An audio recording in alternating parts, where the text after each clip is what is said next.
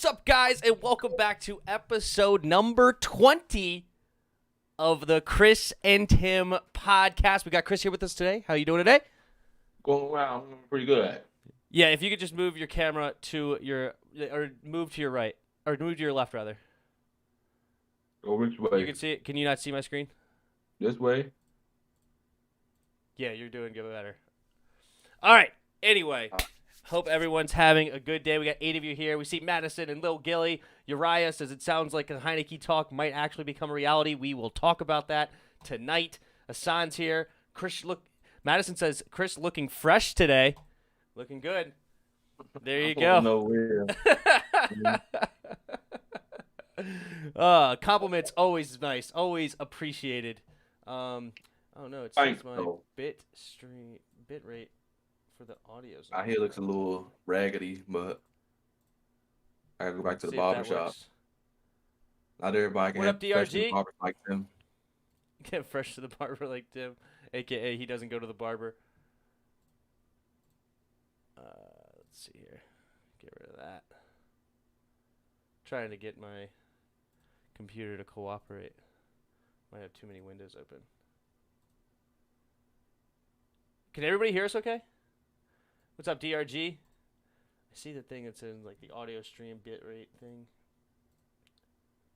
Just trying to make sure that you guys hear us. Chris need them premium clippers, says Spoiled. Okay, now it's in excellent condition. Okay, we're good. We're good. Now Spoiled want to text and run his mouth. after I was talking to him in a group chat, but he didn't want to open his mouth then. Anyway, all right, you spelled Chris's name as Christ? Oh, I did. I did. Apparently, it's the Christ and Tim podcast this week. All right, I changed that. Thank you. All right, here we go. Let's hop into some Washington football team talk. And today, it starts with the mini camp begins and ends this week. And first and foremost, I like to say this. Everybody showed up. There was no holdouts. There was no, I know that Chase Young missed some of the OTAs, which is fine. Montez Sweat also missed some of the OTAs, but those were optional. Those were voluntary. These right here were quote-unquote mandatory, and everyone showed up, and everybody's looking good. And Ron Rivera talked about this and saying it was really helpful so then they could actually work on a ton because they had all the looks, all the players they wanted to see. What do you think about that? That's great. Congratulations. Now that's work. There you go. Fair enough. Fair enough. All right, well, let's go ahead and talk about some of these rookies. So there's a lot of stuff coming out. One guy you don't hear a ton about, but it's kind of like that everybody kind of just brushes it off like this is expected, is Jamin Davis apparently is looking great. But you hear about the later round picks much more than you hear about Jamin, but he's looking athletic, he's looking big, he's looking strong. Montez and Chase have talked about him, saying that he's going to be a great part of this defense. What do you think about Jamin Davis so far? I told you so. That's what I think. I said that at 19 they should go Jamin Davis. You was like, oh no, they should. That's too high. I told you. I think it was a little high, but we are putting him in a fantastic situation. I did think it's a little high for him. He's low raw, but he's got talent through the roof. So let's see about him. But I don't know, dude. We'll see. I'm hoping for the best because he's in a great situation. James with the super chat. Well, thank you very much. He gives $2 and hey you. Well, appreciate the super chat. Thank you very much. And here's your boy that I'm hearing a ton about. Anybody that is reporting anything out of camp, they mention this dude right here. Benjamin St. Juice. Looking great. Everyone is hyping him up. Apparently, he even guarded Scary Terry and knocked a pass away from him. How you feeling over there about Mr. Third-round pick Benjamin St. Juice? I told you. That's for context. I didn't like the pick at first because I didn't know who the pick was. But after I went through and I looked at his tape for myself, like I said, he's Richard Sherman 2.0 reincarnated. He's actually a better man coverage than Sherman is. Mm-hmm. He is way more athletic than Sherman is. And if he keeps this up, that's your week 1 starter. He your week 1 starter, and Kendall Fuller going to the slot. You think he's That's going what to you have. move Kendall to the slot? Move Kendall to the slot. Oh, man. I don't know about that. I don't think he can find his way into week 1 starter. Now, if Ron talks about, we're going to talk about more in this more and more throughout the show. He talks about competition and making it open competitions. Don't give anybody the job. Obviously, Chase Young has a job or Montez Sweat, but there's especially when it comes to down the line, does he actually mean it? This is the kind of thing. Like, if Benjamin St. Juice is showing up like he is, everyone's hyping this dude up right now. Everyone. There's no pads on yet, but is he actually going to move Kendall inside? I just don't think so, to be honest. I think Kendall will keep his job. Why wouldn't you? Because I mean, that's not losing your job. He's still starting. Right, but I still think that Kendall has earned his job on the outside. Like, I don't think he's done anything to hurt himself. Like, I think it's Kendall's job to lose. Now, while Benjamin St. Juice can look great, and also I like him in the slot. I think it's good for him on the outside too, so I'm not going to sit here and, if they play him on the outside, I'm upset about it. But he has fantastic quickness as much as anything else. Like, his top-end speed is not necessarily great. So if you put him on the outside, he may be getting beat deep from some of these faster receivers. But as far as inside, being able to go either direction, great hips, great fluid quickness, and side-to-side movement, and his length to be able to knock down passes on quick slants, I think he might excel in a slot position, especially early on in his career. Maybe moves on outside later, but I think he could excel as a third corner slot guy. I think he should be the starter. I think he should be a starter. Mm-hmm. I think you move Kendall inside where he's best at anyway. Because one, I want Benjamin out there for the simple fact that he's a rookie. Throw him out there. One, he's not gonna be guarding number 1 receivers. He's gonna be at number 2. Mm-hmm. That instills more and more confidence in him when he gets to number 2. You got Will Jack on the other side. He's getting number 2 help. That's lockdown. And then in the middle, you got Kendall Fuller locking down in the slot. I mean, if that's what they end up doing, I'm not gonna harp on it. If that's what they end up doing, honestly, it's a nice feeling to be in a situation where you have 3 corners at least that you kind of don't feel like you have a hole. You don't feel like you have corner's definitely not cool. Yeah, right. Like, you feel strong in each of the positions, which I think is the first time ever. I mean, it's. When's the last time we've had 3 strong corners coming out of camp? Never. I don't remember a time. Seriously. I mean, maybe Greg Williams' time. I don't know if you would say no. It's Fred Smoot and then Sean Springs. I don't know. But then again, we didn't have a third then. So this might be one of the first. Well, that defense was great, so I'll give him some credit. But who knows? I'm not mad with Apke at 4 or 5. Oh, God, Apke. I'm not neither. First white corner in 15 years or something like that. If he starts a game somehow due to injuries, he'd be the first white corner in 15 years or something crazy like that. I hope he don't get cut. I like him better than Moreland. Jimmy Moreland? The thing about Jimmy Moreland is his size. I like his attitude, but his size is tough. Chris and Tim told you about me transferring to be a fan of. Oh, yes. Madison is slowly becoming more and more of a Washington fan the more she watches us. So appreciate it. Just keep on coming. Just keep on gravitating. Yes, we're going to talk about him.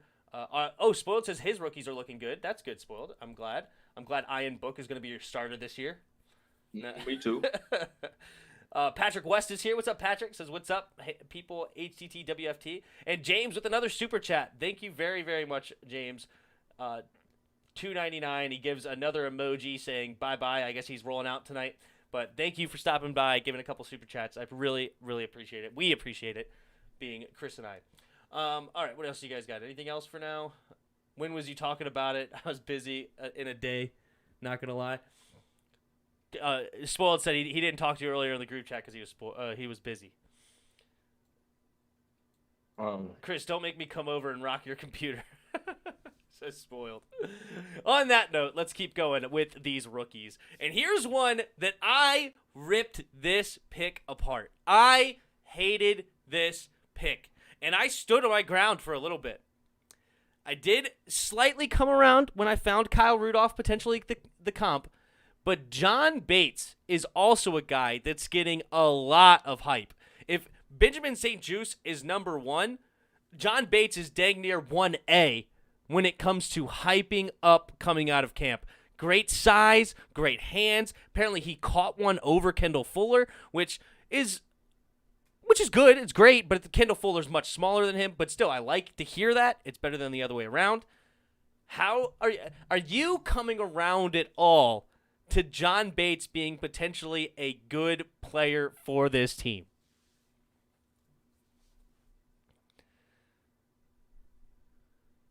He's okay.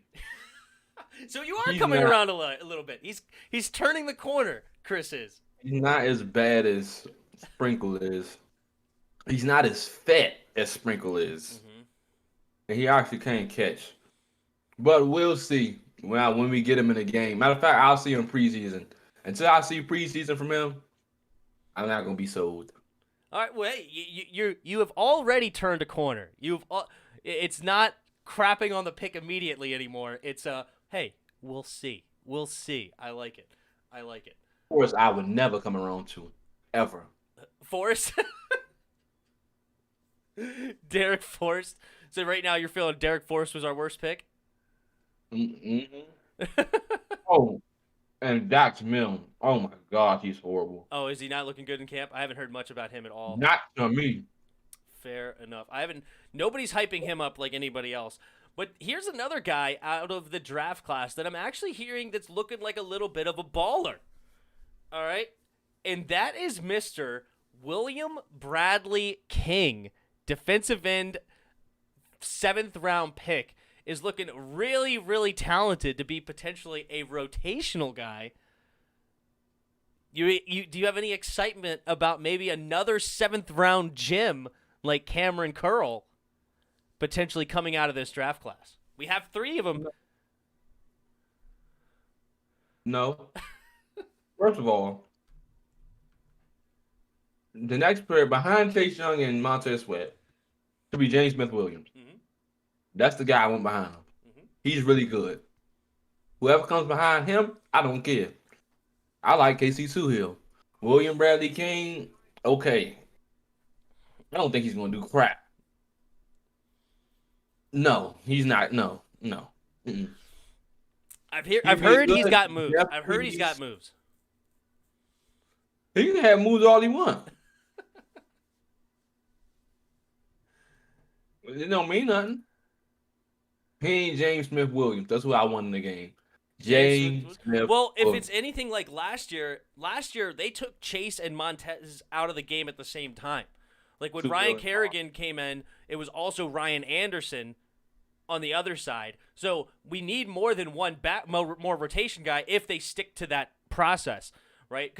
And honestly, I don't see why they wouldn't, because James Smith-Williams is not Ryan Kerrigan. So if you were going to have a 3-man rotation, why not have it with Ryan Kerrigan? But so I'm imagining that they have to have a 4th D-end that's going to be an extremely important D-end to be a legit rotational guy. And I would love to see William Bradley King potentially be that guy and also continue to teach those moves to Chase Young, because Chase Young needs to add more moves to his game. I love the dude. He's obviously a beast, but he needs to add some more moves, and I'm hoping this guy is getting in there and teaching him a few things. Karate moves. Also, a good guy to learn from is Jonathan Allen.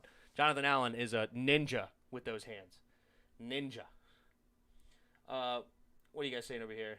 The ninja in that playoff game. Ooh, a Teasmo disagrees with you. He says, my man's Forrest is going to be the 2021 Cam Curl. You know any more jokes?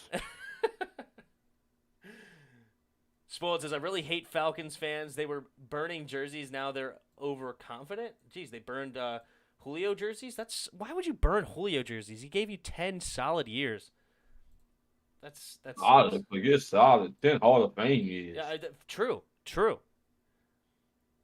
You know, 1,500 yard seasons. Crazy.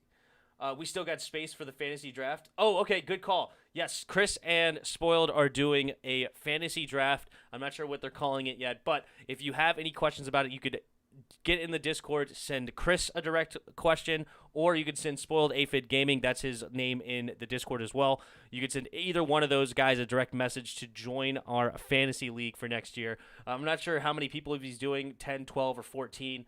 I'm not sure. I personally prefer 10-man leagues, but, to have more the merrier. It could be fun to have 14 and have an extremely deep fantasy draft. Could be fun. Chris, Spoiled says, let Chris name it. I'll let you think about it. Patrick West says, King is going to be good reliever for Young and Sweat. That's what I'm hoping, and that's what it seems like I'm hearing coming out of camp. I'm hearing some good things coming about him. So I hope that is the case. All right. So those are the rookies that are showing up and showing out. And a guy that's a rookie that wasn't drafted, I'm hearing some good things about Jared Patterson as well, the relationship with him and Chase Young. So we may have – you know what? Here's a question I just thought of on the spot, Chris, and I'm going to put you on the spot. How many first-year players, so the ones drafted or not, are going to make this roster? I don't even know if I have an answer. I just thought of this. Do you have an idea?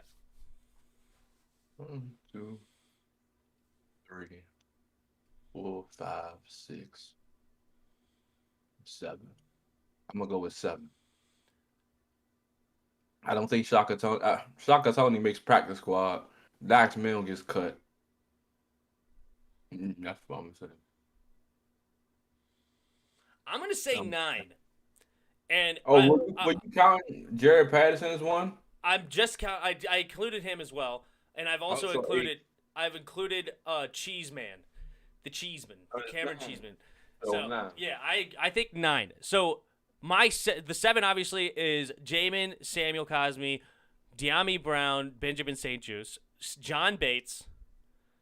Then we have William Bradley King, Cheeseman, Jared Patterson. Wait, who did I say was my 9? And Dax Milne. I actually am including Dax Milne. Dax Milne, I think, has a shot to make the squad and move Adam Humphries out, but we'll see.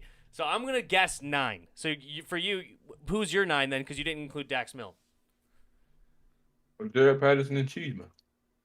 Cheeseman. I included those two as well. So who's the 9th guy if you don't include Milne? No, I had 7, and I added Patterson and All right, who's your original 7 then? So you got Jameis Cosme, De'Ami Brown, St-Juste, John Bates. That Forrest kid, Bradley King. Oh, you included the Forrest. You included Forrest making the squad. Mm-hmm. I did not include Forrest, actually. I think we're pretty deep in the secondary. Right, but I think they're going to give it to him anyway. I think we're pretty deep in the secondary, to be honest, all of a sudden. I think that Jeremy Reeves, I've heard, has had a pretty decent camp. So you got Bobby McCain, you got Landon Collins, Cam Curl, and Jeremy Reeves. Special teams. Right, they brought him in for special teams, but you still have to earn a safety spot to stay on the team, right? It's like DeSager Everett was never really a starter for years, but he always was listed as one of the safeties, even though he was a special team guru. So if you don't beat out one of the safeties, then you can't make the squad. And I don't think there's any way they bring 5 safeties, because also the problem is that you're so deep in so many areas that how do you make room for a 5th safety? You know what I mean? So I actually did not include Forrest, but I'm including Milne because it's maybe also a little bit of hope, but I'm hoping that he beats out Humphries because I hated the pick, Dax Milne, especially with Trayvon Grimes still on the board. But if the only way that I could justify the pick is that if he beats out Adam Humphries and we don't have to keep Adam Humphries. Bobby McCain had a sick minicamp. I'm hearing good things about him too as well. And you sleeping on Shaka Toney. I am sleeping a little bit on Shaka Toney because of depth problems, and he's undersized. So unless they're moving the linebacker. Yeah, exactly. So if he somehow earns a way into the linebacking room, okay. But I don't. We ain't got enough depth there. Unless they think David Mayo to answer, but yeah, that's the guy that they brought in from Carolina. But you have Jaden, you have Cole. Oh, go ahead. The guy that I was telling you about that you was hating on, Khalid Hudson. Lighten it up, future star. Fair enough. Fair enough. He's obviously our first year guy, but Khalid Hudson, I mean, also hearing good things as a linebacker, right? So you have Jamin Davis, Number you have 2. Cole Holcomb, John Bostic they like, so he's going to make the team. You got Khalid Hudson is 4. Who am I missing? I'm missing somebody obvious. David Mayo. I thought I was missing somebody else. Maybe not. Is that really all we have at linebacker? David Mayo and some other white guy. I think his last name is like Xerxes or something like that. But he's not making the team. Maybe Shaka Tony does make a move at linebacker. We're not very Mm-hmm. deep there at all. If that's all we got. Yep. So, hey, maybe we have 10 first-year players make the squad? That would be huge. We brought the linebacker from the 49ers. What was his name? Well, David Mayo, okay, I get you. It's from the Giants, but he was originally from Carolina. That's how they knew about him. They brought him in. Like that's Ron and Ron and company knew him from Carolina. He was another Carolina guy. There's a 6 out of 10 teams filled, so come join and help me destroy Chris in fantasy. There you go. Thank you, Spoiled, for the info. That's fun. All right, I'll say that. Remind me to say that at the top of the next show. All right. Continuing on for topics here, we got Jonathan Allen apparently in contract talks with the team, and during his press conference, he says he wants to be here, but he knows it's a business. So there's like kind of 2 ways you can read into that. Is he playing hardball? Like, basically, I'm saying I want to be here, but I'm also going to throw out, I'm not going to take a team-friendly deal. Or is he saying, hey, I wanted to be here, but to me, they're not coming at me with a reasonable deal and a reasonable way to say I want me. So it's possible that the team ends up moving on from me, but that's not my decision. Which way do you reading into that? Are you not reading into that? What are you thinking about Jonathan Allen? The way I read into it is if they want me, I get it as a business that they might not have the money. That's what I think he means by that. Mm-hmm. And if they have an offer on the table and he doesn't like it, then I don't care. Leave. That's my mindset. I'm not overpaying for you. I'm I'm paying not. John Allen. You know how I feel about John Allen. John I'm not Allen overpaying. is the No. quintessential guy. Him, Chase, Terry. They have the personalities. They have the talent. They have the skills. They have the work ethic. They have everything in a Ron Rivera, Jack Del Rio system that I love. Okay? And I know that you are down on him as a talent. Okay? And I'm not I'm necessarily not saying. down on him as a talent. Who said that? Well, you say basically you're saying he's not talented enough to keep him because of the other guys we have. You like to downplay his talent. No, my when you compare point the is other your guys. production doesn't meet what you're asking for. So why am I paying you that much money? If I'm a negotiator, you didn't do crap in the playoff game. I just disagree. He took One, double teams all the I time. don't want to hear that. He If did. you, Daron Payne's 2 if sacks came on his double whatever. teams. Him No, eating double teams. no, I'm not. No, I watched both of those sacks. That's wrong. That's not wrong. That's facts. Deron gets the money because Deron's the one that showed up. He didn't flash on my screen this season. He Allen? didn't say, "Oh, Jonathan." He didn't flash off my screen. He's not the first best D tackle on our team. He's not the second best. He's the third. So why am I giving you freaking top D tackle money? No. My offense, love 16. this dude. That's it. I want this guy on this team so badly. So badly. Malk Easy says he's playing hardball. Joe Walker is the other linebacker, the one from the 49ers. Thank you. Play hardball all he want. If he want to rock, leave. He can leave. I package him in a trade. I'm not letting them walk. That I'm not doing. If they do that, I'm done with this team. I'm done. I You just better don't not think, let him walk. I don't think they But can no. trade him. I don't think they'll trade him or let him walk. I think they pay him. And it's Then pay him. because of his personality, Not overpay him. He's a great face of your franchise. He's like the new Ryan Kerrigan. He's a good high Well, I character. ain't gonna- He's a guy that is Mr. Consistency, just comes out and plays. Like, Ryan Kerrigan wasn't somebody that was a huge beast. He was just a guy that's a hustler, just an awesome dude. He was not a beast. I'm sorry. He was never like a Von Miller, J.J. Watt, or somebody You of only that said it caliber. because those teams actually had good defenses, so it was easier for them to dominate. I think if you just watch the tape, you can see a much Okay. different player. And they was always on a better defense than him. And they always had somebody on the opposite side. These for multiple years of their careers, but nobody don't like to mention that.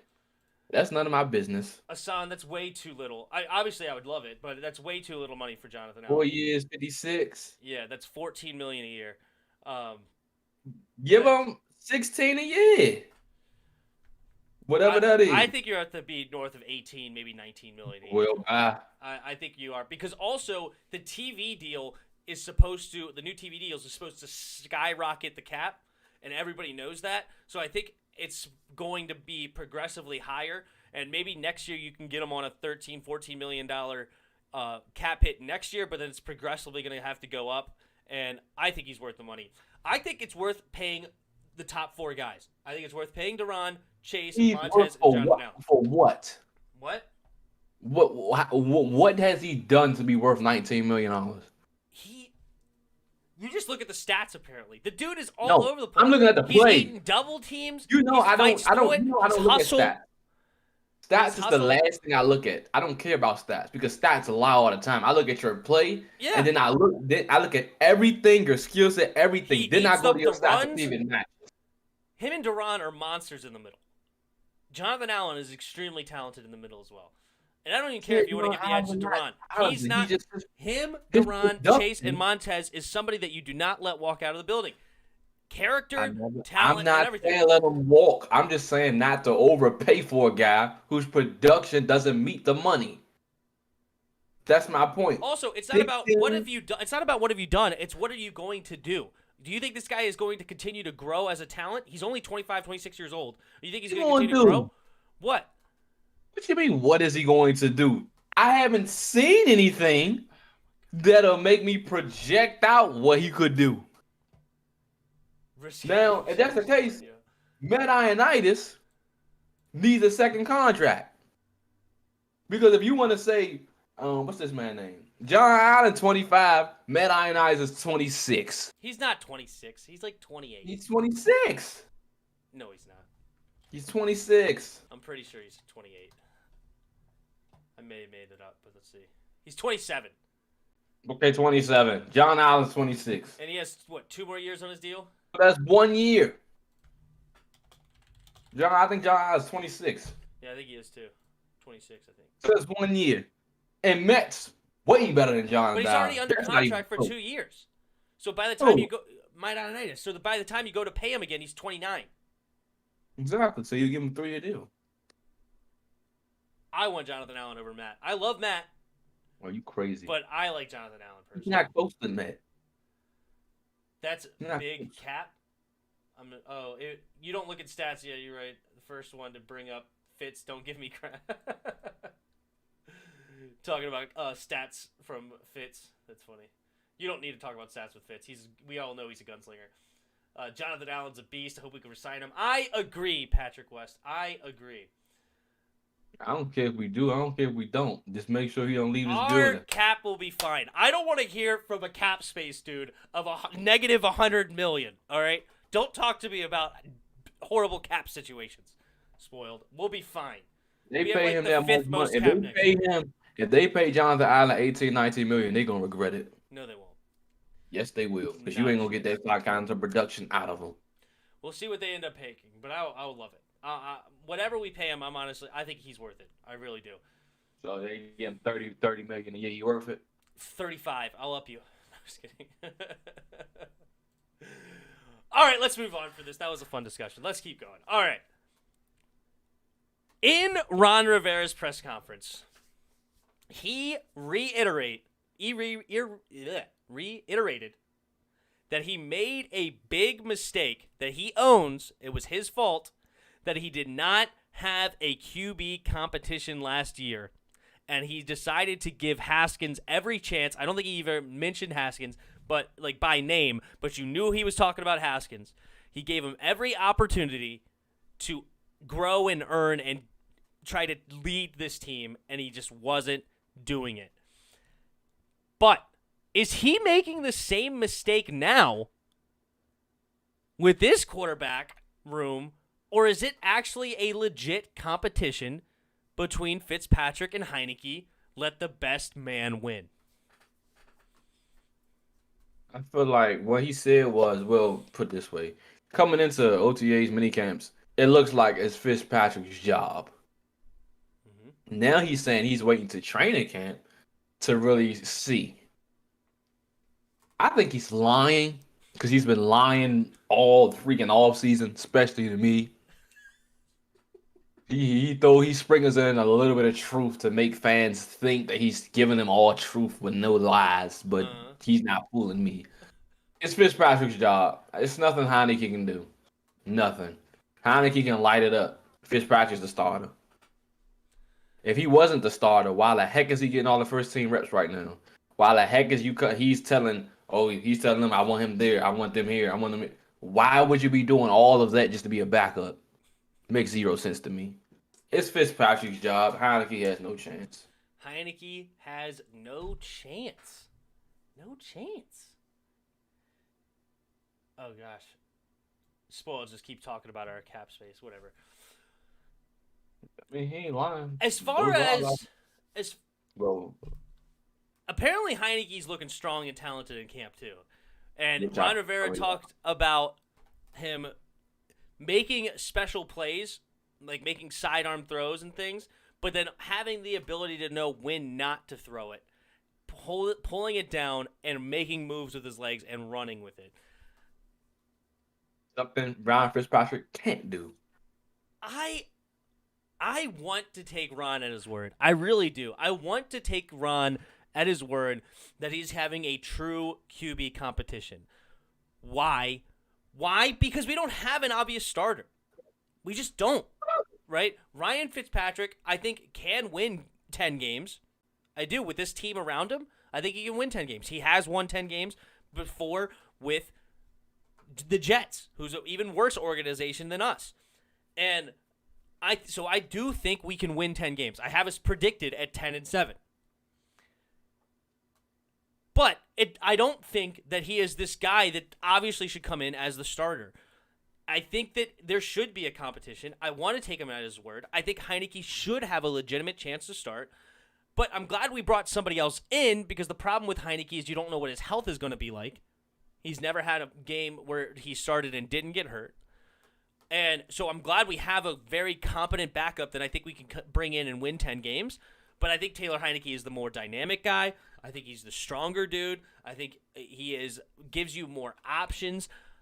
Obviously, I don't think he's as smart, but I know he is smart. But he's obviously not Ryan Fitzpatrick smart. Ryan Fitzpatrick's very, very how smart can you be when you always lighting it up and probably you got about 10 picks already in freaking minicamp? How smart could you be? Now, that is a big story coming out of camp. But the problem with that is I don't care about minicamp interceptions. I really don't. I care more about his pass interceptions in regular seasons. Now, I care more about that because that's when he's doing in real games. But when it comes to interceptions in training camp or minicamp, it's not as big of a deal to me because that's when you're supposed to be trying new things. You're supposed to be trying to fit it into tighter windows. You're supposed to be doing things that you want to put on film so then you can learn from to see, hey, is that something that we should go back to, or is that something that is just not going to work? What are we doing here? But you want to get it on film and throw the tough passes. Like if you have a play where you have a backside go that you never throw to, that's like your last read, and you 99 times out of 100 you don't throw it. I want him to throw that kind of throw in minicamp to get it on film so they can look at it later, right? And I'm hoping those are the kind of interceptions. Obviously, I'm not there, and maybe it's just terrible, terrible, inaccurate throws. There could be two sides to the coin. But just hearing he's having more interceptions in minicamp doesn't bother me as much as his past history with interceptions. Obviously, I know he's only had one season in his 19-year career where he had a 2-to-1 interception or touchdown interception ratio. That's a problem to me. But as I don't know how you feel about that. Like, do you agree, disagree, or do you see where I'm coming from, or no? Do you think I'm out of bounds? I don't think you're out of bounds, but he's a pick magnet. That's who he is. What you do in practice, you're gonna do on the field. That's what they told me at basketball practice. Okay, coach. What you do in practice, you're gonna do on the field. If nothing's gonna change. If he throwing picks in practice, you're gonna throw picks in the game.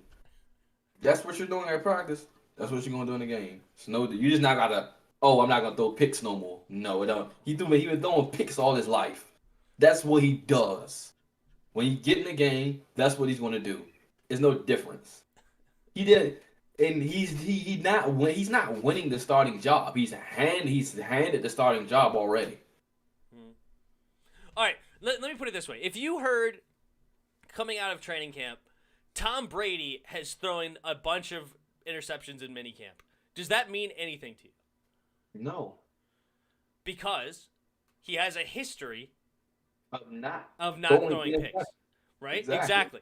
So That could be a chemistry thing.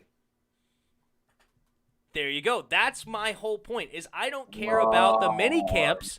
I care more about his past history, and I've admitted, and it's not about admitting or not. It's just a fact.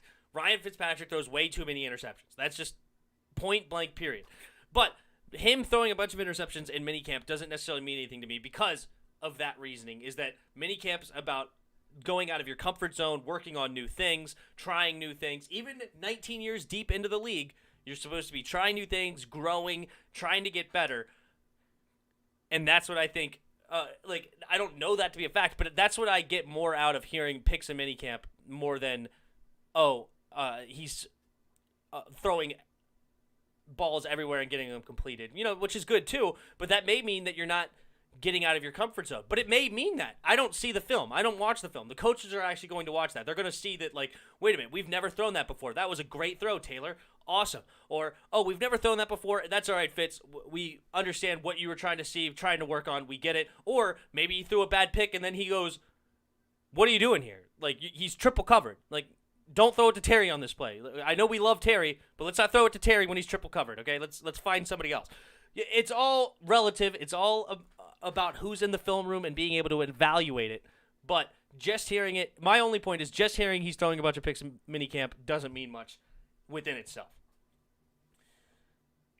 Patrick West says, Taylor is pushing Ryan. When the pads are on, we will see. I agree Ryan will probably win the starting job, though.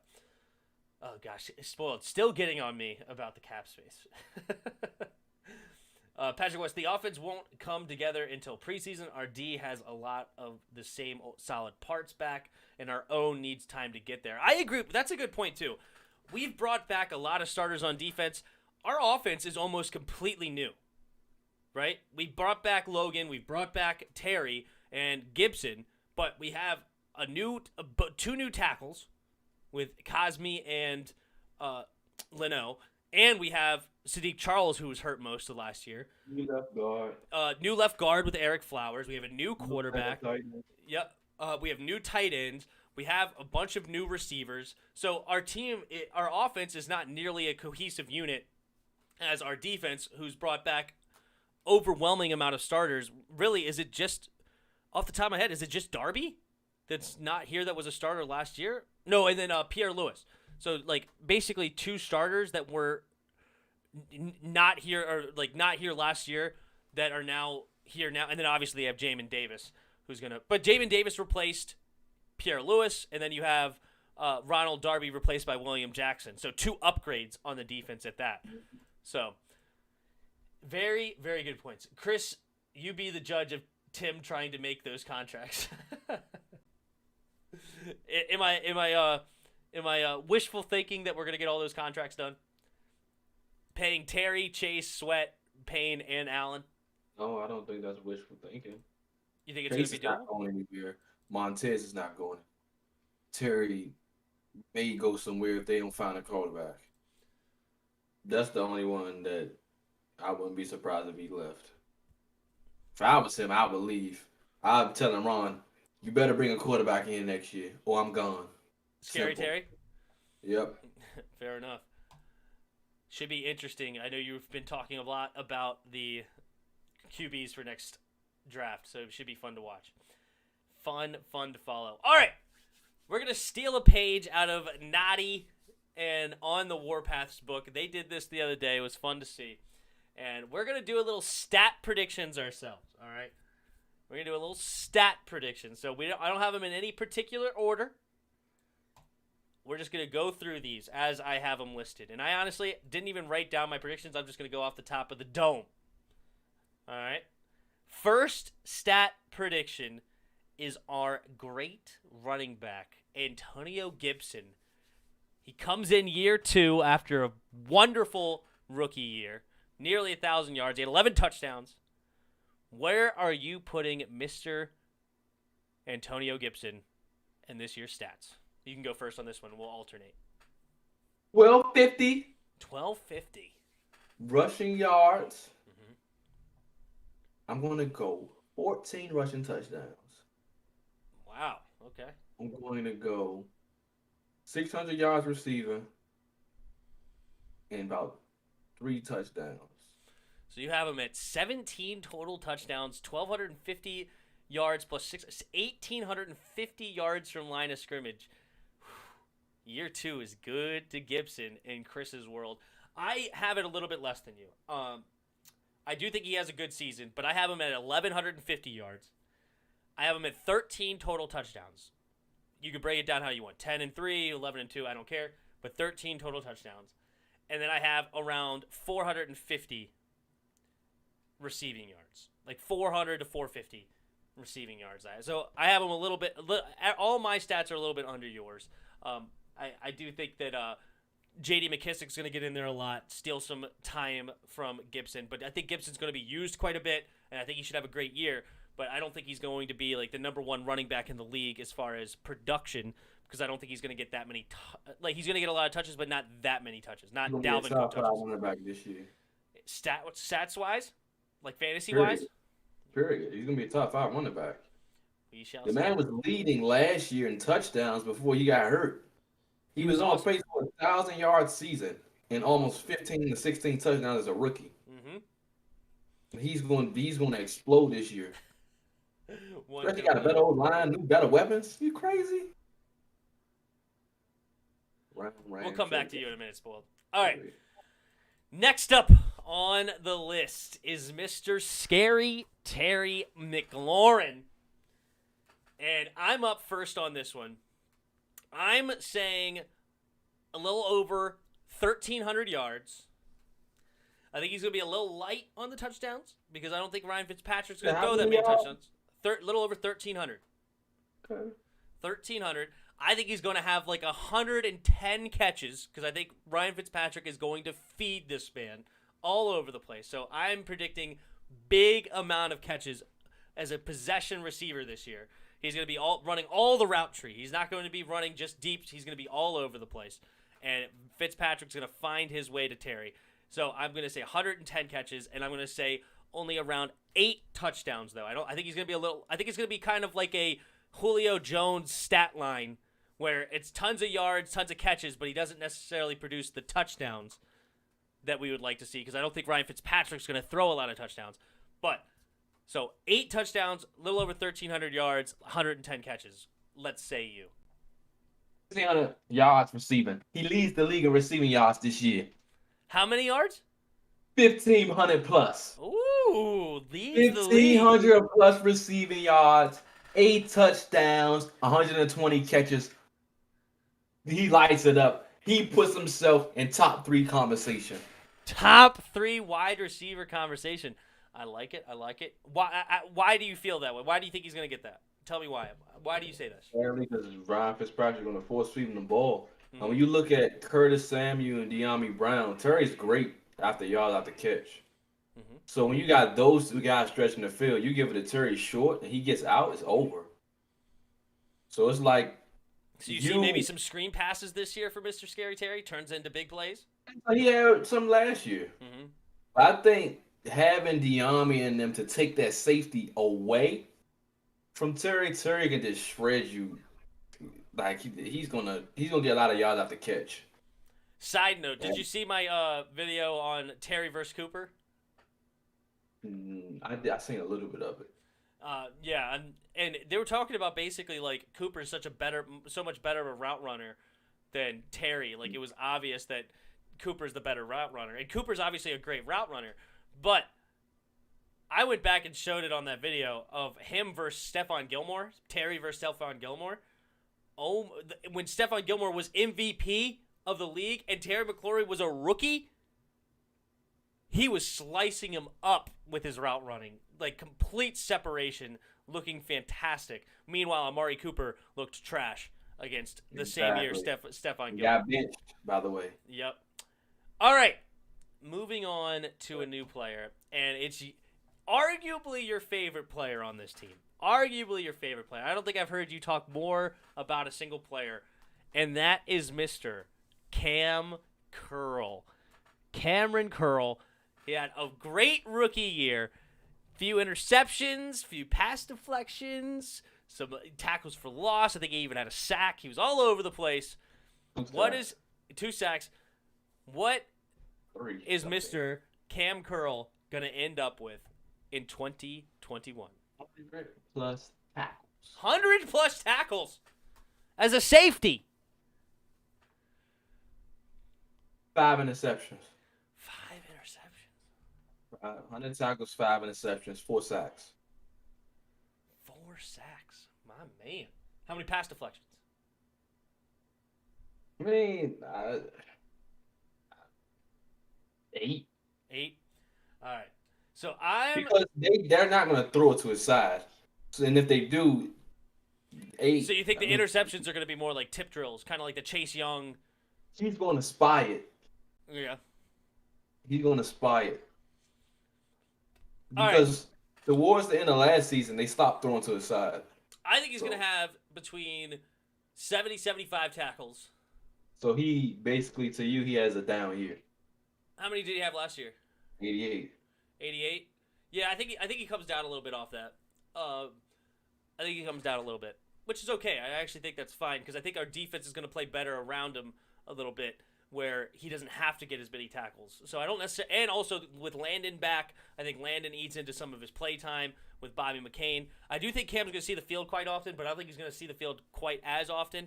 But I think he's going to be we're going to have a good rotation in that secondary, get a lot of good stuff coming out, and I don't think the safety's going to need to have as many tackles. And I think he's going to have maybe a couple less sacks for the same reason. Maybe I'm going to say, actually, he only had 2. You said last year. I'll give him 2.5 this year. I think he's going to be between 2 and 3. I think he has a half sack somewhere in there. And then pass deflections, though, I think I'm going to give him 9 pass deflections. I was thinking 9, 10. I'm going to settle on 9 for Mr. Cam Curl. But I think he's going to have a little bit down numbers, not because he's took a step back necessarily, but I think the situation is going to cause him to be a little less, quote-unquote, productive, even though he's going to be a fantastic player on the field. That is my prediction for Mr. Cam Curl. Next up is the man, the myth, the legend, Chase Young, second-year defensive end, coming in with 6 or 6.5 sacks last year. What's his stat line going to be this year? And I'm up first. I am predicting a minimum 13.5 sack season for Mr. Chase Young. I think Chase Young doubles his numbers from last year. I think the secondary is going to make that quarterback have to hold on to the ball a little bit longer, because last year they were able to get rid of the ball in like 2.5 seconds. I think Matt Ioannidis coming back. Another year for Jonathan Allen and Daron Payne. Montez Sweat on the other side. I think it's going to be minimally 13.5 sacks. I think he's going to have, I don't remember how many tackles he had last year, but I think he'll probably end up with like 50, 60 tackles-ish for the season, because I don't think they're going to run his way that often, but when they do, he'll get a few a game. And let's call it, what else? Tackles for loss. I think he has 8 tackles for loss. Those are my predictions. So what's his exact sack number? You ain't getting out of this. So exact sack number, I'm going to go 14.5 is my exact. 17 sacks. 17! 17 sacks. He probably have 4 pass bet downs. Ooh, 4 pass deflections. I like it. He probably had 20 tackles for loss. 20 tackles for loss. Holy smokes, my man. Hassan says 13 sacks, 6 forced fumbles. Ooh, forced fumbles. That's a good stat line. I like that. 75 solo tackles and an interception. What's that? You know what? I'll say he gets 2 interceptions because they do drop him in coverage sometimes, like sneakingly. Ooh, so I think he gets 2. Even Montez got 1 last year. Hassan said 87 solo tackles for Mr. Cam Curl, 5 interceptions, 12 pass breakups, and 3 sacks. I like it. Hassan says Terry was a rookie and sliced up Gilmore. That was the MVP of the league on defense. I know, it was great. Chase is going to be a wrecking machine, says Mr. Patrick West. I like those talking points. I love it. All right. Moving on to the other side of the defensive line, and that is Montez Sweat. Mr. Montez Sweat. What is his stats in 2021, Chris? 15. We're going to have a 17 sack and a 15 sacker? 15. Montez come out with a bang. 15 total sacks this year. They light it up. We're going to have 32 sacks out of our defensive ends. I wonder what the record is. That's got to be getting up there. It's got to be getting close. 32 sacks out of your starting DNs. Wow. Okay. Do you have any other ones that you want to call out? Or is that just the sack number? Which is fine. That's fine. All right. I'm going to give him 11.5. So I'm going to say 14.5 and 11.5 between our defensive ends. I think 26 sacks out of our 2 defensive ends is incredible, insane, and I think our big boys in the middle are going to get into some action as well. So I'm going to say 11.5 for one side, 14.5 for the other, and we're going to combine for 26. That's my prediction there. All right. Tight end Logan Thomas had a really solid year for us last year, and he showed up big for us, especially in that Pittsburgh game. I'll never forget that Pittsburgh game. He had an awesome night when he stole the ball, the biggest play of the game from TJ Watt to save it, to keep us alive to potentially win that game. I love Logan Thomas's heart. You know who he kind of looks like and sounds like to me? Is Zaven Collins. Have you taken a look at that? And all, like, their voices and their facial structure looks pretty similar, which is funny to me. I didn't realize what he... Like, if you told me to pick last year for some reason, if you told me to pick Logan Thomas out of a line, I don't know if I could have, to be honest. I don't know if I ever looked up his face, which is funny. But looking at him this year, I just saw... I'm like, is that Zaven Collins? Not literally, but I'm just like, wow, they look very similar. But anyway, back to the question at hand. Logan Thomas stat line for the 2021 season. It's my turn to go up. And I am going to say 67 catches, 723 yards, and 5 touchdowns. I think his production goes, well, I don't even know if that's up or down, but I don't think he goes crazy because I think we have a lot of mouths to feed this year. I think he gives us good production, important production, like third downs and such. And I think he gives us red zone threats. But I think John Bates is actually going to find his way onto the field some. I hope Sammis Reyes shows up. But I think Logan Thomas, 67 catches, 723 yards, and 5 touchdowns. Let's say you, Chris. 70 catches. All right. 800 yards plus 10 touchdowns. All right, so a little bit higher. Because those linebackers are dead. They're screwed. Hassan Moore says Logan Thomas is going to end up with 94 catches. You know what? We might be too high. I've heard that Ryan Fitzpatrick doesn't really like throwing to his tight ends. Well, he's going to have to because he's going to be dead open. He was throwing to Mike Gesicki. Well, Mike Gesicki's a beast. He's really good. So is Logan. I would probably give Gesicki the nod, but I like Logan. I like Logan, but I'd give Gesicki the nod as the better tight end. Logan's gonna have a big year this year. It's gonna be Let's too open see. too many times. Fair enough. Fair enough. All right, we got two more here. Two more.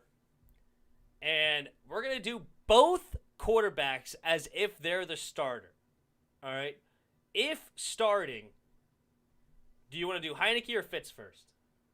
No matter. All right, well, written down, I have Mr. Fitzmagic, Fitztragic, the whole shebang, Ryan Fitzpatrick. What do you have Fitzpatrick ending up with in 2021 if the starter?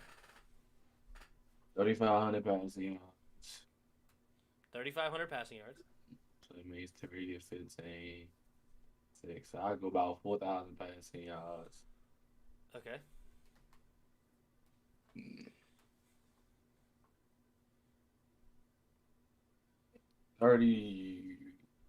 25 touchdowns, 18 interceptions. 18 interceptions. Yep. All right. When I thought about this the other day when we were looking at On the Warpath and Nadi talk about it, I did not remember to add in the extra game. So I'm going to do that now. Before I said 3,900 yards, 25 touchdowns, and 13 interceptions. I'm going to up everything a little bit to 4,100 yards, 27 touchdowns, so 2 more touchdowns, and 2 more interceptions. So I'm going to say 27 touchdowns, 15 interceptions, and 4,100 yards for Ryan Fitzpatrick. And I think that's a fair numbers. All right. Whereas Fitztragic says 3,900 yards, 33 touchdowns, 12 interceptions, and 150 rushing yards and 3 touchdowns.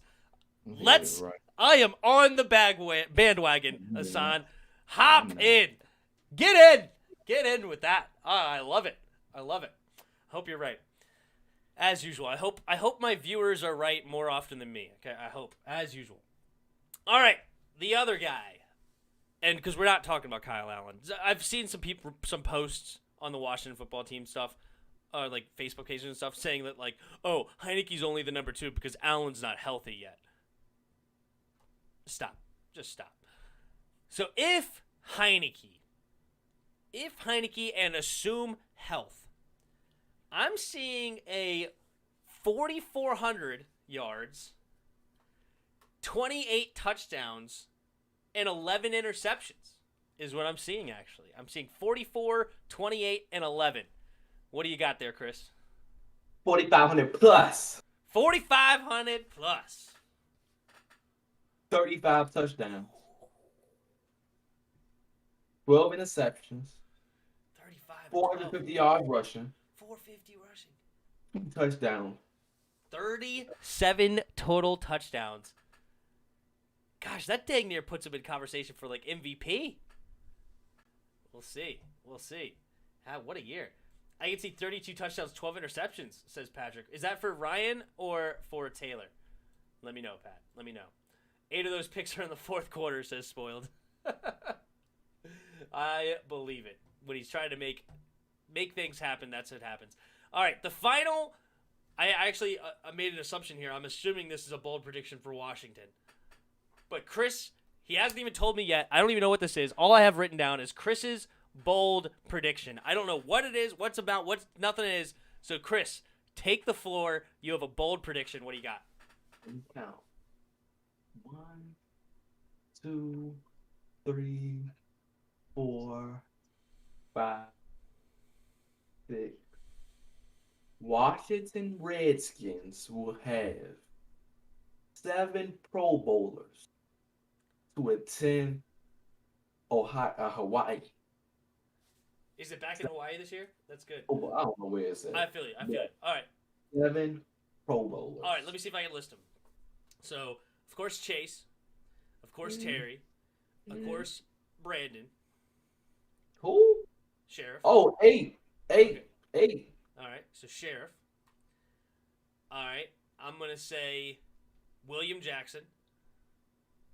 All right, so that's 4. I'm going to say Montez Sweat. So that's 5. I'm going to say Deron Payne. No, you did not include Deron Payne. Okay, I'm saving the best for last. You got 8. I'm gonna say Antonio Gibson. I'm gonna say so it's 6. Trustway, our punter. Nope, you didn't include him. Okay, he never gets love anyway. All right, well, then I'm just going to say it now because I don't know who the 8th is. Cameron Curl. And then the 8th, I'm going to go out on a limb and say you're thinking Jamin Davis? Mm-mm. Oh, is it Benjamin St. Juice? Mm-mm. Oh, okay. I was going to say, geez Louise. Is it Curtis? All right, I don't know who the 8th is. I'm done guessing. Who you got? You do have Logan as I guess if you have him at a little over 800. He should have made it last year. You said 10 touchdowns? Over Evan Ingram? Yeah. Because you said, 800 plus yards, 10 touchdowns, and 70 catches? That's probably Pro Bowl numbers. So 8 Pro Bowlers next year. How many did we have last year? 1? 2. Should have been 3, but that's none of my business. Who was the 2? It's Brandon? Chase and Brandon. Did Chase make it? I thought he did. Oh, yeah, I guess he did make it. For some reason, I thought they snubbed him, but you're right, he did. Wow, Logan should have made it last year. That's true. Logan should have made it last year. We'll see what ends up happening as far as tight ends go in the NFC. I don't know who would be his major competition off the top of my head. Nobody. I have to think about it. There's no good tight ends in the NFC. Yeah, T.J. Hawkinson. I don't know what kind of numbers he'll have. You got Jericho. Komet from No. Tanyan. Robert Tanyan had a good year last year. No. I think he's a free agent. George Kittle. George Kittle, of course. He can come back. If he stay healthy. Yeah, that's true. But you still have 2 tight ends. What about Rob Gronkowski? No, he ain't making that. What about Jared Cook? No, I'm just kidding. Oh, God. No. He in the AFC. All right, well, we're just over, we're actually a little over an hour. And do you want to talk a little NBA, or do you just want to call it an evening?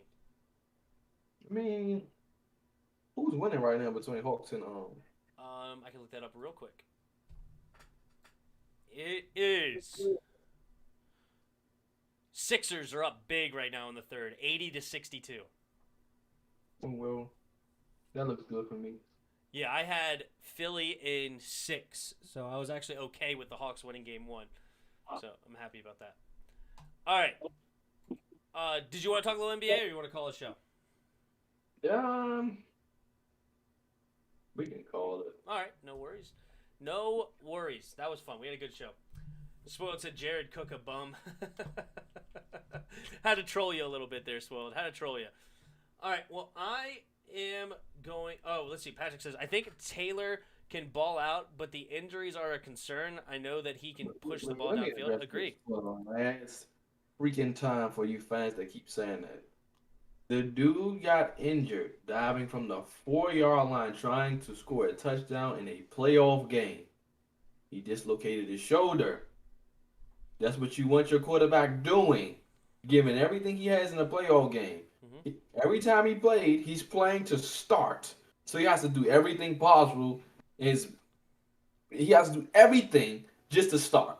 Mm-hmm. So if he gets hurt because of it, he's doing way more than what he has to. He has everything around him here. He wouldn't get hurt. He has a better O-line, running backs, 3 of them that can run out of the backfield and freaking get their own yards. He has a great tight end in Logan Thomas. He has 3 great receivers. He does not have to do as much for the last freaking time. And he does not take punishment when he gets out of the pocket. He showed that in Tampa. He got out of the pocket. He ran to the sideline or he slid. He did it in Tampa. The play he got injured on, he jumped for the freaking 4-yard line to try to score a touchdown, and people are whining. The game he got in late, he was trying to bring us back. Mm-hmm. So, and against the Panthers. So please stop with this whole, he's getting hurt. But please. I'm tired of it. Look, I'm not saying we don't, I'm going to speak for most general fans here, because I think this is there's some people that just want to hate on Heineke, and I'm not going to defend those people. The people that want to hate on Heineke, screw off. But from the fans that are like me, that I would love to see Taylor Heineke succeed. right after that playoff game, I was talking about giving him a 5-year deal. I was talking Even about though you doing wanted Montez in the game. That's right. I wanted to see Steve. I was so down on Heineke when we first got him. I saw 1 touchdown, 3 interceptions, bunch of losses, 6'1", 200 pounds. He's small. I was like, oh, jeez. No, just bring in Montez. He's 6'3", 6'4", whatever, 225 pounds. The guy looks very interesting on the sideline. Bring him in. I want to see what he has. But Heineke won me over in that playoff game, and I was like, you know what? I want to give him a 5-year, $50 million deal, get him cheap in the door, and have a cheap starting quarterback for years to come. They kind of listened to me. They gave him a 2-year deal for $8 million. But nonetheless, okay, to speak for those fans, as I was going to say, is it's not that we don't believe that he can't do it. It's just that is a legitimate concern because of he started 3 times, and 3 for 3, he's gotten hurt in those games. And I understand your point that he's going all out, trying to earn the job or win a crazy game or doing whatever. I understand that point. And I'm not even, and most of us bringing this up is not saying that Heineke is somebody that's guaranteed to get hurt. We're not even saying that. It's just that's the way a lot of people take it. Right. A lot of people are but saying the probability is high, much higher than the average quarterback in the league. I disagree. It might even be 50-50 that he gets hurt. Like, it's that high. Like, it's a coin flip. Does he survive a season? And it might even be 60-40 he doesn't. It's probably more probable that he doesn't survive. I don't care how many times you shake your head. I'm just saying the facts here. All right? That's not a fact. Oh, that's 100% a fact. You've been 3 for 3. You would be right if you're saying the probability's he's high. playing in the same circumstances. You will be right. But if he's not playing in the same circumstances, then you wouldn't be right. I still say it's probably because he's small. He's not big. When you try to go all out and you're trying to play for something, you get hurt because you don't have the prerequisite stuff around you that makes up for everything that you would not have to do. He has that here. He does have a great team around him. It'll be fun to watch. It'll be fun. But I am rooting for Mr. Heineke. All right? I love that he went to the gym. He put on some weight. 15 strong. pounds of Yep. muscle. Yep. Ron actually was asked about that, and he actually called it out. He goes, I don't know where he put that muscle because I don't see it. And apparently it's not 15 pounds of muscle, but he gained some weight. Apparently gained 15 pounds, but he looks like a good 15 pounds is the overall point. I think Ron was more just joking. But I would love to see Heineke. He seems to be a very intelligent dude. He has a very nice ball, very accurate, very mobile, very off schedule. He seems to have a great aura around him, a very good personality. I would love to see him start. And you know, it's a potential future there, right? Like if he balls out, you have a guy that's 27, 28 years old. Still drafting the quarterback in the first round. Don't care. If he throws 4,500 plus yards, 35 touchdowns, and 12 interceptions, you're still looking at quarterback. Yeah, I need to see it for another year. I need one more year. I'm drafting a quarterback next year because we've seen what Nick Foles did. So, yeah, show me for 2 years if he starts this year. I don't think I had him starting this year, but after what Ron's pulling. But I need to see because if you're saying he has a big year, take me to the Super Bowl now. Let's see. But I need to see another year. Can you? Well, yeah, take obviously, me to the if Super he Bowl? has those numbers, then I think we can win a championship with him this year. I said it. So if he has 4,500 yards, 35 touchdowns, 12 interceptions, and wins a Super Bowl, you're looking at quarterback first round. Yeah. All right. Fair enough. Well, great show there, Chris. Thank you for joining me again, as usual. Are we back on normal schedule next week? Did you pass your class? Yeah. Did you pass your class? The class is over, I think, Tuesday. I think I got to take the test on Tuesday, so. Okay.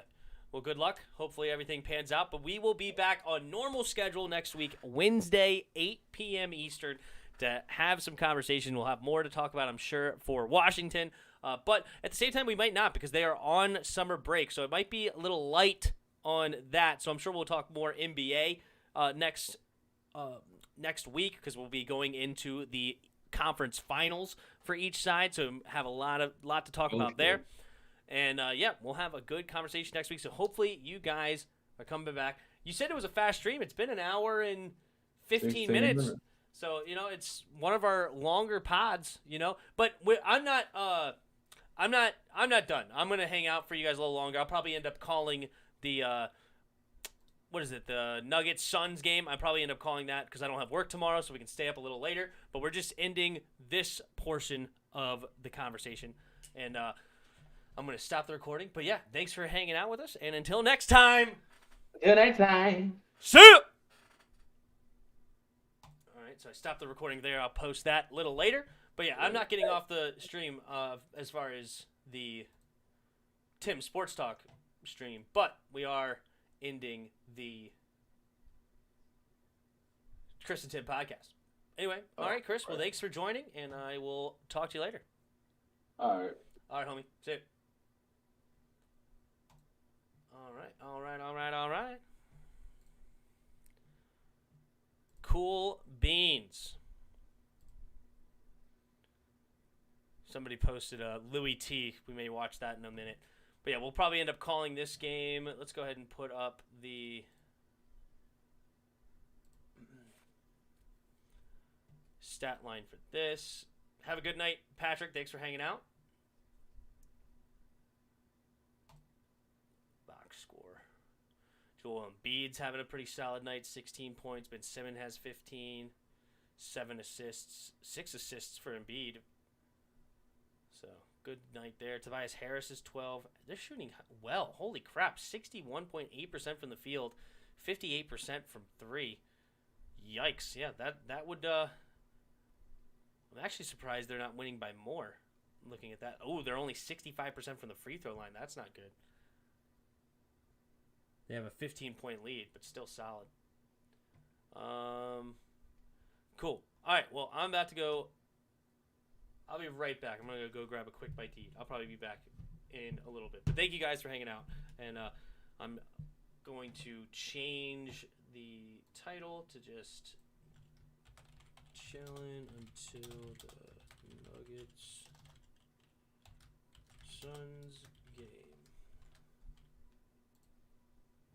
But yeah, I'll be right back. I'm not going to end the stream or anything. I'm just going to leave this up. And then I'm going to come back and watch this Louis T thing, and we're going to watch the Nuggets-Suns game tonight. That'll be fun. I'm going to grab a quick bite to eat, though. I'm hungry. Can of water.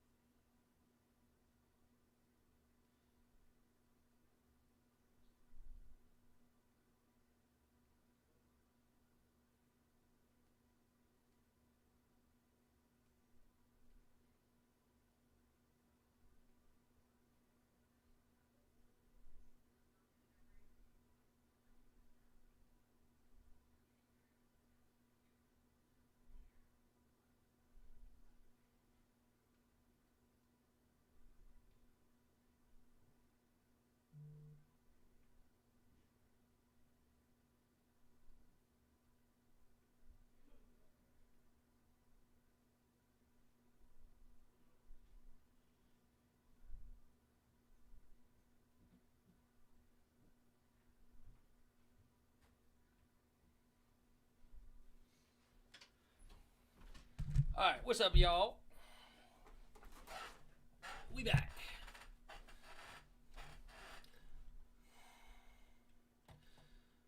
All right. Oh, we got something else to look, huh? Predicting the next 5 Super Bowl matchups. Interesting. What up, Yuki? What up, Celeste? What's up, Kayshawn? I have a video that you should watch. Share it with me, Hassan. All right. This guy says this is funny, so let's take a look. The Saints traded up to 14. You know why they traded up to 14? Because there's a bunch of good-ass football players sitting there. And we passed on them to pick Deron motherfucking Payne.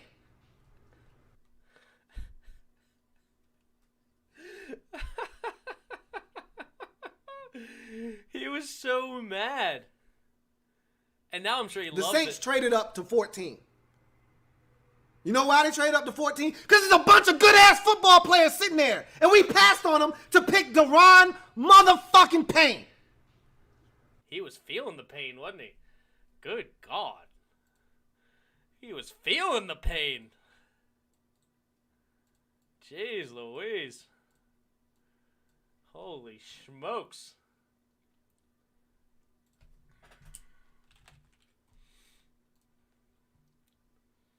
Pull this up real quick.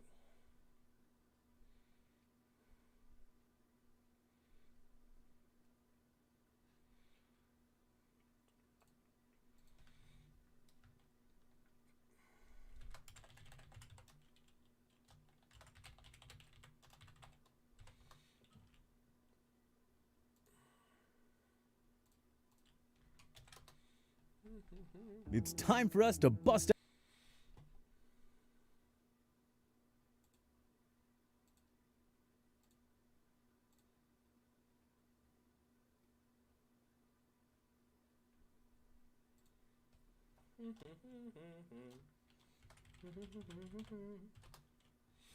All right.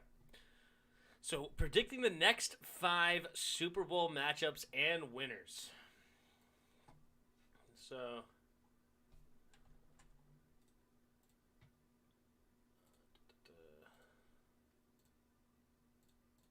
all right, let's go. Out the crystal Here we go, ball boys. once again Thanks, as we girls. look forward in time and predict the Super Bowls of the future. Team owners unanimously approving Arizona to host Super Bowl 57.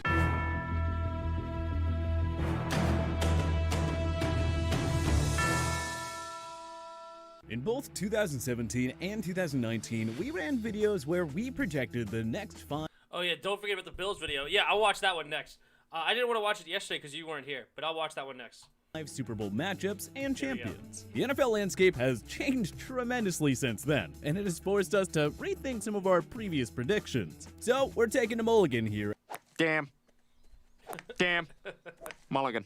as we give this another shot. So with that, we once again present to you our updated projections for the next 5 Super Bowl matchups and champions. Super Bowl 56, Los Angeles Rams versus Kansas City Chiefs.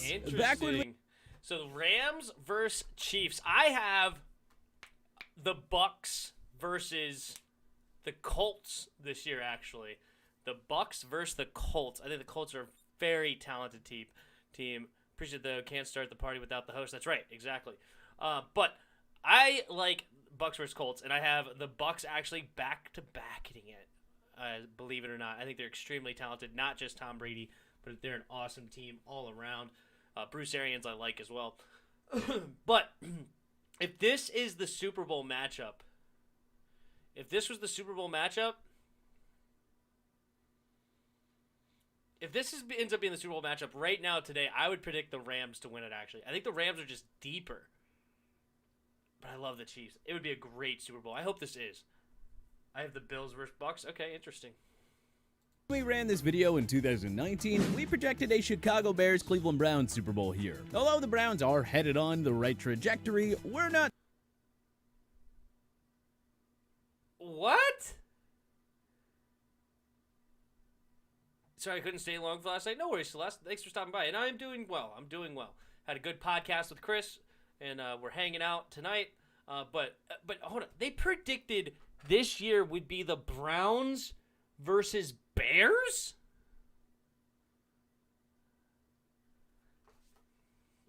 Ew.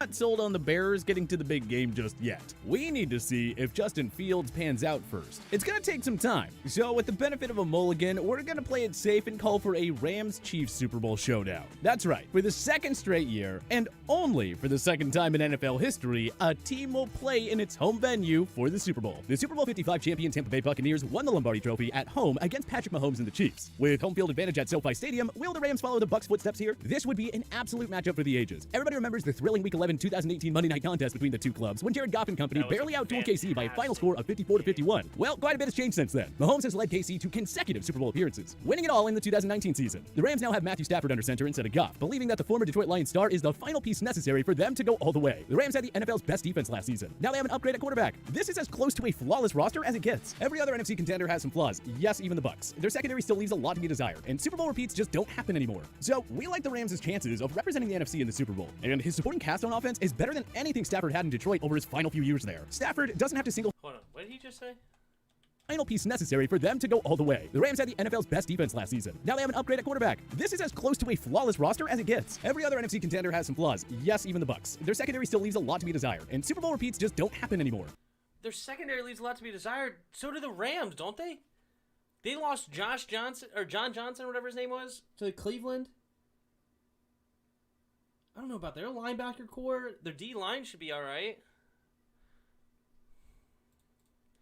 I don't like that. I don't like that. So reasoning. we like the Rams' chances of representing the NFC in the Super Bowl. And his supporting cast on offense is better than anything Stafford had in Detroit over his final few years there. Stafford doesn't have to single-handedly carry his team anymore, thanks to a stout rushing game and elite defense. As for the Chiefs, well, it's pretty simple. They have the world's best player, the best offense, and a defense that deserves way more credit than they typically get. Tampa Bay beat Kansas City because of its pass rush, but all KC did was rebuild its O-line entirely. Say hello to newcomers Kyle Long, Joe Tooney, and Orlando Brown Jr. Lawrence Duvernay-Tardif also returns after opting out of the 2020 season. Yes, the AFC is loaded with other contenders, including the Buffalo Bills, Cleveland Browns, Baltimore Ravens, and Indianapolis Colts. But how can you bet against the best overall team of the last 2 years? So, Rams versus the Chiefs it is. And the winner is the Kansas City Chiefs. Bold prediction. Okay. The Rams and Chiefs won't combine for 105 points again. But on a serious note, we just don't want to bet against Mahomes and the Chiefs. We're not here to tell you that they're the New England Patriots, but a team this good and this well coached just simply won't lose back-to-back Super Bowls. We have KC following the same format as the 2016 to 2018 Patriots. Win a Super Bowl, lose a Super Bowl, then win it again. The Chiefs' high-powered offense will be too much for the stingy Rams defense to stop, while Kansas City's pass rush gets the better of Stafford when it matters most. Kansas City wins the thriller 27-24. Super Bowl 57. Buffalo Bills versus Dallas Cowboys. Bill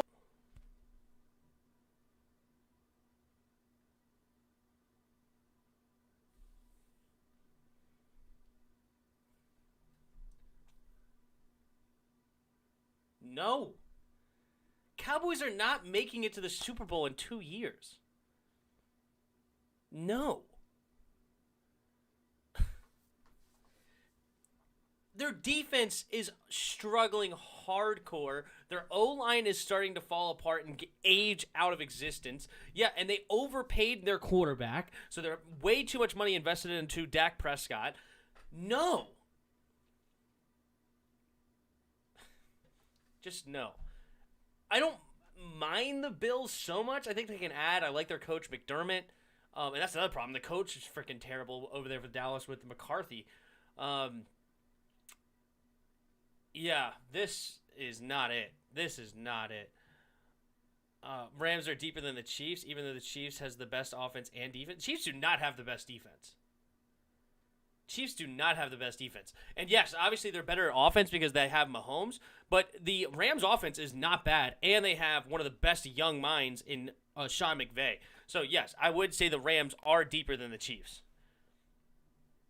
Now, Pat Mahomes makes a huge difference, so I'm not saying that the Chiefs have no shot because you never know what Pat Mahomes can do. If he shows up big, then they could they could beat anybody in the league. But I think one game, one shot, I would like to see Sean McVay and the Rams win it if that's the matchup. But I have Bucks versus Colts. Bucks winning it. Cowboys discussing it. Bills versus Cowboys in the Super and Bowl. I don't even care about being an I'm a Skins fan. Obviously I don't like the Cowboys, but it's just not reality. Part 3. These two teams met in Super Bowls 27 and 28, with the Cowboys blowing out the Bills both times. Fast forward nearly 3 decades later, and it's time for the final act of this trilogy. The Bills have turned to serious corner under Sean McDermott and Brandon Beane. 2020 marked the franchise's third playoff berth in 4 years. Thanks to an explosive offense led by breakout star Josh Allen and star receiver Stephon Diggs, Buffalo went all the way to the AFC Championship, where they fell to Mahomes and the Chiefs. Spoiler alert, as great as Kansas City is, they can't be in the Super Bowl every single year. Buffalo has almost all of the pieces in place to go head-to-head with Kansas City, and we believe it'll finally be their time in 2022. On the flip side, the Cowboys are slowly but surely putting the pieces together for a Super Bowl run. You can laugh all you want, but this defense is gonna get a lot better under new defensive coordinator Dan Quinn. The Micah Parsons draft selection will help them out too. Dak Prescott was putting together an MVP-like season in 2020 before he suffered that gruesome ankle injury in Week 5. But with the Cowboys quarterback fully healthy, good luck stopping him, CeeDee Lamb, Amari Cooper, and Ezekiel Elliott. This Cowboys offense has all the makings to be a top 5 unit over the long run, and the defense has too much talent to flop like it did in 2020. As for the rest of the NFC, well, who knows what the futures hold for the Seattle Seahawks and Green Bay Packers. And as great as Tom Brady is, you have to think he'll have slowed down a bit by his age 45 season, no? The NFC East is wide open over the long run, but Dallas is well positioned to dominate over the next 3 years, if all goes according to plan. This team has failed to reach those sky-high expectations over the past quarter century, but it finally changes in 2022. So, with all that said, the Super Bowl 57 winner is the Buffalo Bills. Yep. 2-star quarterbacks who are loaded with elite skill position talent will trade blow for blow in a Super Bowl for the ages. The fans in Glendale, Arizona will get their money's worth, but when all is said and done, Allen and company will finally give Bills fans what they've waited so long for. The franchise is redeemed from those 4 straight Super Bowl losses. The heartbreak is over. The Bills beat the Cowboys 31-24 in a back-and-forth contest to exact revenge for those 2 blowout defeats from the 90s. Finally, it's time for the Bills Mafia to celebrate a Super Bowl by smashing some tables. Super Bowl 58, San Francisco 49ers versus Kansas City Chiefs. A rematch is Super Bowl 54. Just a few differences this time around. Trey Lance, not Jimmy Garoppolo, will be the 49ers starting quarterback by then. San Francisco gave up a huge ransom so they could move up and take Lance with the number 3 selection in the 2000. Now this one's interesting. You got Mahomes still there, and then Kyle Shanahan and the Niners, you're basically giving them 2 years to rebuild and get their young quarterback ready to roll. This one is my favorite one. Well, obviously, I think the Colts-Rams is a fine pick. I mean, that's a good prediction. Not the Colts-Rams, sorry, the Chiefs-Rams.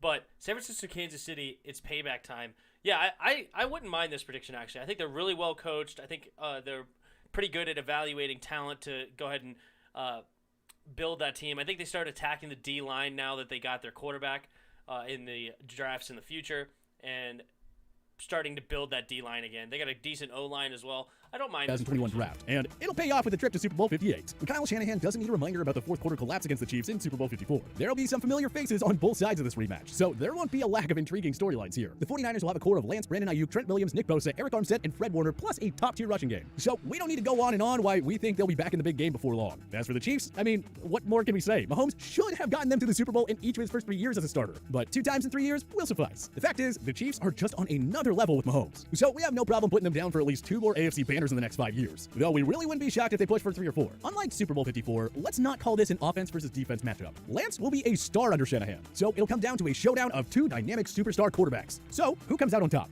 The San Francisco 49ers. Ooh. Shanahan will learn from his mistakes of being overly conservative in Super Bowl 51 and Super Bowl 54. His 49ers won't take the foot off the pedal until the clock hits 0. He wasn't conservative. That was the problem. He wasn't conservative against the Patriots. He actually started throwing the ball late in that game and then didn't run the clock out, and that's what ended up costing them the game. So it's not learning from your mistakes. He tried to learn from the mistakes from back in no, wait, like, I don't know, like, and he threw it deep against the Chiefs, and Jimmy just missed it. Who do you have, a Sanders in the end zone? So I don't know about that. Like, that doesn't seem right. Or it's not right, what he just said. Like, that's a little lazy. They'll be better prepared for Mahomes and company this time there. around. Lance will dazzle and cement his legacy with a Super Bowl MVP performance. The 49ers front 7 will get to Mahomes and make enough plays to get this franchise its record-tying 6th Super Bowl title. Final score, 24-20. Super Bowl 59, Baltimore Ravens versus Arizona Cardinals. Wow. Ravens versus Cardinals. Interesting. The 2 most mobile quarterbacks in the league with Lamar and Kyler going at it in a Super Bowl matchup. Oh, that would be fun. That would be fun. I would love this Super Bowl. I'm not a big Ravens fan, but I think that would be a fun matchup. Yeah, that would be interesting. After years and years of projected postseason shortcomings, Lamar Jackson and the Ravens finally break through with a trip to Super Bowl 59 in New Orleans. There, the Ravens will meet the game's second-best dual-threat quarterback in Kyler Murray, who will have guided the Cardinals to their first Super Bowl appearance in 16 years. The Ravens will continue. Second best dual threat is not the right answer, or right way of putting it. Right? Because that means you're not saying like Russell Wilson's not a dual threat because Russell Wilson's better. Deshaun Watson's not a dual threat. Deshaun Watson's better. But I kind of understand at the same time what he's trying to say is like basically they're the most mobile. But I don't like the wording, I don't think. I don't know. A little ticky-tack. To field one of the NFL's most potent rushing offenses, and their lockdown secondary will remain among the league's best Who units. do you think is faster, Lamar or Murray? I think Lamar's faster. If you put him in a race, I would assume Lamar is the faster quarterback. Kyler obviously has great speed, but I think in a mano a mano, I would pick Lamar. Marlon Humphrey will be in his prime, and the front seven will have Odafe Owe and Patrick Queen in their primes. As for the Cardinals, it's not just about Murray and DeAndre Hopkins, assuming the latter is still a Cardinal. That defense will be scary good with Isaiah Simmons, Budda Baker, and Zaven Collins leading the way, even if J.J. Watt and Chandler Jones are long gone by then. The Ravens will be aiming for their third Lombardi trophy. Arizona will be looking for their first in franchise history. So, who gets it done? The Baltimore Ravens. By this point, Jackson will have had far more playoff experience than Murray, and that will be a key factor. The Ravens defense is built for moments like this, and the ultra-stingy unit will find a way to contain Murray and the Cardinals' other playmakers. Jackson will have multiple TD passes plus a rushing score as he leads the Ravens to a Super Bowl championship by a final score of 24-17. Super Bowl 60. Washington football team. Woo! Little 1 versus 2 action here. Little Joe Burrow versus Chase Young. Hold up.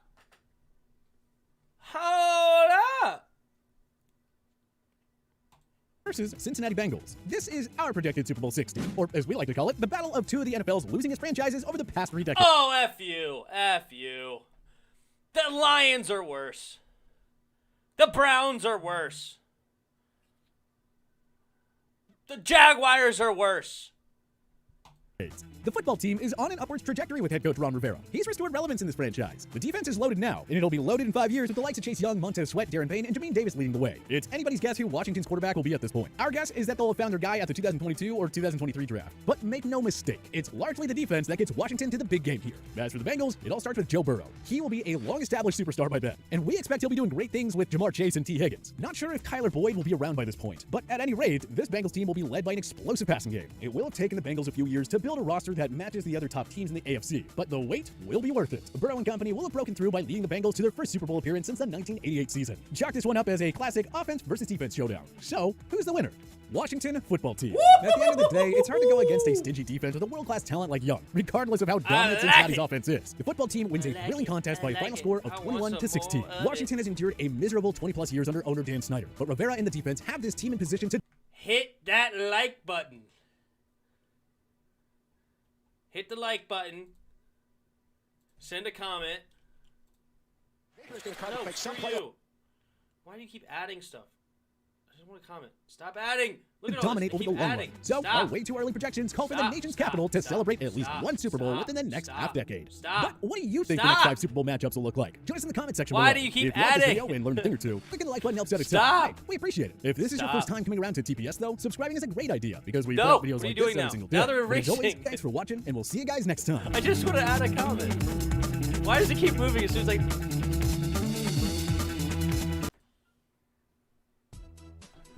Why?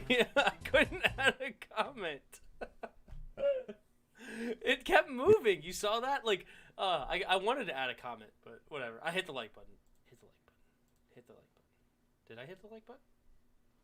I like this. Yeah, hit the like button. Okay. And subscribe. Why is it acting like this? It's so slow for no reason. Okay. That was funny. I was trying to just... Oh, wait. Why is this it? I wanted it to be at 9475.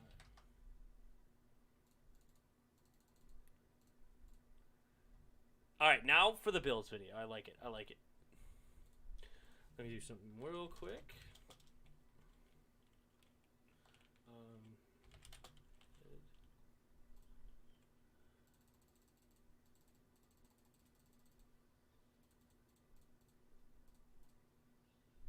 Okay. So let's go for the Bills video. Here we go.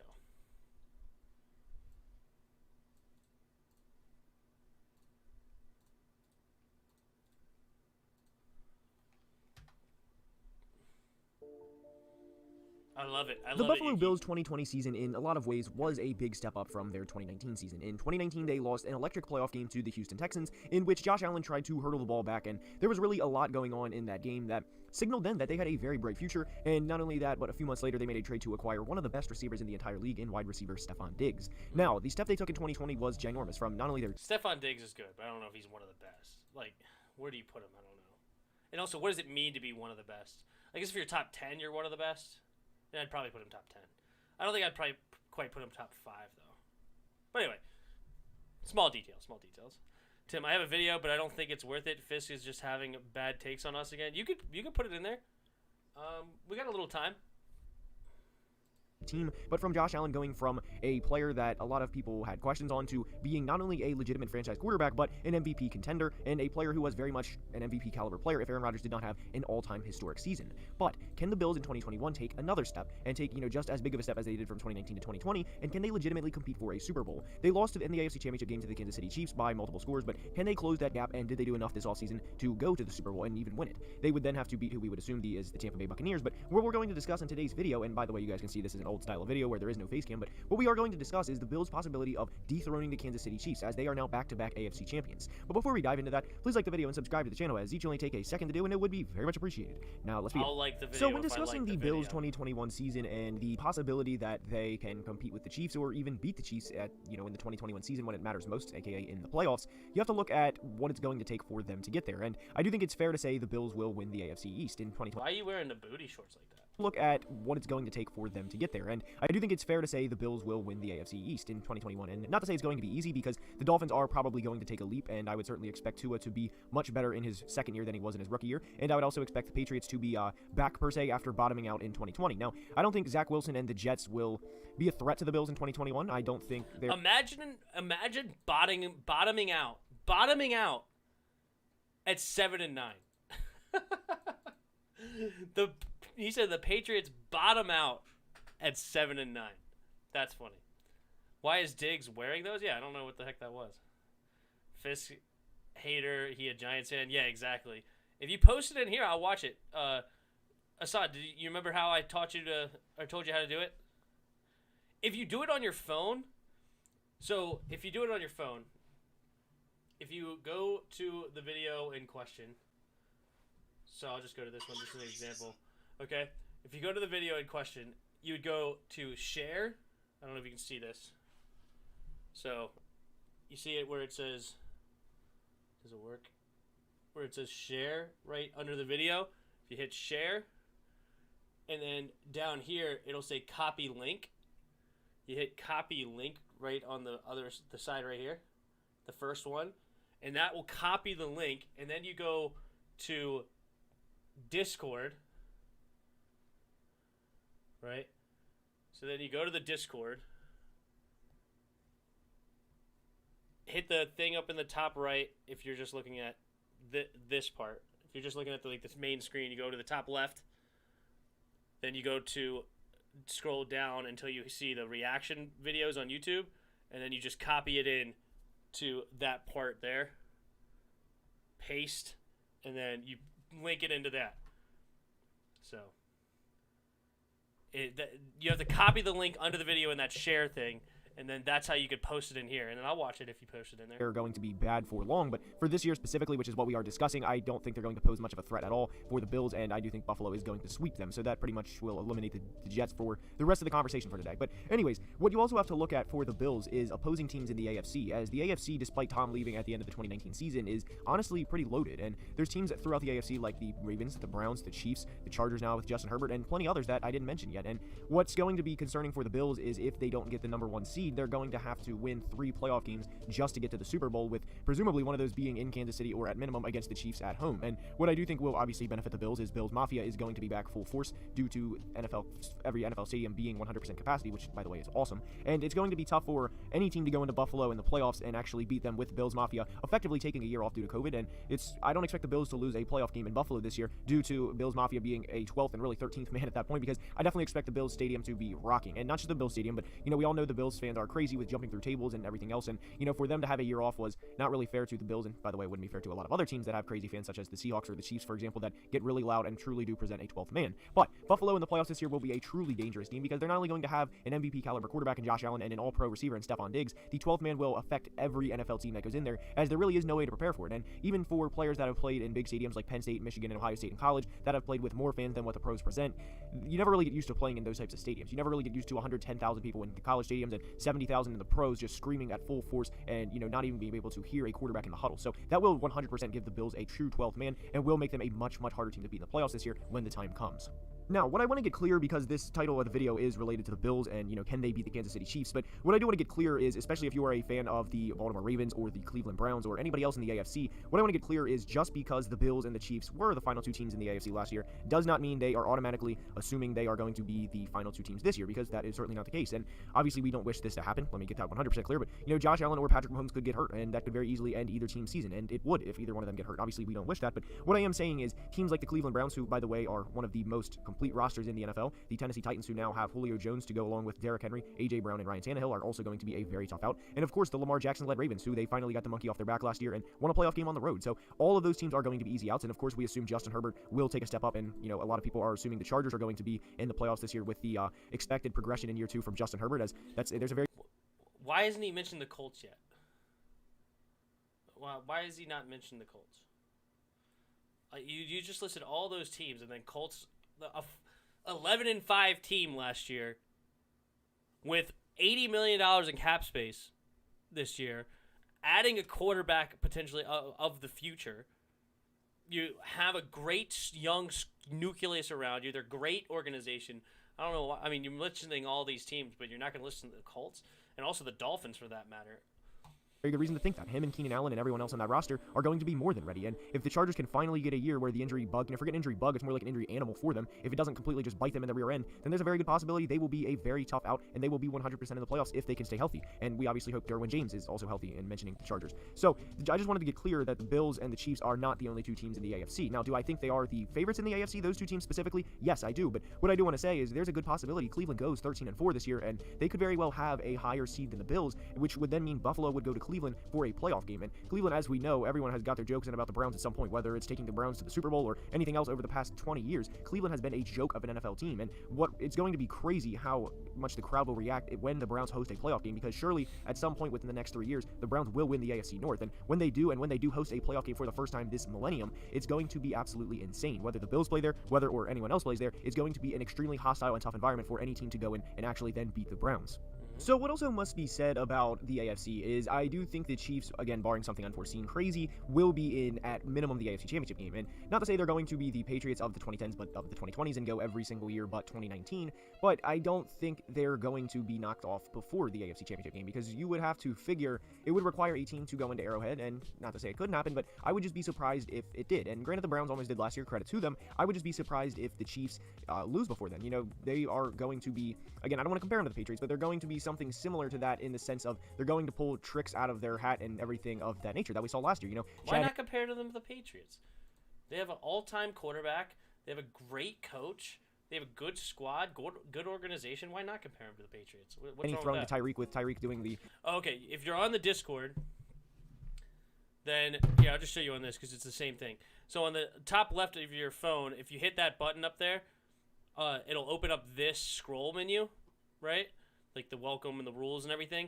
If you scroll down to Reaction YouTube, and you select that one, because if here's general or whatever, if you select Reaction YouTube videos, then you post it in here, and then you paste that link into this right here. To right in this area. And you just hit paste. And enter. And send that thing.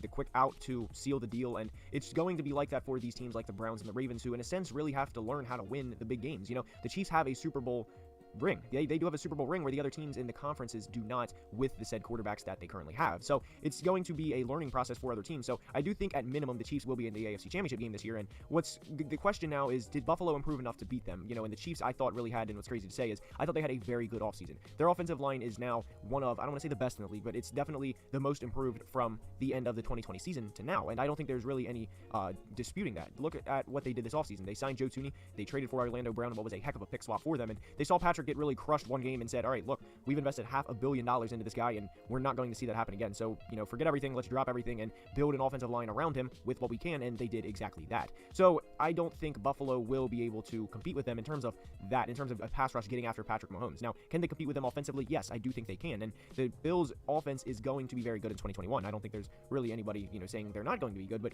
the question is, will they be able to not only get to the AFC Championship game, but will they be able to keep up with Kansas City? And I do think they can keep up with Kansas City if it gets to it again, if they are the final two teams, or even if they play them in the divisional round, because I do think the Bills are going to have to go through Kansas City to get to the Super Bowl, and really that's for anybody. I think whether you play them in the AFC wildcard round if they are not the number one seed, the divisional or the championship game, I think at some point you are going to have to go through the Kansas City Chiefs and Patrick Mahomes to get to the Super Bowl and to get to the big dance. And I don't think the Bills pass rush, granted they did improve it with Greg Rousseau, the first round pick, I don't think Greg Rousseau will personally be able to generate 4+ sacks and just absolutely disrupt a game in his rookie year, especially in the playoffs. But I do think the Bills offensively will be able to compete with not only Kansas City but with anybody, but I do think their defense will let them down a little bit. And not to say they're a bad defensive team, because they're not, but I don't think the Bills are quite ready to get to the Super Bowl. Now, if they do, would I be surprised? Absolutely not. They are a very, very talented football team, and So what's going to be basically good for his the defense is answer they're is going to no. have to limit teams to, you know, 30 or less per game, because the Bills' offense is that.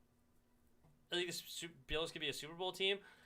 I think they are at best the fourth most likely team in the AFC to make the Super Bowl. I think they're behind the Chiefs. I think they're right behind the Colts, and I think they're behind the Browns, honestly. And so at best, I think they're the fourth. And you can make an argument that they're behind the Ravens, but maybe not. I don't know. You can make an argument there. But I think they're at best the fourth team, to be very honest with you. Did you find it yet? You having trouble, Hassan? 7 years ago this week, the Detroit Tigers drafted Patrick Mahomes. The Detroit Tigers have drafted more Super Bowl starting quarterbacks than the Lions. Look at that. I've seen that before. That's funny. What's going on in the general? There's a lot of stuff going on here. Kyle Allen right now. What? Ron is saying there's a QB comp is completely open. No projected starter right now. Steven Montez. Dwayne Haskins. And Jordan Tiamu. Oh, no. I'm a troll, Jarris.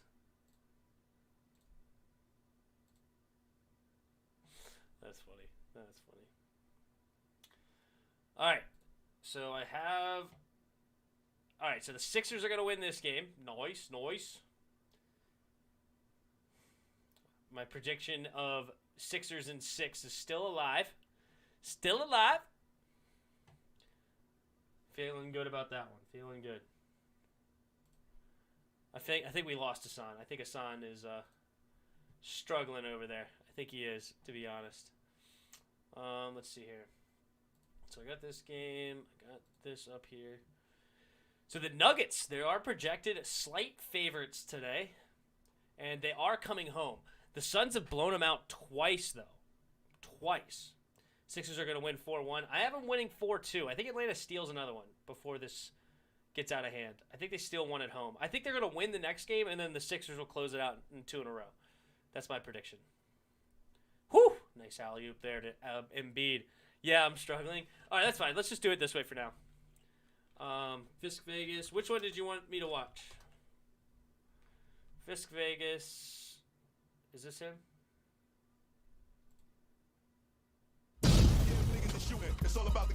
Yeah, it sounds like it's him. Videos.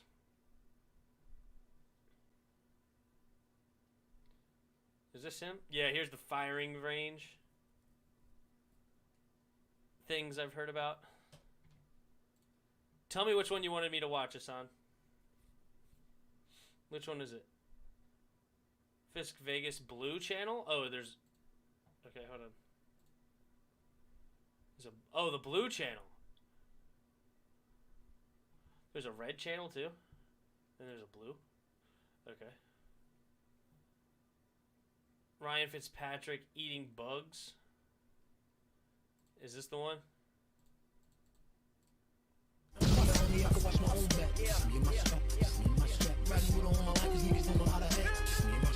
Niggas get killed in one night. I ain't saying don't come, just saying come right. Just in the face, at least in the dome. So it's better results when you do it alone. I'm just thinking about making it home. They even got your prince.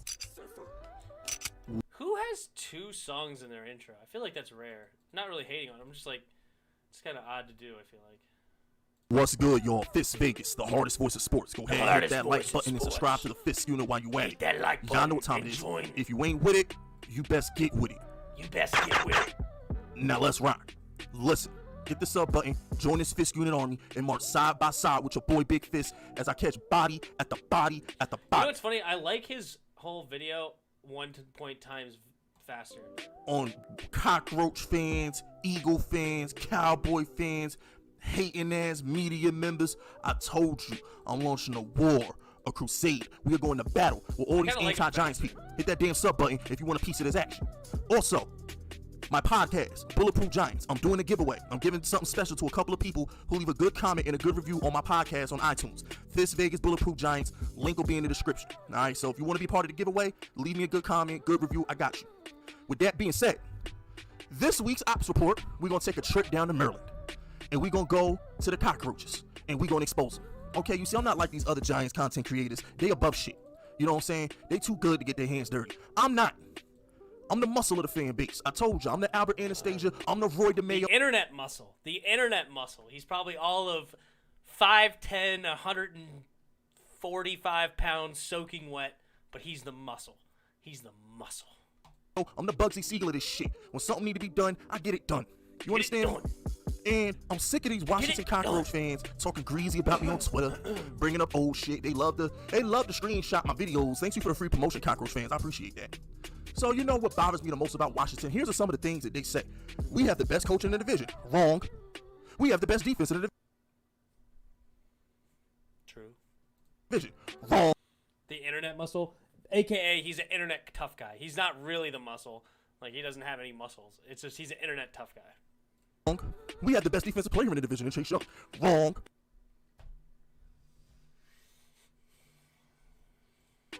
We're going to win the division. Wrong. Well, Let me ask that Washington might not be fans a true. question. Let me ask Giants fans a question. Name one defensive player on that front seven better than Leonard Williams. I'll wait. Chase Young, Montez Sweat, Deron Payne, Jonathan Allen, Matt Ioannidis. I'll wait. Go ahead, Google it. Pause the video, Google it. Name one Washington cockroach defender better than Leonard Williams. My guy Leonard Williams put up Aaron Donald numbers last year. 11 sacks. You put up Aaron Donald number. Aaron Donald's a D tackle.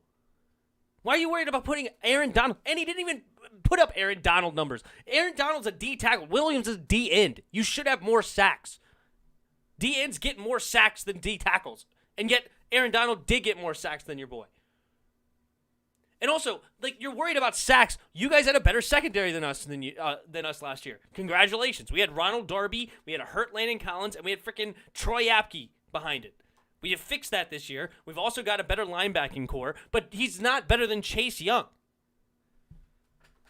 Just because you have 6.5 sacks doesn't tell the whole story. If you actually watch the games, you can see that they're getting rid of the ball in 2.5 seconds every single play, which no defensive end is getting to the quarterback with that little amount of time to get there. Rush the passer like a beast. Shut down the run. He was Aaron Donald last year. Name a Washington cockroach player better than Leonard Williams. Name one person in your secondary better than Adoree Jackson or James Bradbury. Name I don't care. You can have the secondary.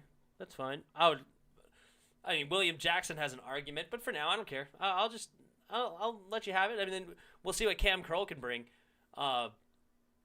But I think signing William Jackson's better than the signing of Adoree Jackson. But, you know, if you want to give James Barry some props right now, that's fine. I'll give it to you. Name one linebacker better than Blake Martinez. I'll wait. Don't even get me started on your safeties. We let Landon Collins go for a reason. You got our leftovers. That's what you have. We dumped the Landon Collins. We kicked that bitch to the curb. And you went and bought her a Gucci bag. You went and got her some shoes, her hair done. You went and made her look real pretty, and she's shitting on you too. I mean, for real. We let him walk straight to yo. We ain't franchise tag him or nothing because we didn't fear him. If he stayed with the Giants, he'd be a linebacker by now. He's not a good safety. Is he better than Logan Ryan? No. Is he better than Xavier McKinney? No. Is he better than Jabril Peppers? No. You know why I said all these names, people? Because I'm trying to understand how Washington defense is better than ours. How is Washington defense better than the Giants? Make it make sense. You listed one defensive end. One. Even if I grant you your one defensive end is better than the rest, or is better individually, which I don't, but even if I granted you that, one defensive end doesn't beat 5 defensive linemen. 4 of them first-round picks. Another one acting like he's a first-round pick in Matt Ioannidis. And then Tim Settle as another rotational guy inside, who was a 5th-round pick who's balling. So you got one guy to beat out Chase Young, Montez Sweat, Jonathan Allen, Deron Payne, Matt Ioannidis, and Tim Settle. One guy. And congratulations, cool. You have the best linebacker, cool. Who knows what Jamin Davis is going to look like? Way more athletic than Blake Martinez. Blake Martinez is good. I'll grant you that. I don't care. Cool. Good for you. But we have Jamin Davis and we have Cole Holcomb. John Bostic is a meh, but still there. And then we have Khalil Hudson. All right, you named one linebacker. Congratulations. Now, you talk about the corners. William Jackson III is a beast. Shut down your boy Kenny Golladay that you got. Shut down Kenny Golladay. Yeah, congratulations on paying him a bunch of money. Then we got Kendall Fuller, who's awesome. He can play slot or the other side, and now he's not going to be going against the number 1 receivers. So he's going to even have a better year than last year when he had to be our number 1 corner. Then we have Benjamin St. Juste. I know you know nothing about him, but you will. You'll learn. You'll learn about Mr. Benjamin St. Goat. Jeez Louise. Oh, Chase Young? The guy who looked like a puppy with the little puppy dog eyes, smiling at Tom Brady, admiring Tom Brady instead of... Oh, how's your boy Leonard Williams on the couch when Tom Brady was beating us? Huh? How about you guys aren't even in the dance? And you're talking about how Chase Young looked in the playoff game? He is in the playoff game. In the playoff game. Coming hard, Mr. Muscles. The sacking him and helping y'all win a game in the playoffs because of that guy, the no-show, him? Because of Taylor Haneke, the little college student who had one good game against Washington. I'm just having fun, Yuki. I'm having fun. Offensive line, y'all better than the Giants. Y'all beat the Giants in whiteout. I mean, I'm having fun. Well, Tim, please don't start a channel rivalry. I don't care. You can have a rival. It's fun. I hate Fisk Vegas. Fisk Vegas is having fun, too. We're all having fun. I don't care. It's all good. It's all good. I'm sure he'll trash me to the kingdom come, and it'll be funny. It'll be good. I don't take this. I'm not offended or anything. I have a podcast with Chris. Come on. This guy is essentially a slightly more elevated version of Chris. Okay? I'm not worried about this.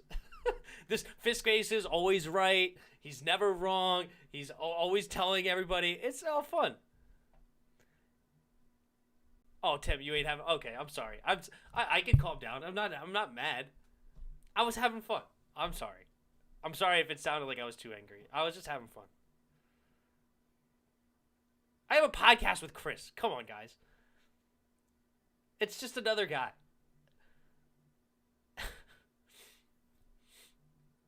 A Giants versus of Jarris. Yeah, I can have fun with these guys. I'm not angry. He can say whatever he wants. It's his channel. I don't care. You know, I would like you to bring a little bit more facts when you're talking about it, but it's fine. I don't care. I'll tell you this. Chris has more facts when you talk to him. Way more facts than this guy. But it's all good. I'm really not angry at all. It was just funny. It was just funny. Against Tampa? That's why we supposed to fear y'all? Oh, wait, it's because of Ron Rivera, right? Best head coach in the division, right?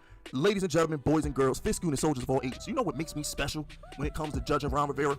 I live in North Carolina. I'm in the middle of the sticks. I'm in a country. I watch him every week for years. He's not good. Ron Rivera is not a great head coach. Y'all don't believe me? Look at these records. He had Cam Newton in his prime I'm talking MVP Cam Newton, dabbing on them folks. Cam Newton. This is the Cam Newton he had. Look at these records, ladies and gentlemen. 6-10, 7-9, 12-4 in 2013. Guess what? He goes 12-4 the very next year, 7-8-1. Then he goes 15-1 the very next year, 6-10. Then he goes 11-5 the very next year, 7-9. Oh wait, but now he's gonna have a good year. 5-7, fired after week 13. Did y'all see the trend? He can't put together back-to-back winning seasons, and that was with Cam Newton. So if he can't win back-to-back seasons with Cam Newton, what the fuck makes you think he gonna win back-to-back seasons with Taylor Heinicke and Ryan Fitzpatrick rotating the quarterback? Where's your confidence coming from? Where's your inspiration coming from? Where's all the trash talk coming from? Y'all been sticking your chest out. You've been letting your nuts hang, and you've been talking with bass in your voice for far too long. When I come around, you go into bitch mode. Like my man Show Enough said, you bow down, you kiss my Converse, and you accept defeat. When the Giants come through, you better duck. You can't see us. Got my John Cena in my face right now, waving my hand right now. You can't see us. There's nothing on Washington better than us. Nothing. Even in tight end position. If Evan Ingram put some glue in his gloves, he's better than Dan Logan Thomas. I want to hear this shit. And speaking of Ryan Fitzpatrick, this bum done played on every team in the league and still ain't played a play. Hey, if my boy Evan Ingram cheats, he'd be better than Logan Thomas. You know, if we cheat, we're better than y'all. Okay? Is essentially it. All right? If we cheat and we put glue on our gloves, little stick'ems, we're better than you. What a great line. What a great line. That is Playoff hysterical. Game. And that's what you pinning your hopes and beliefs in? That's what you sticking your chest out for? Because you got Ryan Fitzpatrick, the pick six himself? This dude walking around. We're talking about turnovers now? We're talking about turnovers. Daniel Jones fan is talking about turnovers. Brown Camp with cicadas in his grill. Walking around with Camp showing cicadas in his beard and shit like that. And we supposed to be scared of y'all? We supposed to be scared of the guy showing all bugs in his beard? That's what y'all doing at Camp Washington fans? I seen you Washington taking little school photos, saying your name and your nickname with the little cute school photos. I seen the pictures on Twitter. What are y'all in 5th grade? What are we doing? See, that's what makes me sick about the media. The media crucified Joe Judge for making players run laps. Crucified Joe Judge for not saying anybody's name till fucking August. But yet Washington can take school photos at training camp and don't nobody bat a damn eye? Really? This has got to be a joke. And you know, I can't talk about the Washington Cockroaches without talking about the worst owner in football, the James Dolan of football, Daniel Snyder himself, Mr. Snort Coke Fuck Strippers himself. I actually like this guy. He's a source of entertainment for me. He gives me things to talk about. The guy who was high off coke, getting lap dances on strippers when they drafted Troy Ave, a.k.a. Dwayne Haskins. Where's he, by the way? Last year, Washington Cockroach fans told me because Dwayne Haskins had a good quarter versus the Giants before he got hurt, y'all told me he was going to be better than Daniel Jones. That's what y'all told me. That clown Stephen A. Smith said he was going to be better than Daniel Jones. Last time I checked, Daniel Jones still has a job, and Haskins is somewhere in Pittsburgh battling with no names to be behind Roethlisberger. What happened, Washington fans? Ain't you doing the same thing with Taylor Heinicke? Didn't y'all learn from Troy Ave that one little quarter of greatness don't mean he going to be good going forward? Y'all didn't learn from Troy Ave? But anyway, back to your owner. I see your owner buying out the co-owners. I see your owner getting rid of the evidence of the strippers, of the holding cheerleaders hostages on islands and making them sleep with season ticket holders so they wouldn't leave you. How pathetic of an organization can you be if your owner has to resort to pimping out his cheerleaders to keep season ticket holders? And y'all the people we supposed to beef with?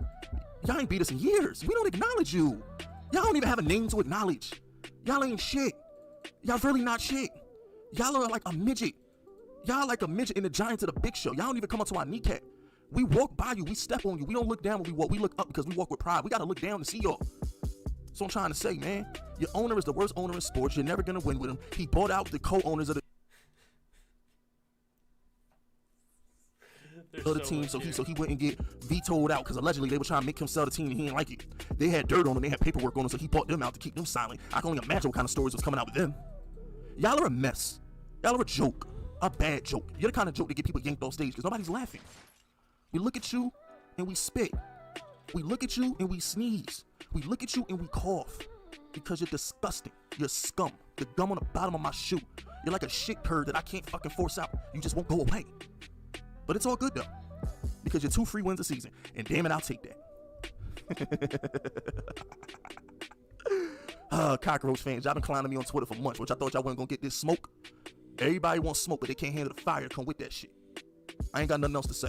Y'all know what to do. Go on iTunes, leave a good rating, leave a good comment for the podcast. Subscribe to the channel and all the other good shit. I'm done. Cowboys, you're next. That's it, that's all. Subscribe to the unit if you're rocking with me. My name. Very funny, guys. That was good. That was good. That's COVID. That's COVID. What up, Big Sip? How you doing? Y'all division out here, 2 of the worst opponents. React to this. Which one am I reacting to? Put it in the Discord. We're actually about to start watching the game, but I can do it at halftime, Swold. All right, put it in the Discord. Our owner is not the worst in sports. Our owner is pretty bad. I'm not gonna defend our owner at all. That's for sure. You will not see a defense of our owner coming from me.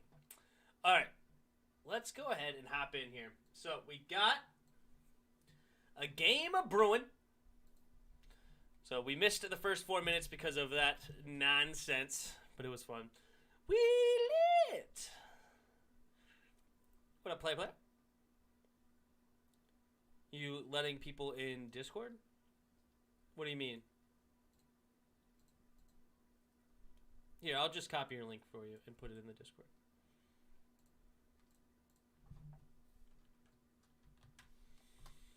There you go. Oh, it's more shad, kind of funny. That's funny. Owner is bad, but it's not the worst in sports. I guess. I don't know. The Ron Rivera hire might save him, but we'll see. I don't know why J&D made a video about Haskins in Pittsburgh, but all right, both of those names shouldn't be in the same sentence. We'll see. Well, Haskins is on Pittsburgh, so what do you mean?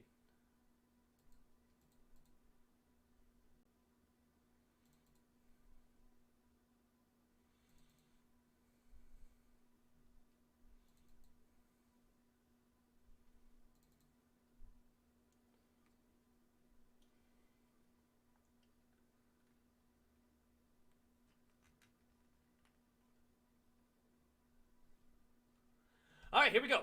Chris Paul has it at the top of the key for the Suns. Gets it over to Booker. Booker guarded by Aaron Gordon. All right, now he gets a pick from Ayton. Uh-oh, Crowder for 3. Way off. Way to the left. Jokic the rebound. So we got Suns 11, Denver 6 with 7:42 to go. All right, Aaron Gordon on the block, guarded by Crowder. Jab step. Now he goes into the inside. Fadeaway jumper. No good. And Ayton the rebound. Chris Paul swings it out to Crowder. Gets it over to, I don't know who number 25 is, but he knocks it down.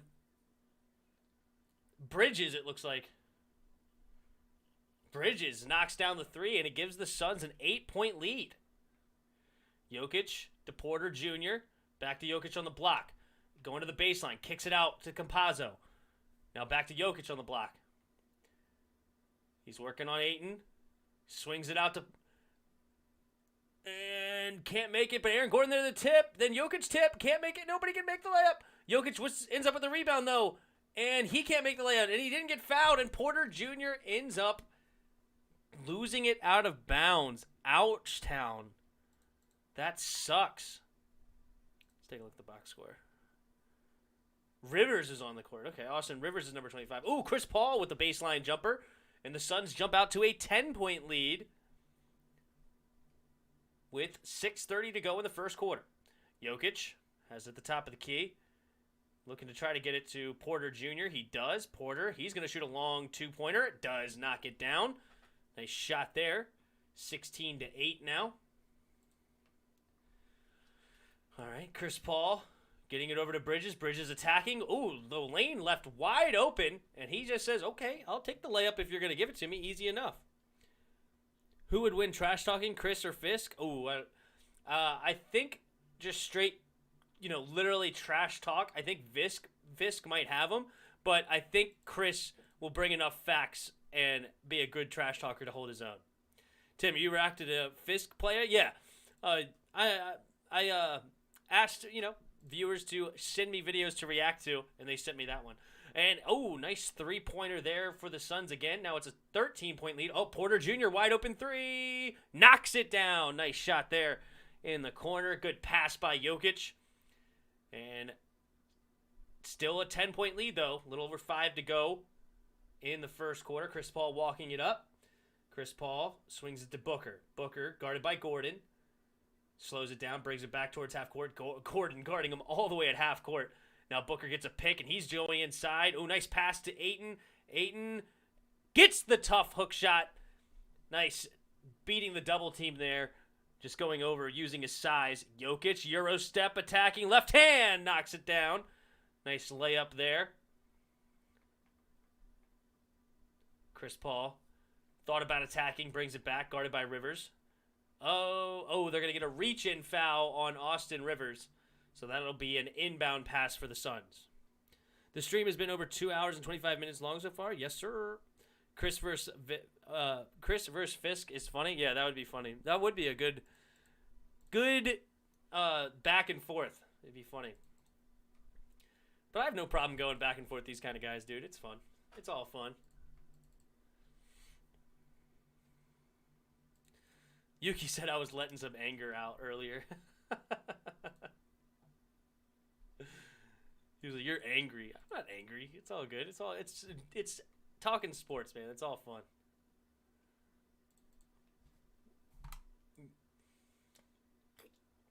I won't be angry until game day. The skins can make me angry.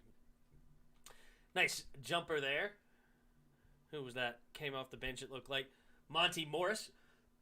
Monty Morris is a nice little sixth man there for the Nuggets. I like him a lot. Ooh, bad turnover by Devin Booker.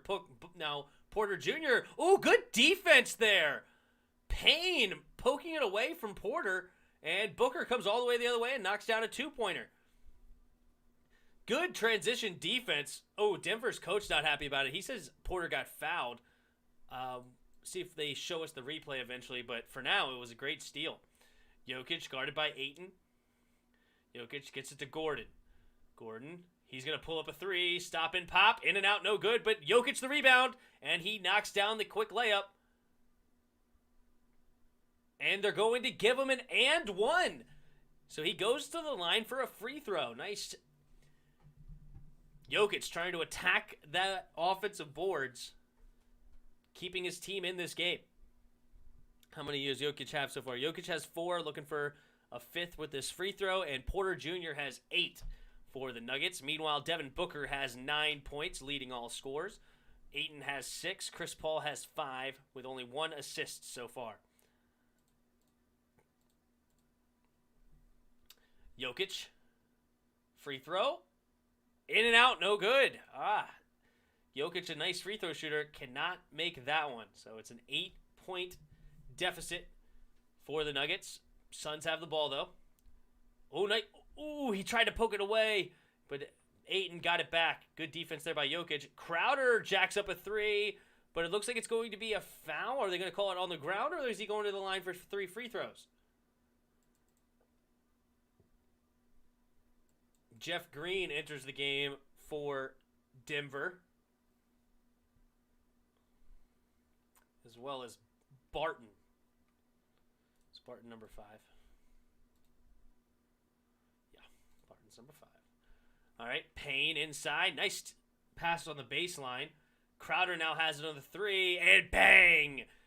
Jay Crowder knocking down a big 3-pointer there for the Suns, and it's 28-17 now.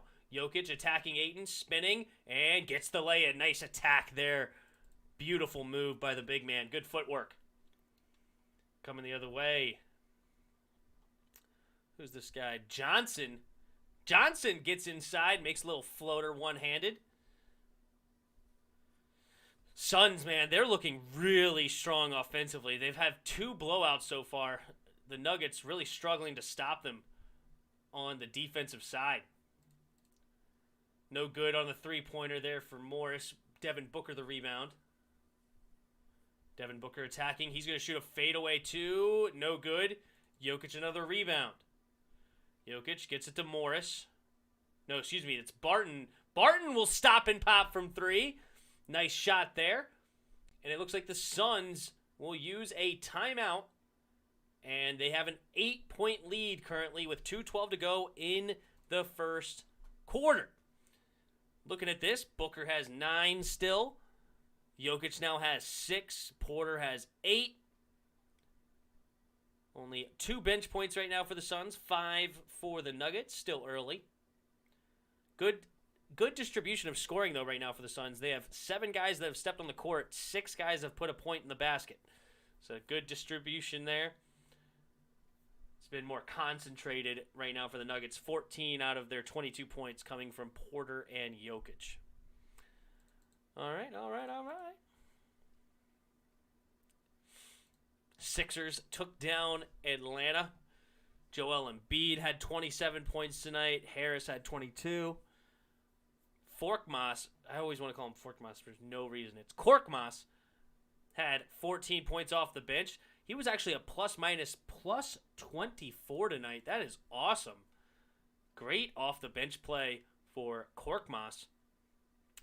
Young, he had 28 points tonight. Not bad with 8 assists. No rebounds for the young man. Cabela had 16 rebounds, 6 offensive, but it was not enough to keep up with the Sixers. The Sixers just shot so well from the field. You see this, 58.2% from the field. Meanwhile, 47.6% from 3. And you look at the Hawks, it was 47% from the field, which isn't terrible, but 26% from the three-point line is not good enough. Sent you another video. Perfect. Yuki went up to level 21. Look at that. Oh, God. Chisel Adonis again.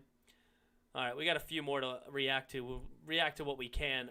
We'll react in order to what we can on at halftime. At halftime.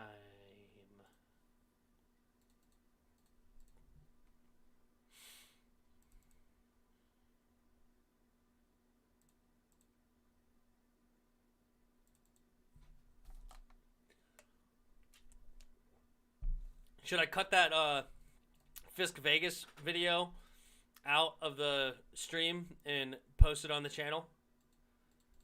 See if he sees it and then wants to put me in the firing range.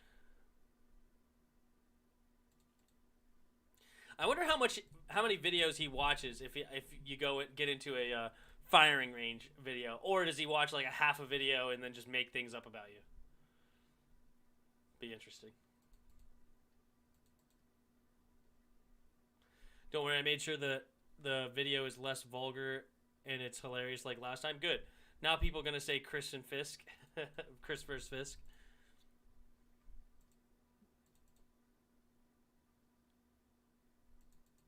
I should do a separate video? Separate video, what, like attacking his points? Like kind of like being more dissecting of what he actually said kind of thing?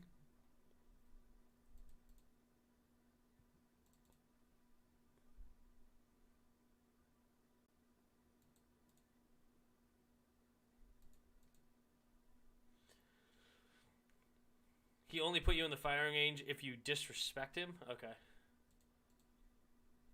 I don't know what qualifies as disrespecting him. I don't necessarily plan on being disrespectful, though. It's not really what I do. But, you know, if you disagree with him and you call him out, if that's disrespectful, then so be it, I guess. All right, we're back in it. And Payne attacks the basket and gets the lay-in. Nice attack there. And it's back up to a 10-point lead for the Suns. Monty Morris getting a pick from Jokic. Just kicks it back out to Jokic. Jokic thought about the three, doesn't take it. Attacking and can't get the lay-in, but he will get the foul. Looks like Ayton went to the bench. So we are seeing, excuse me, looks like Saric entering the game. He's the one guarding him now. I was thinking a separate reaction video, but I think that works too. Well, I can't react to it twice because I've already reacted to it. You know what I mean? Like, it only works if, like, you actually watch something fresh for the first time. You know what I mean? Jokic missed the first free throw, but makes the second, so he's missed 2 free throws so far tonight. Not like the big man to miss this many. Or it's not that it's that many, but starting off 0 for 2, it sucks, especially when you're down by 10. And Morris, did he touch it? Looks like yes. They are going to say that Morris got a hand on the block, so that'll be out of bounds off the Nuggets. 11 seconds on the shot clock for the Suns. All right, Crowder has it now, gets it over to Saric. Saric gets it to Payne. Oh, Payne gets tripped up, and it's going to be a turnover. Wow. I guess incidental contact, and they call no foul. The ball ended up rolling out of bounds. So now Barton has it, looking to get a pick, and now gets it on the block to Jokic. Jokic spinning baseline, attacking, and woof, bad shot. I guess he thought he was going to get fouled because it went way airball. Devin Booker going coast to coast. Takes it all the way, and the Suns have an 11-point lead with 1 minute to go in the first.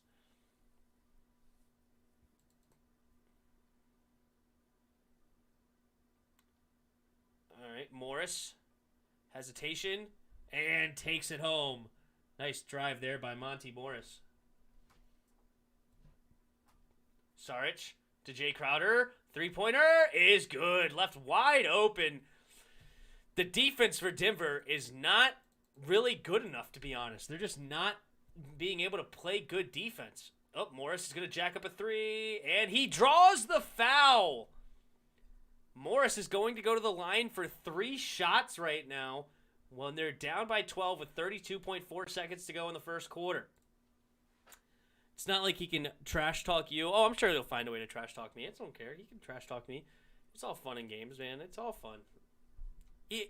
Look, man, it would take a lot for him to actually hurt my feelings. I have no clue. I had a dude in college say, look at me. He goes, Tim, you're like people said I compared me to Syndrome or Incrediboy from the Incredibles, right? The bad guy. And people said I looked like him. And then somebody said I looked like the incredible douching Down syndrome man or something like that. And I just started laughing. It's just like, it's hysterical. But, he was like, why are you laughing? I'm insulting you or whatever. Like, he was like trying to hurt my feelings. It's like, you really think that somebody calling me that is going to hurt? Like, I know I'm not an incredible douching Down syndrome man or whatever he said. And like, it's not going to hurt my feelings. So I don't care what Fisk Vegas says. If Fisk Vegas wants to make an attack video on me, I think it'd be funny. I think it'd be cool. Whatever. Go ahead. It's hard to hurt my feelings. That's not funny one bit. Yeah, I know, right? But I don't know. You get what I'm saying. I found it funny because I knew it wasn't true, I guess. And it's just like, okay, whatever. You can call me whatever you want to. But he thought, I guess I thought it's funny more just like he thought that would insult me. You know what I mean? Like, he thought that would actually hurt my feelings, which it didn't.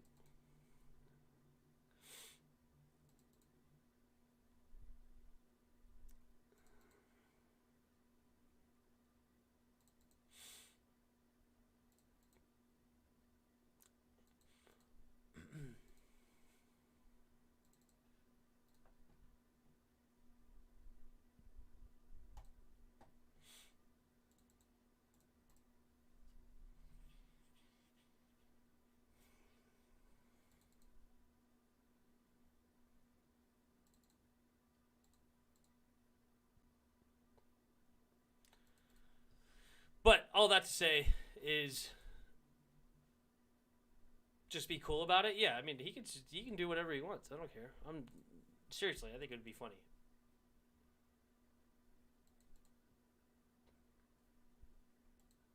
Obviously, I mean, if he starts saying wrong things, I'll just call him out for being wrong, but it's not like he's going to say anything that's going to make me, embarrassed or something. How long have I been playing RuneScape? Well, obviously I played a long time ago, and I played quite a bit, but then I ended up losing that account because I didn't get on for so long. But I made this account maybe a year and a half ago or so, and then this is my ratings right now. And I had become a member for a little bit, which was fun. You can see I leveled up some of my member stats, but I've been playing probably maybe a week-ish or something like that. Getting back into it, maybe a week. Who remembers Pop Tropica? I never played that one. The MMOs I liked to play was RuneScape. Did you guys ever play Toontown? Toontown was legit. Seriously, Toontown's fun. I played a lot of Toontown. I actually played Toontown as an adult. It's called Toontown Rewritten. Toontown is actually a really, really good game. It's a kid's game, obviously, but at the same time, like, it's really well made. They did a really good job. I like that game a lot. But, and then I played a game for a little bit called Fliff. It was called Fly for Fun. I tried that one recently, and it wasn't as good as it used to be to me anyway. I liked the concept, but it's kind of clunky, and it doesn't really work really well. But, like, the concept of, like, basically you progress through the game by attacking these monsters that are basically your level. And, like, everyone is... Pop what now? I never played Pop Tropica. But, anyway, so, like, if you're level 1, there's these level 1 monsters you attack. And then when you attack those level 1 monsters, it drops certain quest items, I guess, because you're that level. And then you go through it. It was fun. Bro, Pop Tropica it was in grade school. I never played Pop Tropica. Pop Tropica. Pop Tropica. This thing here, I never played it.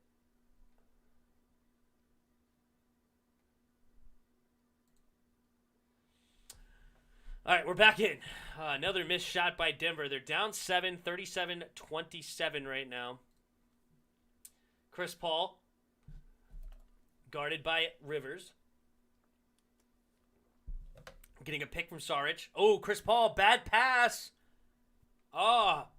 He passed it in between two of his teammates, and neither one of them went after it. Tough break.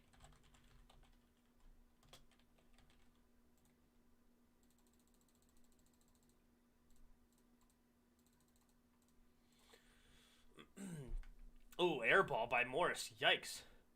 And Chris Paul saved it. That was smart. Good move by Chris Paul to save that because you didn't know if your guy got a piece of it or not.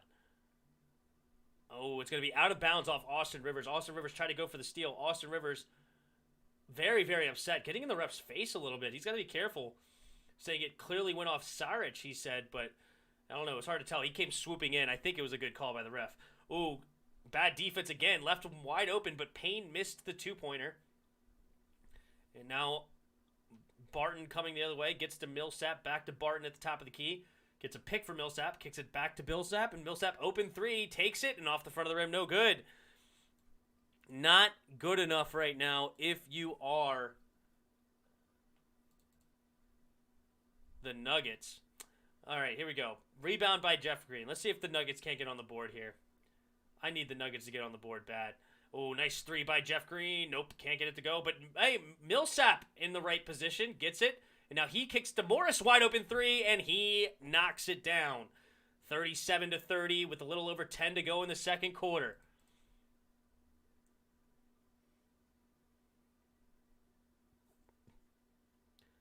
It was so lit. That's funny. I never played that one. Never played it. All right, here we go. Saric driving the lane. Good attack by Saric. And he gets an and one lay-in. Look at the big boy move. Little jab step on Paul Millsap and taking him right to the hoop. Good take. Definitely a foul reach in. And he gets the lay-in, and he can complete a three-point play here. Dario Saric. Free throw is up. And good. The big boy completing the three-point play. So it's, what do we got? 40-30 right now. All right. Morris. Oh, nice crossover. Oh, good defense by Saric, though. Good help. Makes him kick it back out to Barton. Barton to Rivers. Rivers takes it all the way. Tough lay-in. Nice attack there. He kind of went left side, but with his right hand. Almost looked like a reverse layup, but attacking the basket. Tough. Chris Paul throwing the pass is a little wild, but he gets it to that time. And it's going to be out of bounds. Good defense there by Paul Millsap. Knocking it off of Cameron's leg and it going out of bounds. Ooh, nice. That was even nicer than I thought, that lay-in by Rivers. He almost lost it in the air. Had to catch it back and then knock down the lay-in. Rivers, crossover. Oh, this time he loses it. Now here come the Suns, coast to coast. Reverse layup, no good. No foul called either. Rebound looks like by Morris. No, it's Barton. Barton looking to get a pick from Millsap. Won a very good pick. Still guarded by Payne. Attacking the baseline. Floater. And nice shot. Tough shot there. 40-34 now. 6-point game. Suns on top with the ball. 8:45 to go. Suns led by as much as 13. So the lead's cut by more than half. And, ooh, Paul Millsap trying to stop the ball from coming inside and instead gets called for the foul. Nope, it's number 5. I guess they had a switch. Bill Barton missed the previous 20 games. So that helps the Nuggets getting a attacker there. The Suns are leading 2-0. Yes, they are, and they're looking good while doing it. Offensively, they're really strong. Oh, Chris Paul left wide open for 3. Oh, didn't get it. In and out. Off the back of the rim, and Millsap ends up with it. All right. Barton attacking. Guarded by Ayton now. Attacking the baseline. Double team comes to help. Kicks it to Jeff Green. Jeff Green. And then he will take it all the way off the backboard to himself. And he got it to shoot the lay-in, but he ends up getting fouled. Good use of the backboard to keep his dribble alive. And he will go to the line for 2 shots. Tough. Nuggets might pull a 3-1 comeback like they did with the Clippers. I hope they do. Computer games are not like they used to be. Yeah, I don't know. I don't play a lot of new games or anything like that, but I liked RuneScape. It was simple, but yet it's so much to do. The world is huge. If you guys never played it, yeah, hop on. It's easy. You download RuneLite, you go through Tutorial Island and see how it goes, and it's a little bit of a grindy game, so it's a game that maybe you can play. You could download it on your phone too. There's a video app or an app to play the video game, so you could download it on your phone. I don't like it on the phone as much, but you could try it. But if you're sitting at your computer while watching the stream or something, it's something you could do on the side. And if you get leveled up and stuff, we could do quests and stuff together, and there's like team games in here and stuff like that. It could be fun. In school, not doing work, playing games. Ooh, nice 3-pointer there. Who's that? Craig? Craig coming off the bench for a 3. He's got 5 points tonight. So it's 43-36. Monty Morris kicking it out to Millsap. Millsap looking to attack, spin move. And left-hand hook. No good. 8 in the rebound. Chris Paul has it now. Kicks it up. Devin Booker. Nice pass to Craig. And Craig makes the layup. And Denver will use another timeout. And we'll go to commercial break with the Suns up by 9 with 7:26 to go. If you want to play a game, play Minecraft or Mytopia, you'll never catch me playing Minecraft. You just will never play me. You'll never see me playing Minecraft. It's just not happening. My brother liked Minecraft, my little brother, and I came up to him one day, and I'm like, so like, what are you doing? And I don't even remember what he said. Like, I don't even know what he said. Killing zombies or something. I don't know. I was like, okay, what's the point of the game? And he couldn't explain it to he couldn't do anything about it. And then I was just so disgusted with his explanations of what he was trying to do. I was like, this game is stupid. Where does Minecraft rank in sales? Still top 3, right? I mean, it's probably super high. I mean, a lot of people like Minecraft. Minecraft is pretty interesting. Not on board. Not on board. I'm sorry. Not on board. You just will not catch me playing that game. This is not happening. This one I'll play because it's like nostalgic, and there's obviously a lot more to do than what you guys have seen me do on stream. Right now, I'm just making money. It's an easy way to make money. It's not even the best way to make money, but it's an easy way to make money and level up my magic at the same time. So I just went ahead and partake in it. Something easy I can do while calling the games.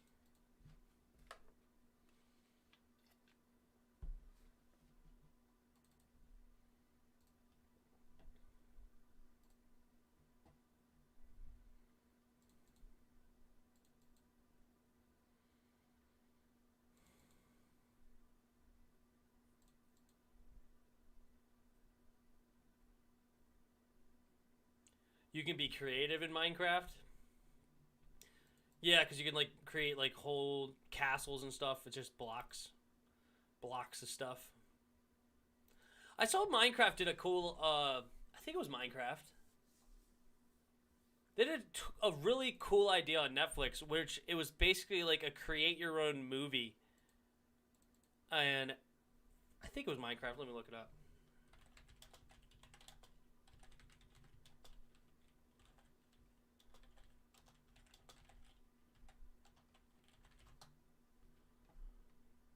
Creating your own Minecraft animation. No, hold on.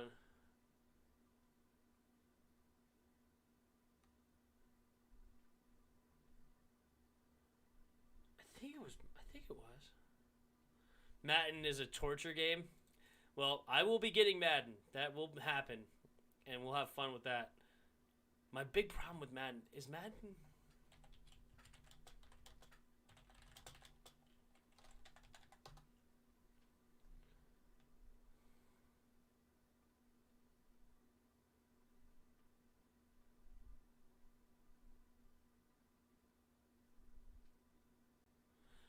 Yeah, Madden needs to be better than Madden 21. I agree. And I hope Madden 22 is cross-platform. That would be huge. Oh, Devin Booker attacking. Gets the lay-in. Uh-oh. It's back to an 11-point lead for the Suns. Denver are not playing good enough defense. They're just not. Jokic back in the game, as well as Aaron Gordon. Ooh, nice pass to Jeff Green in the corner. And he can't get it, though. Nice pass by Jokic. Chris Paul, guarded by Porter. He attacks the basket. Baseline fadeaway jumper. Yes, sir. Bounces around the rim a couple times, but does fall. And the lead is back up to 13. What about Halo? I did not like Halo. And the problem is because I was a Call of Duty player. And Halo was so slow-paced. And Michael Porter Jr. again can't make a jumper, but he gets his own rebound, and he shoots another one, and he can't make it again. Denver is off right now. And, oh, God, step back three for Booker. No, doesn't go. That was about to be a huge dagger there. EA make more money from single console players, I guess. Well, I mean, you'll make the same amount of money. It doesn't matter. Monty Morris does do the step back three. There we go. Waking up a little bit for Denver scoring. 49-39. Chris Paul walking it up court. And Suns will use another timeout with 5.5 to go. Up by 10. Devin Booker. Oh, look at that. Slicing and dicing Porter to get to the rim. Nice play there. Devin Booker, man, he's a great scorer in this league. Great scorer. Anyway, back to Halo. My problem with Halo, it was just so slow-paced because there was no sprint. And, like, when you played Call of Duty, especially back in the day, the maps were much smaller than they are now. And, like, it was so fast-paced. Like, you were just constantly sprinting and running. And it was really fun back in the day. And this one's fun too, but it's fun in a different way because the Battle Royale style, it's more slow-paced. You know, like in a game, you know, you're happy with like 10 to 12 kills for the average player. But, you know, back in the day, you know, you would get like 30 kills in a team deathmatch, or, you know, I've even gotten like 20-plus kills in a search and destroy.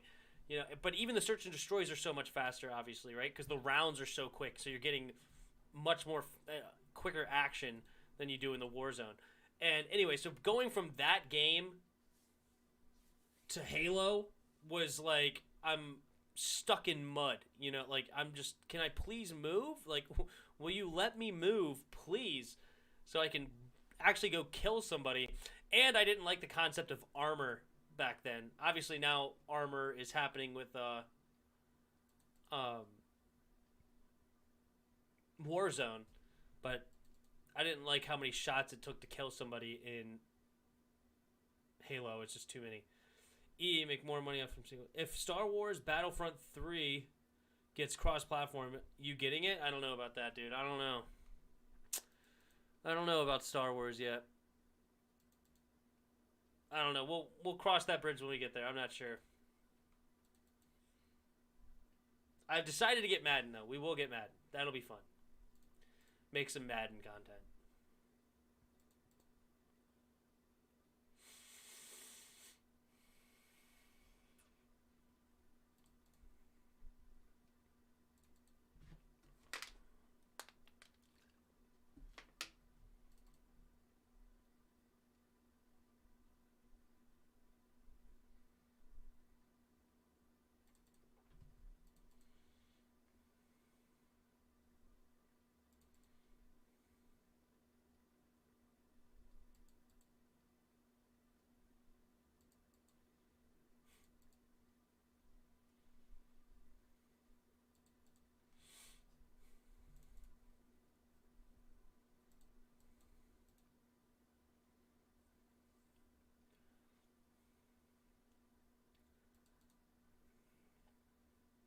I'm glad to see the Jazz doing really well. I did pick them in 7, but you know, if they win in less than 7, I'll still be. I'll take it. I will take it. All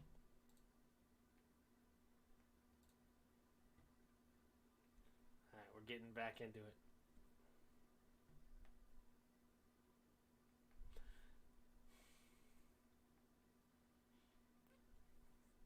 It's funny how chubby Ayton looks in the face. Oh, nice pass inside. Got it to Ayton. There you go. Ayton makes the quick 2. Coming out of the timeout. There you go. Nice pass. So it's 51-39 now. Morris has it at the top of the key, getting a pick from Jokic. Brings it back out. Now gets it to Jokic. Jokic working on Ayton. He's going to just pull right up over top of him, but he can't get the tough shot to go. Yikes. And Denver really struggling in this game. Really in the series as well. They're down 2-0 in 2 blowout fashions, but they got to figure out their defense, man. Oh, see it? Look, left wide open again is Craig, and no, he can't make it though. Got lucky. Morris gets it to Jokic. He's going to stop and pop over top of him again, and he's too short again. Golly. Chris Paul attacking, and he's going to get pushed by Campazzo. Bad push there. And that'll be a foul taken out of bounds, 4:31 to go. I've never played Star Wars game ever. I think I played it like once, and I didn't really like it, to be honest with you. I really don't know if I will get it. I'll probably just get Madden for now. So we'll play a little Madden, play a little Warzone. The Battlefront series is fun. I don't know. It's just a different game that I don't feel like learning, to be honest. That's the tough part, right? That's why I like Call of Duty, is because it's what I know, and I don't feel like learning a whole new game. I don't have time to, you know what I mean? Porter Jr. can't get it to go, but nice tip-in, lay-in. Uh-oh. Jokic is on the ground, reaching for his ankle. Hopefully it was just a little tweak. Let's take a look here. Okay, yeah, it looks like it's just a little roll. We've all done that before. Hopefully it's nothing too serious. This kind of reminds me of Luka last year in the Clippers series. I think it was the Clippers. No, it wasn't the Clippers. Who was it? Who were they playing? The Lakers, maybe?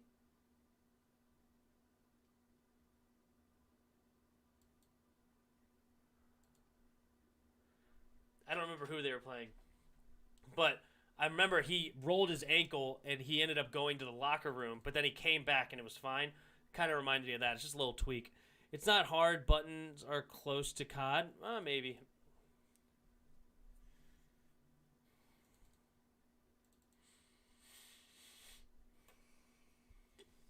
One day, if I can make this a career of like streaming and stuff, I'll be much more willing to get new games and try new games. Okay, because that could be fun. All right, here we go. Campazzo. Down by 12, Denver is. Jokic attacking, kicks it to Campazzo. Campazzo 3. Bang! Nice three-pointer there. That was huge. 53-44, under 4 minutes to go. Chris Paul gets a pick from Ayton. Driving on Rivers, and he pulls up from 2. Off the side of the rim, no good. Aaron Gordon the rebound. I'm just not interested in Star Wars. Like, you don't like the movies either, Yuki? Oh, Aaron Gordon. Yikes. Good defense there by Ayton. Just stood there straight up. And, loose ball, and Campazzo comes away with it. No fouls called. People definitely tried to self-out. Kicks it out to Gordon. Gordon driving. Kicks it out to Rivers. He stops and pops. Ooh, air ball. But Jokic there for the rebound. And 1. And he will go to the line for a three-point play to make it a 6-point game. 53-46 right now. Yeah, watch some Battlefront 2 gameplay, Yuki. I don't like the movies either, really. Which ones have you seen? Have you seen all of them, or have you seen only like 1 or 2? Like, what have you seen? Because I think the movies are pretty good. My favorite is probably the first movie. Not the first movie yet, but if you look at the series, the first one with Darth Maul, I think that one's really, really good. I really do. I liked that one. It's one of my favorites. I think the animated parts are really good. Good gosh, Jokic missed another free throw? Come on, man.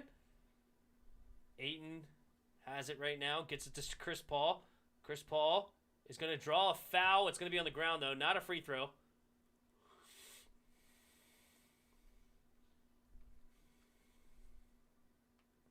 Chris Paul's like, no, I'm shooting free throws. Is he? That might be on a three-pointer. Yep, they're giving him the free throws. It looked like he said it was on the ground, but he must have pointed at the free throw line instead. Chris Paul makes the first free throw. I've seen none of the movies? Oh, well then how do you know you don't like the movies?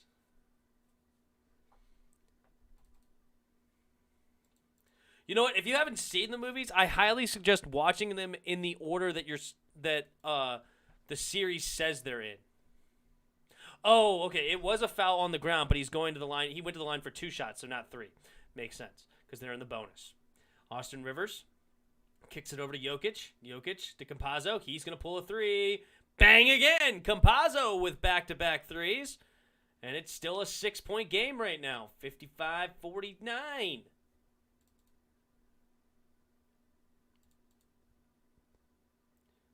Devin Booker. Oh, he's going to... There's going to be a moving pick violation on Jay Crowder. And we're going to get a turnover, and Denver trying to claw their way back in here. Campazzo drawing the foul.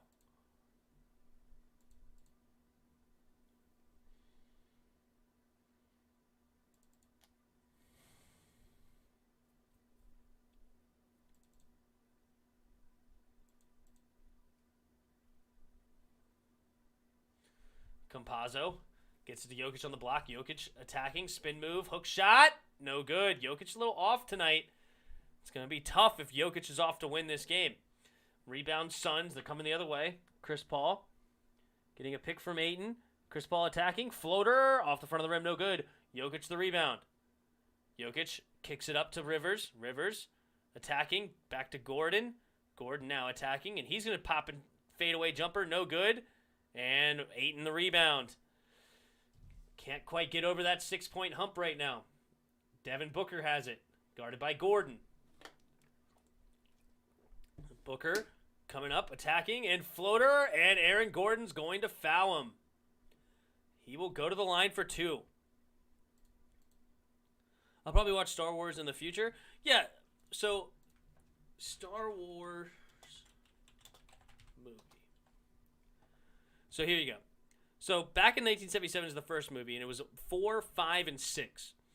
But what the writers did, they ended up going back in time and making episodes 1, 2, and 3. So even though these were the initial 3, episodes 1, 2, and 3 were made in the 1999, 2002, and 2005. Then they've made these 3 as the third trilogy. So there's 3 trilogies.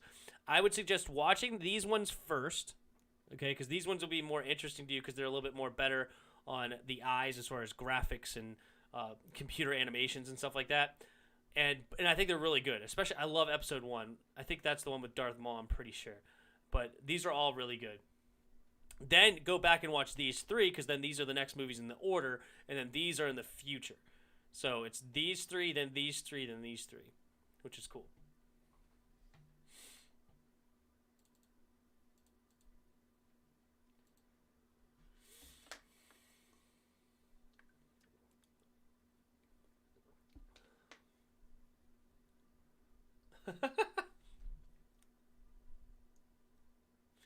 Jokic just went to reach a little bit for the ball, and then Chris Paul saw that, and then he just ran right into his arm, like purposely like dove into it, and then drew the foul on Jokic. Creative play there to get that call. Battlefront 2 got a 4.3 rating. Okay. Fair enough. Chris Paul, second free throw is good, so the lead is back up to 10 with a minute and a half to go in the second quarter. Barton to Jokic. Jokic kicks it out to Campazzo in the corner. Campazzo 3. No good. Can't get, but Gordon gets the rebound. So 14 seconds back on the shot clock. Barton guarded by Booker. Barton crossover to the left. Looking to spin move. Yep. Attacking all the way to the basket. Gets the lay-in. Tough shot there to go. Well done by Barton. All right. Chris Paul walking it up for the Suns. Under a minute to go in the half. Chris Paul attacking, stop and pop, and in and out. No good. Micah Porter the rebound. Coming back the other way is Barton. Barton gets to Jokic. Jokic thought about popping, didn't like it. Keeps it on the ground. Now he's attacking, gets around Ayton, but Ayton slaps it, and no good. It's a foul. Looks like it was going to be on the shot, so he will go to the line for 2. That being Jokic. That is a tough, tough lay-in by Barton. All right, Jokic, 1 for 4 right now from the free throw line. Let's see if he can do anything with it. Free throw is up and good. All right, here we go. Now he can make some free throws. Trying to make this a 6-point game going into 35 seconds left. Shout out to Disney for forcing EA to fix the game because it's terrible first year. Fair enough. Disney did take over Star Wars, and Disney knows what they're doing. They know how to do it. Jokic, second free throw attempt is up and good. All right. 59-53, 34.6 seconds to go in the first half. Chris Paul letting it roll. Picks it up finally. Now he's attacking. Nice pass to Ayton. Ayton will go to the lay-in and can't make it, but Jokic the rebound. About a 4-second difference to the game clock and the shot clock. And, they will foul Jokic way away from the rim, and he's going to go to the line for 2 free throws. They didn't mean to foul him, but they got too much of him. Uh-oh. The Suns coach is saying, there's no way. How did you call that? See if they go to the camera for review. Let's take a look here.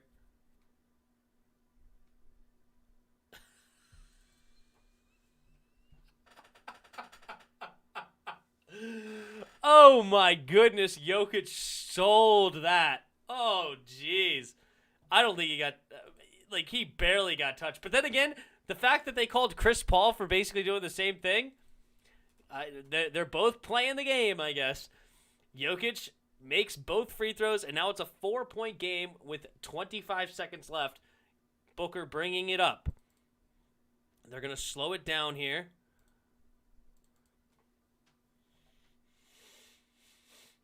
Gordon the defense. Gordon guarding Booker. Booker coming in and attacking. Pump fake. And he's going to have to pull up a wild one. No good. 1 second left. And Barton does not get a shot off. And that is the halftime score. Suns 59, Denver 55. Devin Booker leading all scorers with 15. So does Jokic, also with 15. So both of them 15 points. Chris Paul has 11 with 2 assists, 5 rebounds. Ayton has 10 points and 7 rebounds. Over here for the Nuggets, Campazzo made 2 threes down the stretch there to get them back in it. He has 6. Barton comes off the bench with 7, and Michael Porter Jr. has 8. So good back and forth game here as far as attacking, but really the score, it's been all Suns, and the Denver are trying to claw their way back. Denver might make a comeback, yeah. I think Denver's a really good basketball team, but so are the Suns. But I don't think they're going to get shut out by any means. They're not going to get swept. Denver should, I believe, win this game and make it somewhat of a series. But I think the Suns could win it in 6. I don't think that necessarily means it'll go 7. But I don't think they're going to win it in 5 or less. I'm back. Was getting late night snack and something to drink. There you go. Nice, Hassan. Nice. All right, we got halftime. So let's go ahead and take a look at some of these videos you wanted to share. We're going to just go in order. We're going to look at what in the world is going on with Dwayne Haskins here. Oh, there shoot. seems Did to I be a change lot the... of optimism I didn't surrounding change the Dwayne thing. Haskins getting his career back on track in Pittsburgh under the guidance of Ben Roethlisberger and Mike Tomlin. But it's time to hit the brakes. Haskins has found himself back in the headlines after Roethlisberger gave him some praise to the media, saying that his mechanics are some of the prettiest things I've ever seen. But his skill has never really been in question. Nobody has ever questioned his impressive mechanics, though. Coming out of college, the strengths of his game was his strong arm and ability to throw from different angles. The reason he was such a high draft prospect was his raw talent, mechanics. At Ohio State, Haskins didn't play under center much, he wasn't asked to make a lot of deep throws, he had less than optimal footwork, and he only had a single year of experience. His raw mechanics have always been great. It's just been him not being able to put it all together. Haskins flamed out in Washington in part because of a lack of work ethic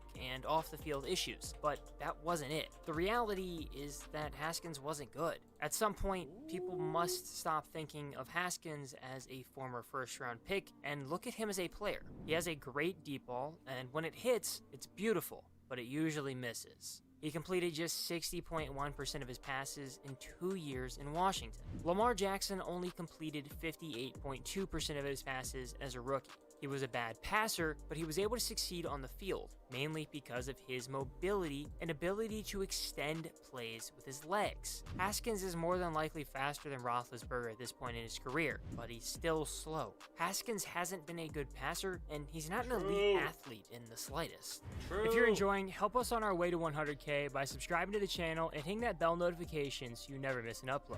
Haskins signed an $850,000 deal with the Steelers, none of which is guaranteed. It's a realistic possibility that he doesn't even make the final roster. Pittsburgh carried 3 quarterbacks out of training camp last season, with Ben Roethlisberger leading the way. He's going to have to beat out Mason Rudolph in a quarterback competition to be the backup. Rudolph has been with the Steelers for 3 years and is 5-4 as the starter. Rudolph is still the likely backup, but the third string spot is somewhat up for grabs between Haskins and Josh Dobbs. 3 of his 4 seasons in the pros have been in Pittsburgh, but he's never started a game. Dobbs signed a 1-year contract this offseason worth just over $1 million with $50,000 guaranteed. Haskins is the only Steelers quarterback without guaranteed money. The signing of Haskins is a long shot that is low risk, high reward. If he comes into camp and impresses Mike Tomlin and shows promise, you keep him.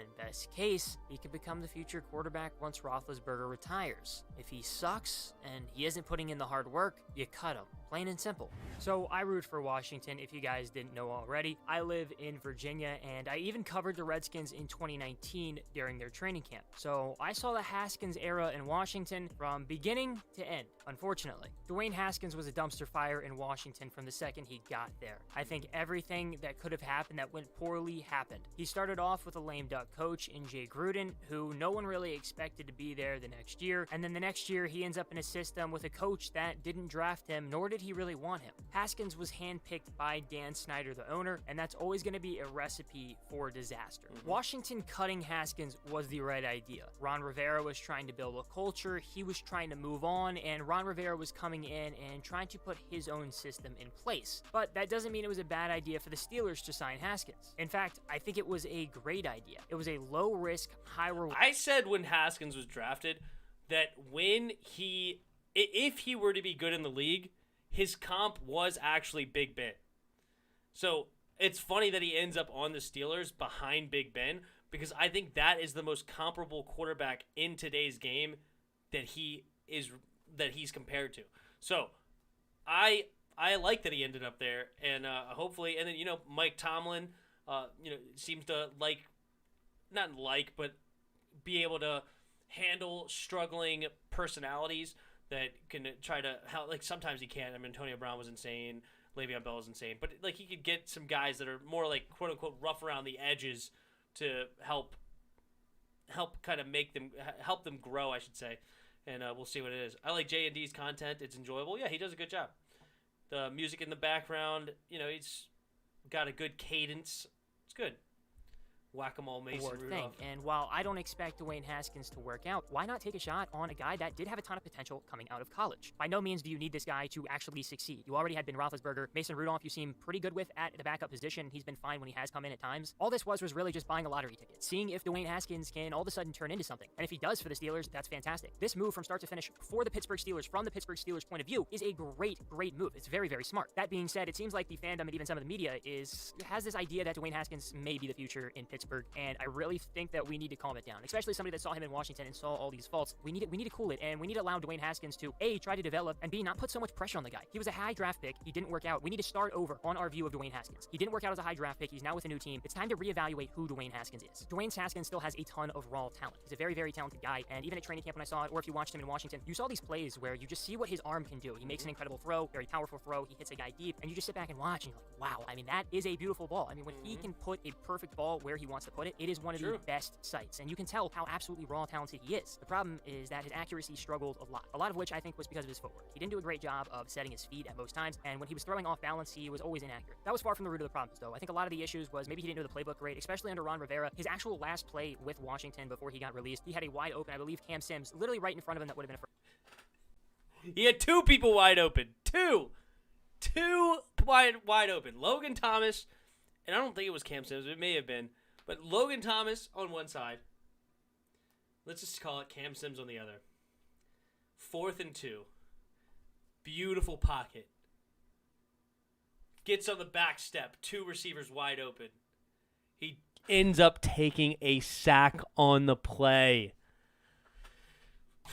So third down, and he just didn't see him. His pocket presence wasn't very good. He didn't do a very good job reading out defenses, and while I'm going to give the guy a break because he was in his second year in the league, he's still young. Dwayne Haskins is younger than Joe Burrow, who is already going to be coming into his second year, and seems to have a lot of faith behind him, even though he barely played as a rookie and tore his ACL. Dwayne Haskins is going to need a lot of time to actually develop into a pro quarterback if that's what the Steelers want him to be, and we need to kind of just forget about Dwayne Haskins in a way and see what can happen. Right now, though, I think their main question is where he actually fits on the Pittsburgh Steelers. You obviously have Ben Roethlisberger, there's no doubt about that. You know he's your starter. Maybe it's only for another year. Who knows when Big Ben's actually going to retire, but that's going to be something that you're going to have to monitor because they do need a quarterback for the future. I think Mason Rudolph is going to be easily the number 2 guy in Pittsburgh. He already has experience. He knows the system. It just logically makes sense for them to hold on him and him to be the backup. And that leaves the opening 3rd quarterback spot, which is going to be between Josh Dobbs and obviously Dwayne Haskins. Now, Dobbs, I grew up a Tennessee fan, so I know a lot about Josh Dobbs, and he was pretty good. He was with the Steelers for a while, got traded to Jacksonville, and then signed with the Steelers. So he's back in Pittsburgh. He does also already know the system, which is going to be a huge leg up on Dwayne Haskins. While Dobbs doesn't have a whole lot of guaranteed money at only $50K, he still has some guaranteed money. You can tell that the Steelers obviously have more faith in these other guys. Obviously, Big Ben, Mason Rudolph's actually making a pretty good amount of money, and even Josh Dobbs has more money guaranteed than Dwayne Haskins. The NFL is a weird thing where you can't really listen to the coaches, you can't really listen to the front office because a lot of what they're trying to say is deception, trying to get people to think a different way. So usually the rule of thumb, to me at least, is to zone in and say,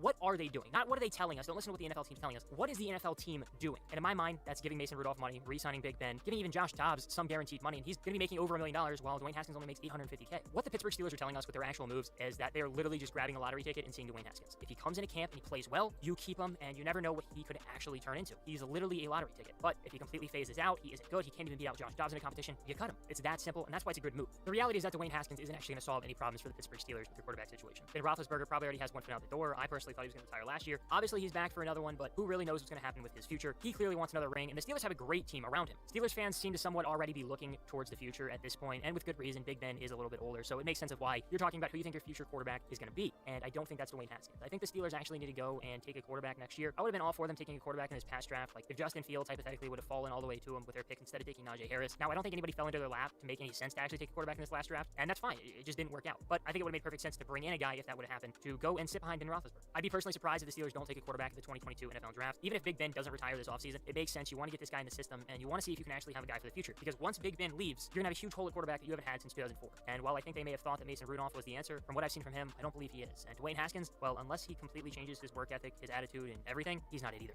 Dwayne Haskins was a disaster in Washington. And now that he's in Pittsburgh, we need to halt the brakes on people thinking that he's the future of the Steelers. At the end of the day, if you take away his... I feel like he started to repeat himself there towards the end. I feel like I was watching the same thing over and over again. But nonetheless, on to the next one.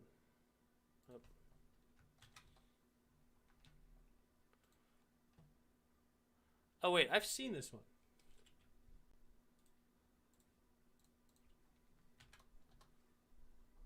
Why is it not taking me to the YouTube?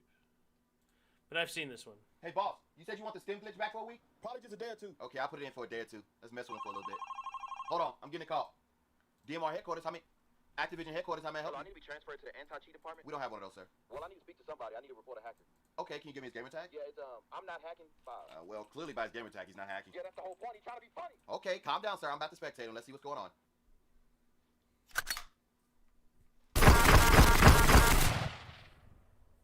These cheats busting. I don't know. That might just be Amos's. I know you ain't talking about no Amos's. Man, he got 80 kills. Just look at what he's doing. Sir, I'm spectating. Just give me a minute.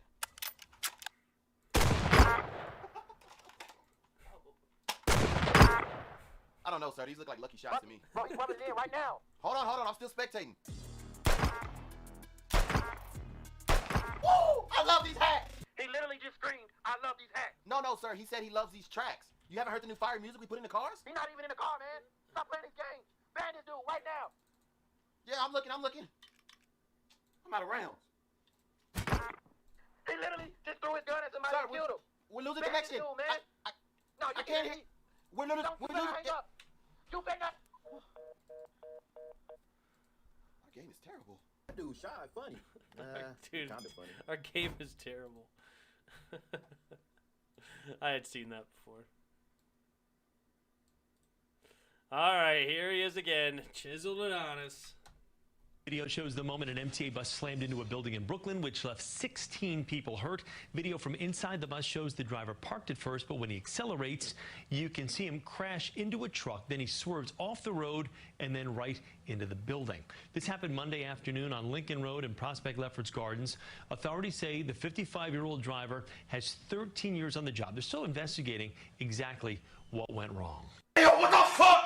Alright, so boom, if you are unaware, let me bring you up to speed. 2 days ago, June the 7th, 2021, we just so happen to have a situation in the Superior Borough of New York City in Brooklyn, NY. You see, we happen to have a nincompoop bus driver who probably born in the Bronx. I cannot confirm nor deny said sentiments, but Mans was acting like he was born from the BX. Mans got his foot stuck in betwixt the pedals of his bus and drove it into somebody's house. Might I add, the first floor of this damn housing complex just so happened to be a doctor's office. Imagine you go in there because you had a little bit of a common cold. Doctor, I'm feeling a cough. And you leave with a concussion and a broken femur. 16 people on the bus got injured. How? And I told y'all 4 years ago, the goddamn bus fare was too doggone high. COVID happened. People was getting on the bus for free. All of a sudden, the fares come back. You got drivers driving into people's houses. Something wrong, bruh. Something wrong. They need to drop the fare. They need to eradicate the fare altogether. New York City already bringing enough money to where nobody got to pay for the bus. Make it happen. If you want to pay for the train, but the bus should be free. The fuck? How you drive into somebody's crib, bruh? To make matters worse, where was my invite? This happened at 1:33 p.m. in the afternoon. I could have been there. I could have got my money. I know for a fact all 16 people who was involved in this crash is feeling all of the checks hitting. They got numerous on top of thousands of dollars as it pertains to stimulus checks hitting their pocket because of this goddamn bus driver, bro. I would love to pull up to the scene and lay underneath the bus. Matter of fact, I'll lay underneath the motherfucking steering wheel. I'll have my body suspended from the ceiling. My head is gonna be where the steering wheel was at. Sir, how did you get there? Well, the impact propelled me forward. Matter of fact, that's a bad visual. Because if I'm upside down, steering wheel be in front of the bus driver. The bus driver just so happened to be a dude. I ain't trying to be over there. No homo. But we ain't talking about that right now. One way or another, the fuck, man? Where was my invite? I could have got this. I could have got in on this money, bro. I could have got in on this money, but I missed out. But let me tell you something. You know what makes matters even worse? The bus is still inside the house. Because they afraid they pull out the bus, the shit gonna mess around and collapse. You don't believe me? I'm live on the scene right now. I am live on the scene right now. You see that barricade? Matter of fact, let me get out the car to go show you. This some old bullshit. Why they gonna barricade the entire area? I wanna be able to touch the bus. You can't just put a force field around the shit. Got me out here looking like a peeping Tom, looking through a small area window. 1 second I'm investigating the accident on the scene, the next I'm live on an episode of Maury. New York City really ain't shit. How you got one person on the job? Somebody help this man. To make matters worse, why nobody closed the back door? The next time this bus becomes operable, they're gonna be mad baby possums underneath seats and shit. I can only hope there was no gamers who lived in this establishment. Imagine if you was wearing an Oculus headset. Virtual reality just changed the game for you. You scarred for life. And in a final asshole move, the people who put up the border didn't even put it high enough to cover the one part of the bus that says I heart NY. You think the tenants love NY right now? Take everybody to Suplex City. Don't ask me why I'm sweating so goddamn much. It's hot than a sumbitch out here. It's 85 degrees. There ain't no wind blowing, so when I lower down the windows, I ain't feeling no damn wind on my face. On top of that, the AC don't work, so it's hotter than the inner thighs of Lizzo. I'm sweating more than the white woman inside the cutlery aisle at Walmart when O.J. Simpson walks into the motherfucking store. One way or another, I'm letting you guys know right now, I should have been on that damn bus, so I could have... Freaking chiseled Adonis. What up, expert? All right, we're getting back into this game. They started it. We still got 59, 55, but we are getting a free throw from Bridges. He missed the first free throw. Another one pending.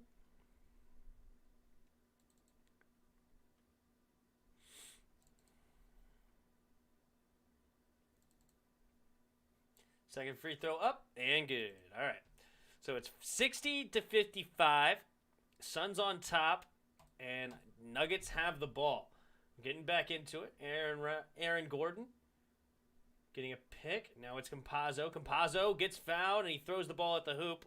Let's see if they give him the shot or if it's going to be out of bounds. I would imagine it's out of bounds. Should be on the floor there. Looked like he clearly shot after. Phoenix Suns giving me exciting vibes. I don't know why.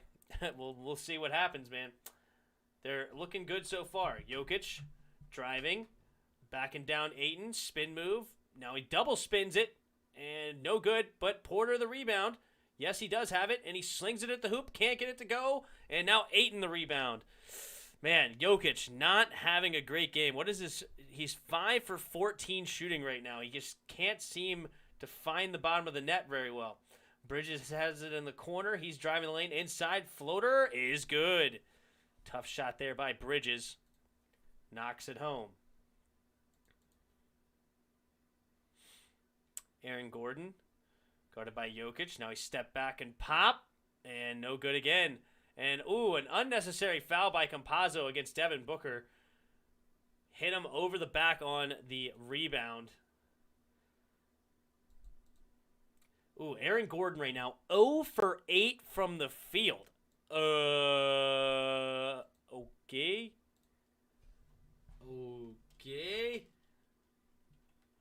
0 for 8 from the field? Like, bruh. Devin Booker driving, kicks it out.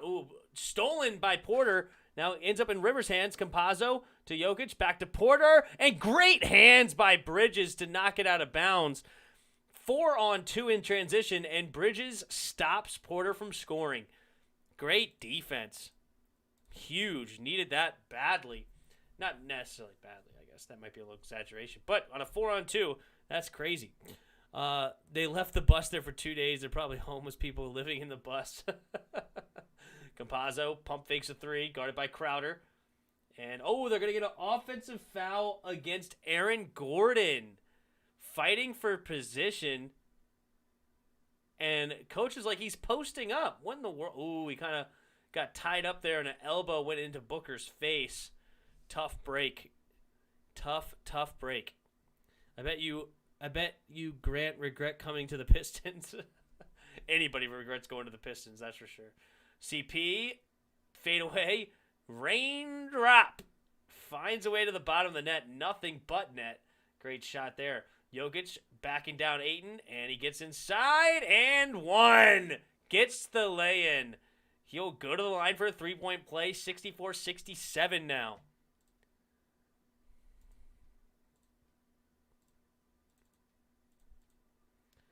Will Tim not remember Spoiled when he hits 1 million? Of course I'll remember you, Spoiled. Do I look like the kind of guy that forgets? Is that what you think of me? Watching my videos, you think I forget?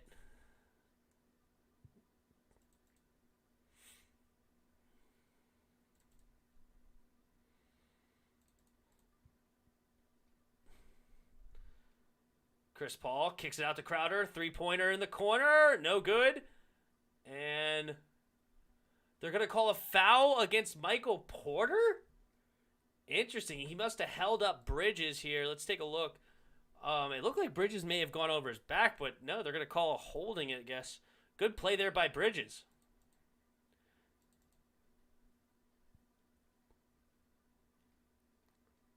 Okay, just asking. I gotcha. Chris Paul driving, pump fakes, kicks it out to Bridges, and he goes all the way, and the lay-in's good. Campazzo bringing it up for the Nuggets, down 9 now. Campazzo, guarded by Bridges, looking to get it to Porter. Nice pass inside to Porter, and Porter goes all the way and draws the foul. Good defense by Booker to prevent the dunk, but Porter will go to the line for 2 shots. Tim, remember when you had 300 people watching during the Portland game? I know, that was awesome. That was awesome. What a game that was. That game was incredible, man. Double overtime. We were having some fun. That game. Porter, in and out. Gosh, the free throws right now for the Nuggets.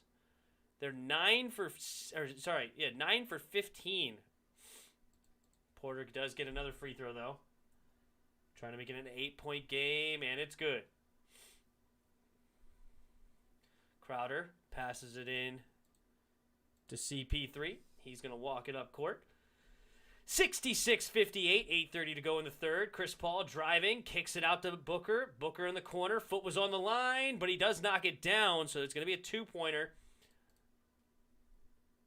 It's one of my big pet peeves, man. If you're going to shoot that far away, make it a 3. Come on, man. Is me, you, and Chris going to do a triple commentary this NFL season? I'm sure we'll be all hanging out and stuff together. I'm sure that'll be fun.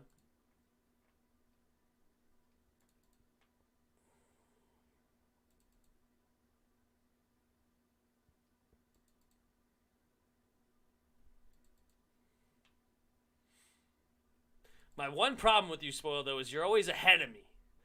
That's the one thing.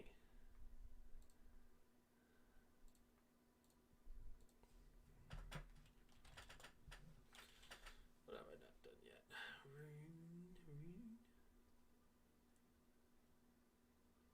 Rune Kite Shield.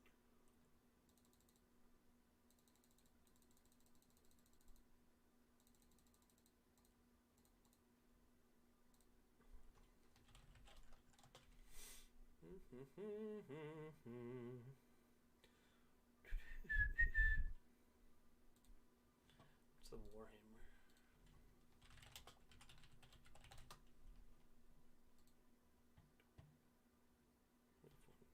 No, it's not worth it. Not worth it.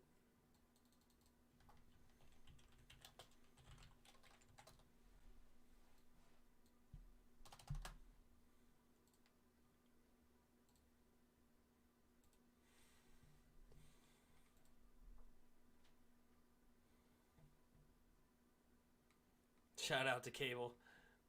Spoiled Winston looking good. Hopefully he doesn't post those cringy workout videos. Oh, jeez.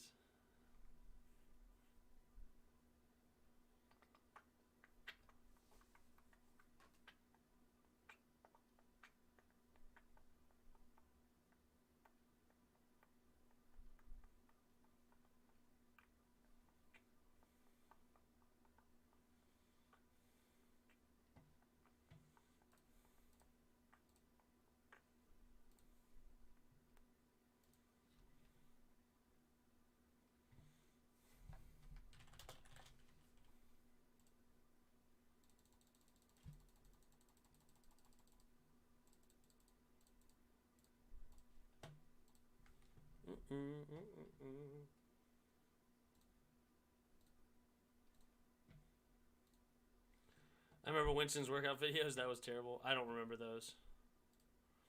I need to use the restroom real quick. I'll get back. Ooh.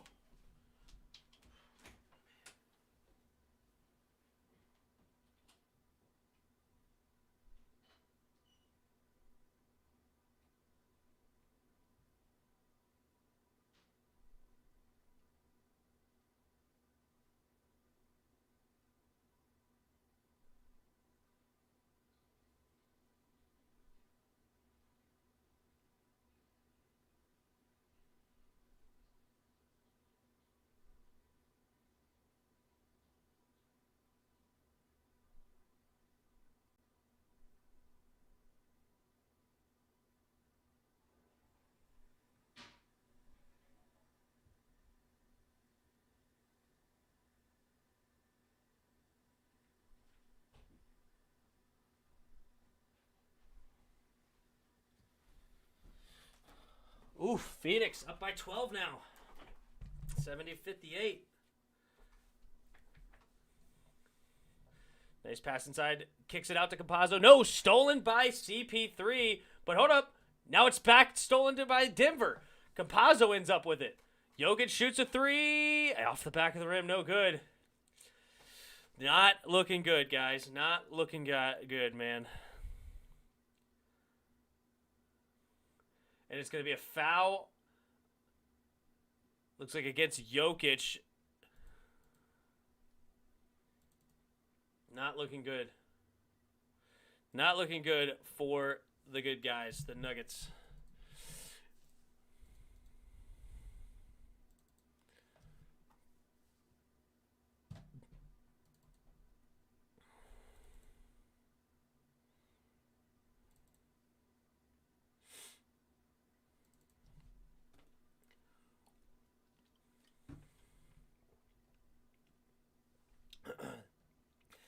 Aiden has at the top of the key, gets it to CP3. CP3 driving. Floater. And good. No good. Jokic the rebound. Jokic kicks it up to Barton. Barton kicks to Morris in the corner. Morris knocks down a big three. Needed that. It's back down to a 9-point game.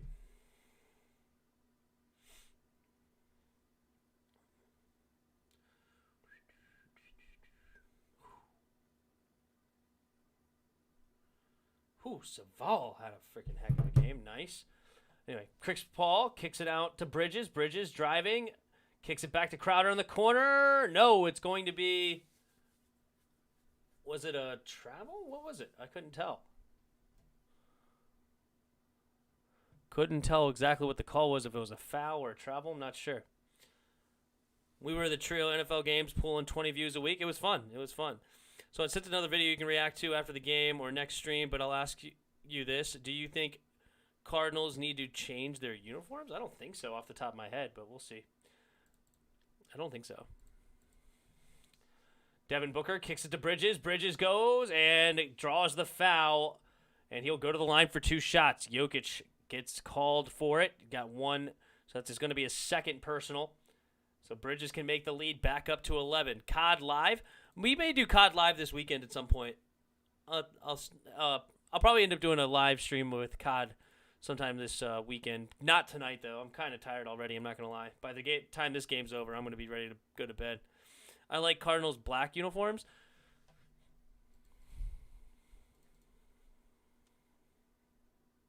I don't necessarily have a strong opinion either way. I mean, I like their I don't mind their red and white unis. I think their colors are fine. All right, so Bridges makes one of 2 free throws, so it's 71-61, 6:15 to go. Aaron Gordon, 0 points on the night, 0 for 8 shooting. Man, the Nuggets just aren't shooting well tonight, and that's a big difference here. Jokic kicking it out to Morris. Barton in the corner, 3. Bang! That's a big shot there. But yeah, they're shooting 35% from the field. They're actually nearly shooting the same percentage from three-pointer as they are from the rest of the field. They're shooting terrible. Devin Booker driving, gets the runner. Nice shot there by Devin Booker. 73-64, 5:30 to go in the third quarter. Nuggets have it, down 9. Morris driving, kicking out to Jokic. Jokic, he's going to pull the 3. Off the front of the rim again. Jokic is cold as ice. No good. Oh, CP3 almost a turnover. Somehow ends up in Devin Booker's hands. Fortunate bounce for CP. So Devin Booker has it. 10 seconds on the shot clock. Guarding him way downtown is Aaron Gordon. Aaron Gordon. Oh, fadeaway jumper by Booker. No good. Jokic the rebound. Jokic bringing it up court. Kicks it over to Barton. Barton, stop and pop from 3. In and out, no good. Jokic the rebound. Morris, wide open corner 3. No good. And it ends up in Barton's hands. Barton's kicks it back out to Morris. Jokic has it. Driving, hook shot is good. All right, it's 73-66. Denver trying to hang around with 4.5 to go in the third quarter. I think the Rams has the worst jerseys. I don't know. We'll have to think about that. I don't really like the Eagles green. I think those are pretty rough.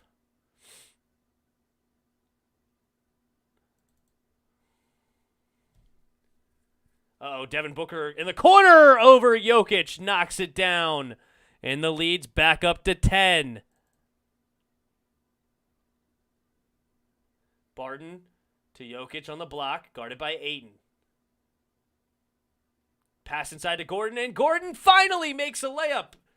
He gets on the board with 2 points, so it's 76-68. You know, with how bad Denver's playing right now, the fact that they're only down 8 is actually pretty crazy. Let's see if they can wake up in this fourth quarter and try to make a comeback here. Well, Phoenix is already in the bonus, so CP3 will go to the foul line with 3:38 to go with an 8-point lead, trying to make it 10. Bad foul there by, it looked like Michael Porter Jr. leaning on his back. How come Millsap doesn't play that much? Millsap, he's kind of old and not really useful anymore, which sucks because I actually liked Millsap back on Atlanta, and I thought he would be an interesting wild card. But he hasn't really looked good when watching a Denver game, to be honest. He doesn't really stick out anymore. No spoiled. He just be Andre Drummond today. What? Would Shaq dominate the current center generation? Oh, no. Shaq would dominate today. Shaq was a freak of nature. Yeah, Shaq would still dominate in today's game. No doubt. It's because they're running the offense through a center. Well, I don't know. Like, usually it's good. I don't think it's a big deal to run it through the center because he's usually fantastic. It's just he's off tonight, which sucks. It's like any team. If your best player's off, then you're going to struggle. Morris to Jokic. Jokic driving, spinning, hook shot, and does get the runner to go. Tough one there. 78-70, 3:15 to go in the third quarter. I feel like he would destroy the league. Oh, yeah, he would destroy the league. Shaq was a freak of nature, and he still would be a freak of nature. He was an athlete, dudes. Athlete. Chris Paul driving. Floater. Nice answer there by Chris Paul. Tough buckets, man. Tough buckets all around.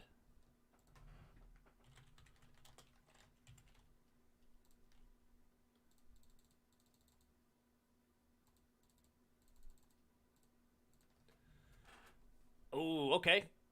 Quick 2-pointer there by Denver. 2:30 to go in the third quarter.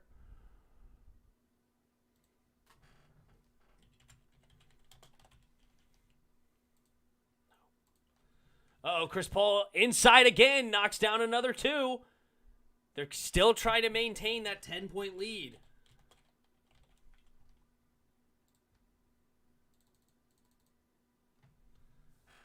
All right. Aaron Gordon gets to Jokic on the block. Jokic, guarded by Ayton. Driving the baseline, spins it around, kicks it back out, now gets it again. Spin move for Jokic. Nice tough shot there by Jokic. Jokic starting to maybe heat up here. And Phoenix will use one of their timeouts with just under 2 to go in the third quarter. I don't think that's useful. The Chargers have the best uniforms, hand down. I liked their alt uniforms back in the day. I liked those for sure. Which I think a lot of people didn't like those, but I liked their alt uniforms. Like the baby blue ones or whatever.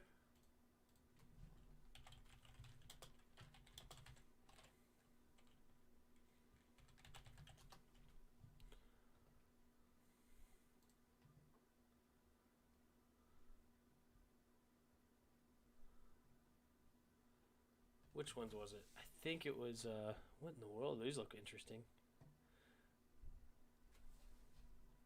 Are there those? They're not the new uniforms, are they? No, I don't think so. Which ones did I like? I don't remember now.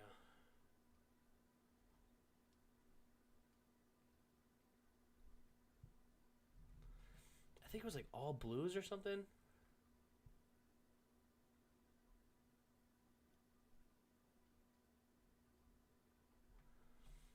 Hold up.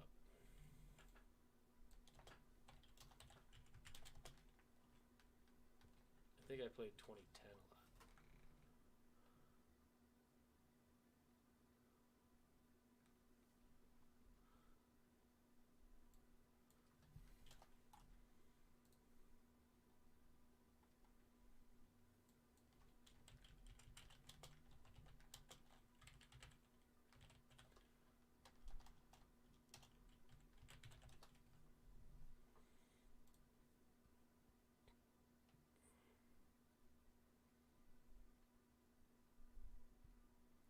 I don't remember. I think Atlanta has the best uniforms. Interesting. Their uniform looks much better than the previous one. Gotcha. What's this here? Ooh, so they have a new jerseys. Interesting. I haven't seen. Oh no, it says the Arizona Cardinals need new jerseys. Interesting. Never thought about them needing new jerseys, but not a Cardinals fan, so I'll leave it to them, I guess.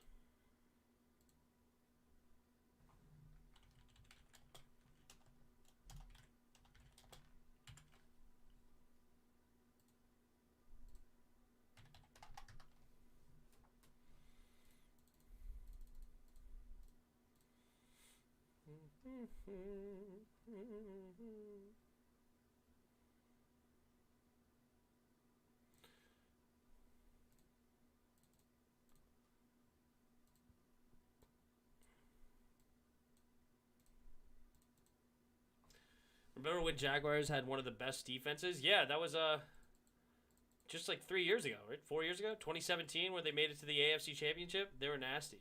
Seahawks had the ugliest color rush. You know who had the ugliest color rush? No joke. You never had to see these. Because we ended up playing our Thursday night game when they made everybody do the color rushes on Thanksgiving, and they made us not. They didn't make us do it. Ready for this?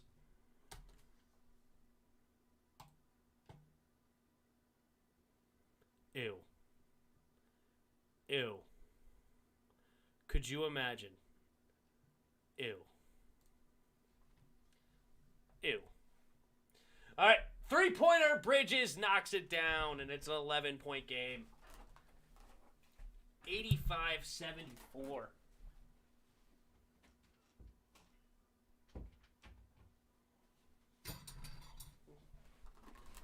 Sorry, I had to close my door.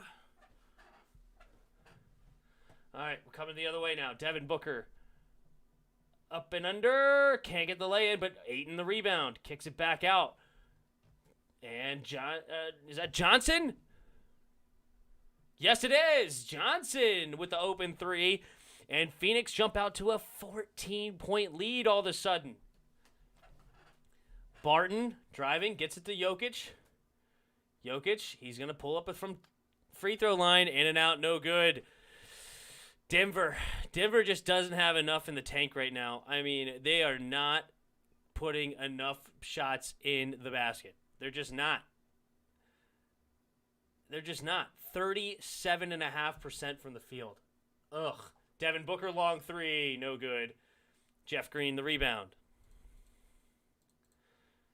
Jokic to Morris.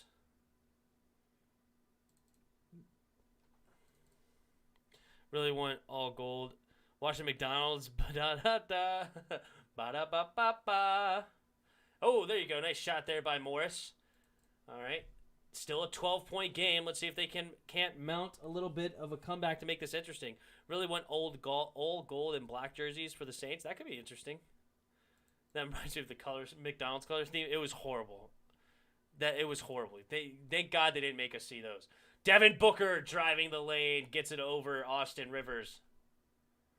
All right, Barton is going to shoot a long half-court shot right before half, misses it, and the Suns will take a 14-point lead into the final quarter. Yikes.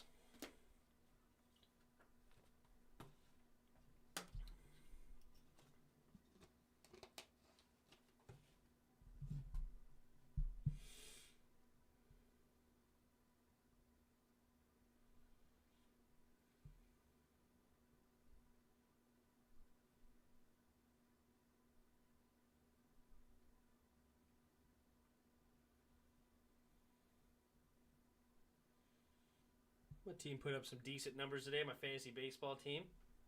Ooh, his team put up big numbers. Wow, look at that.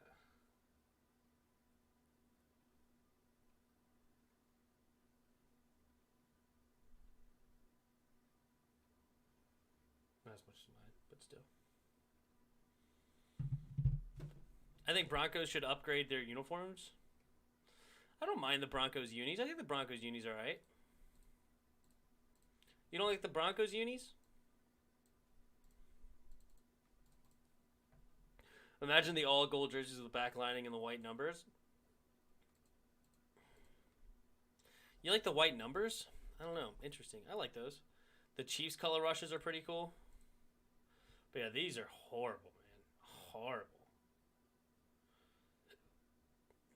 Ugh.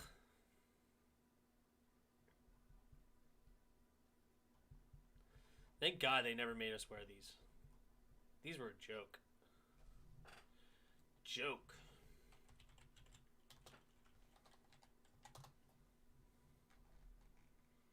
Oh, it's just all red? I mean, that's easy enough. Or was it the all golds?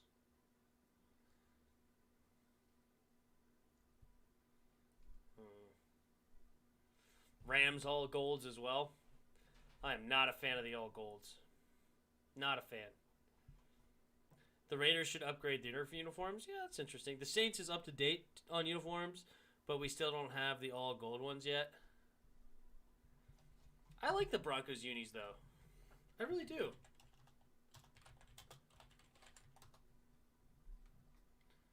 You don't like these? I don't like those, but I don't know. I like the orange. I don't mind these. The orange and blue. I think it could be worse. Imagine if the 49ers get gold uniform. Seattle color rush is sweet. Is that like the bright green ones?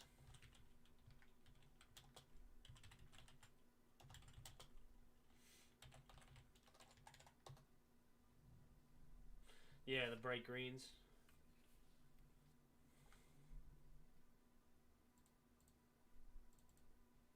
Here's an ugly uniform.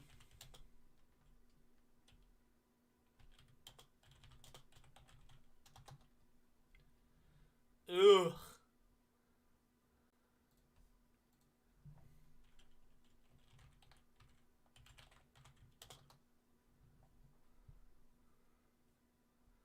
Where are they? Where's the ones with like the blue and yellow?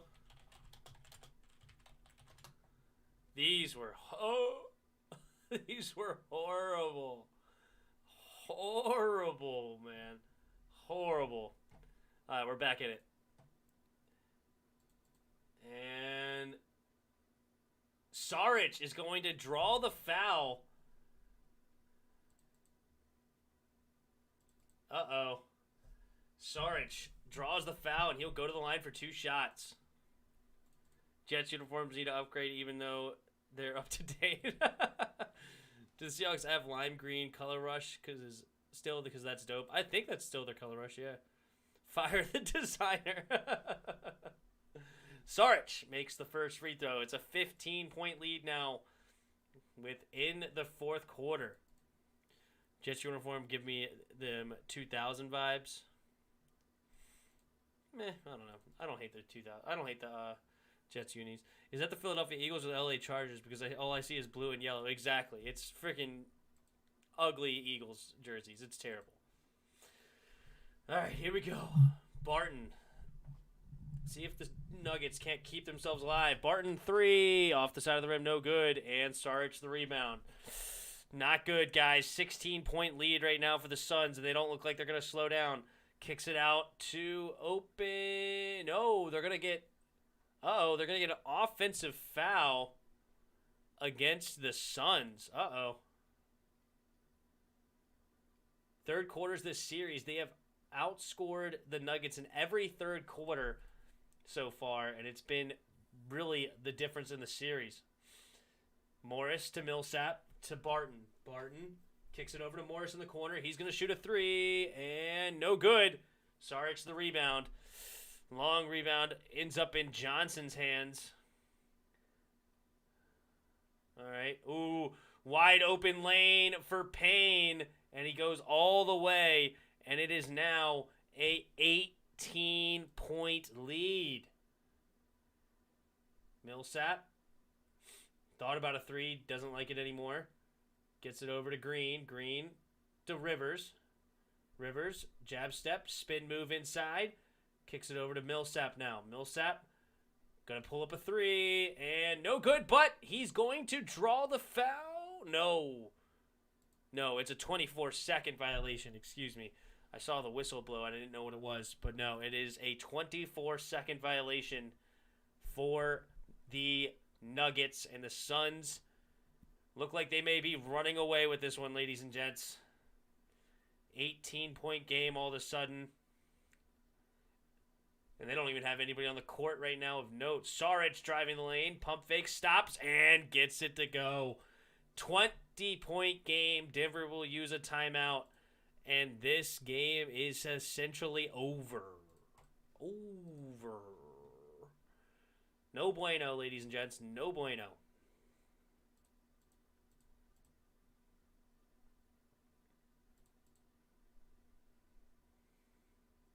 Chipotle for real. I like the 49ers white throwbacks.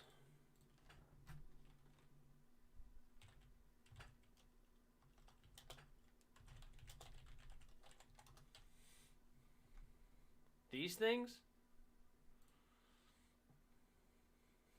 I'm not high on these, dude. Nah. I don't like the numbers. Nah. No, thank you. Pull the Saints unis. I like the Saints uniforms.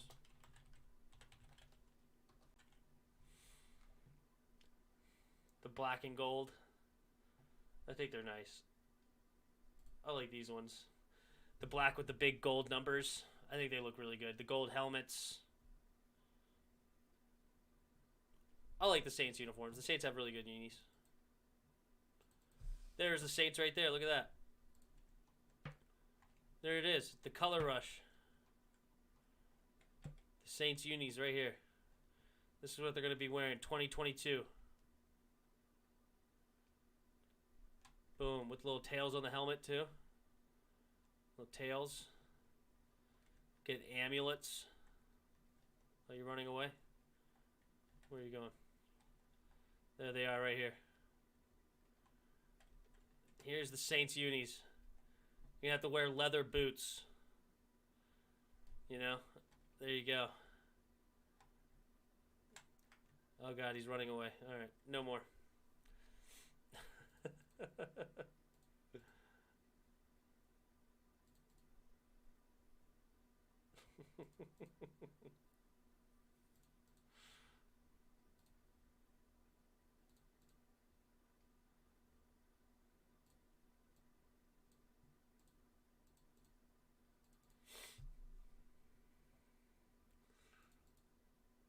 They look like y'all unis. They did. I thought about it.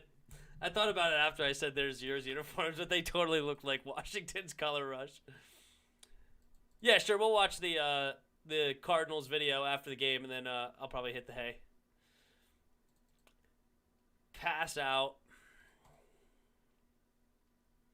Expert. I did talk about my wife. I think we're going to start on Monday, potentially, to do our wake up early to go to the gym. Take my half of my sleep in the afternoon, and then the other half in the middle of the night. Spoil, do you think Marcus Lattimore will be re-signed? I was hoping we grabbed up Marcus, but wasn't meant to be.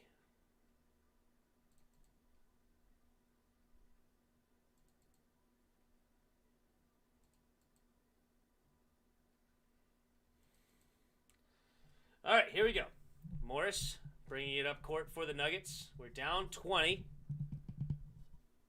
for the Phoenix Suns to go up 3-0 in the series. Uh-oh. Jokic grabbing his arm. Looked like he tweaked his elbow a little bit, but I think he's all right. Yellow and red, not a good combination. You have y'all looking like a highlighter with a red top. Looks like ketchup and mustard, bro. You chase that grind. That's right. I think we're gonna start on Monday. Start on Monday to wake up at 3, and we may not go to the gym every single day, but I think we at least will walk our dog in the mornings to get a little walk in. But I do want to go to the gym a couple times a week though, and my wife is probably gonna go get a membership as well, so we'll do it together. All right, here we go. It's an 18-point lead still. 9.5 to go. Saric has at the top of the key, guarded by Jokic. Booker thought about it, didn't like it, kicks it back out to Payne, back to Booker. 5 seconds on the shot clock. Gets a pick from Saric. Booker's going to stop and pop from 3. Off the front of the rim, no good. Almost out of bounds, though, and it's a good save. Whew, Barton almost lost it out of bounds. Let's see if we can't make a comeback here. Barton driving, kicks out to Jokic, left wide open. He's going to stop and pop from 3. There it is. All right. It's a 15-point lead now. Just over 9 to go. They're not dead yet. Here we go. And, bad pass, and we're going to have a turnover, and the Nuggets get the ball back. Johnson said somebody hit it. It was tipped. They want to go look at it. Let's see if they do. Do they want to challenge? All right, Chris Paul is going to enter the game again for the Suns.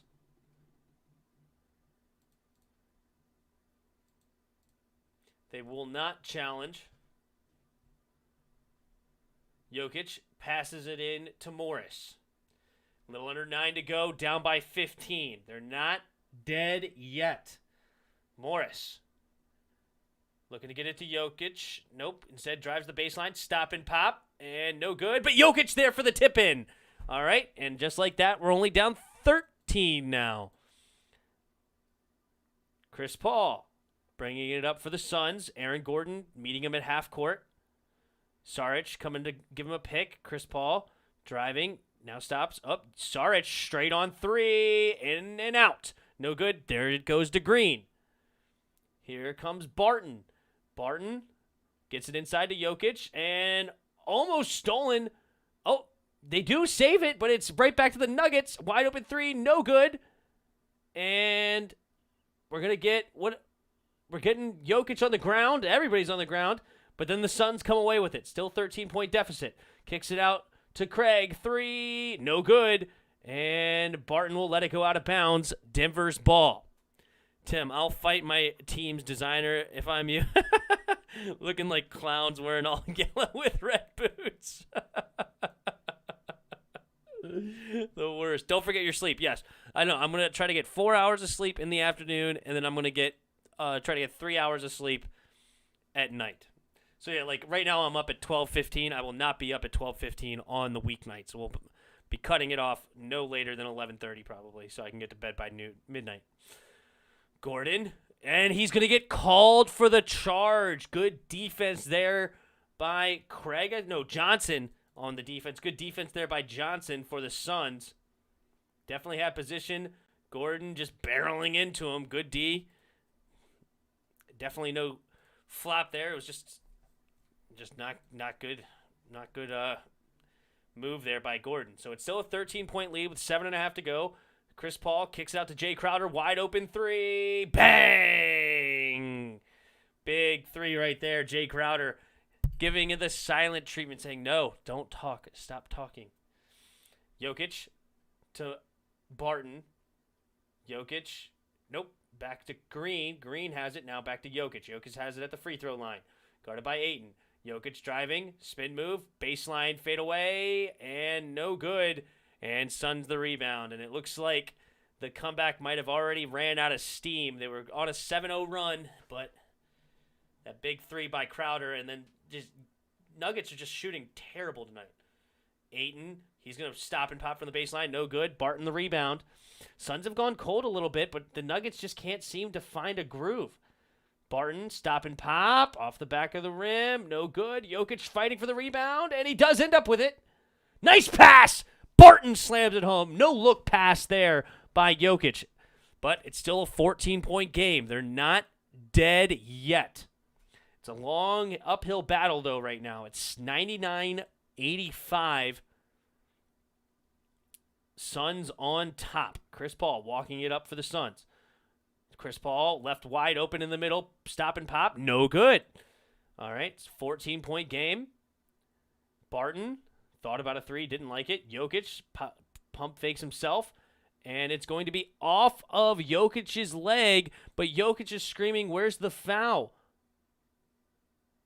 And we're going to get a technical foul against Jokic. Jokic is beside himself. And that pretty much spells the ball game then. You can't give him free stuff right there.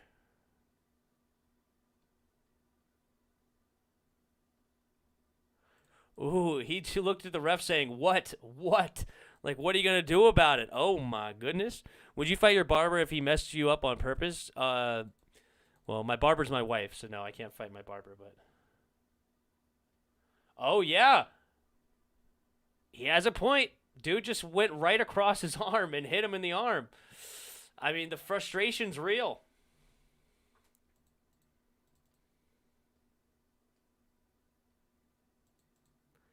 The frustration is real. 6 minutes to go, down 15. Suns have the ball. Instead of using red, use white. I don't know. All right. Booker getting a pick from Ayton. Back to Ayton. Good defense there by Jokic. But it did not go off of anybody else, so it's going to be out of bounds. But Suns only have 6 seconds left on the shot clock.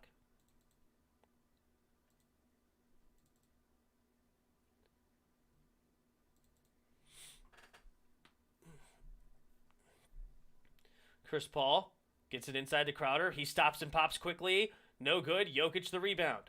Jokic gets it over to Barton. It's a 15-point game with under 6 to go.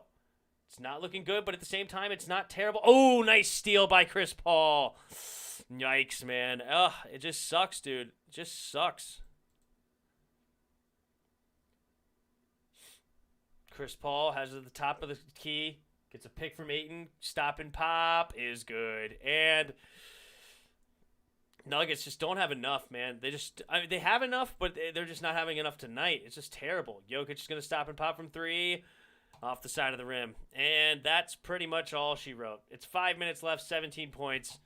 I mean, it's hard to get worse than how badly the Nuggets are shooting the ball right now. It's 37.2% from the field. It's just horrible. And then Chris Paul makes another 2, and it's going to be another loss in blowout fashion for the Nuggets. Wow. Suns looking really, really strong.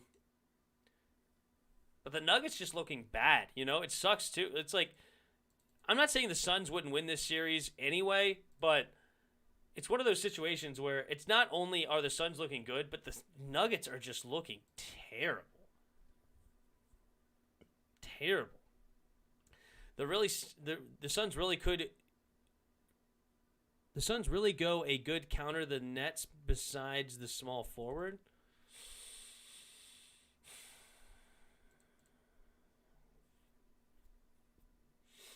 Who's guarding KD? Or who's guarding any of those guards? I don't know if defensively they look good. Who do you all think in NBA has the best jerseys? NBA having the best jerseys. Let's think. Who has the best jerseys in the NBA?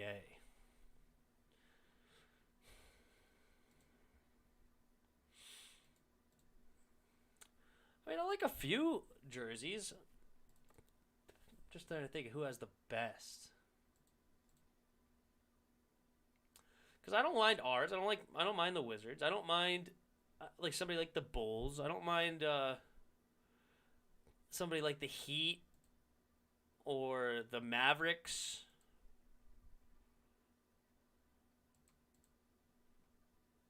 I don't know. Those are some that come to mind off the top of my head. Not really big on the Lakers.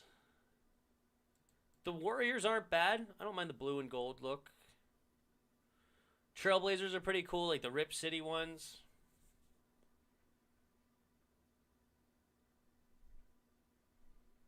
Oh, somewhere in there. The Orange Thunder jerseys suck. They need Ayton covering KD if that's the case.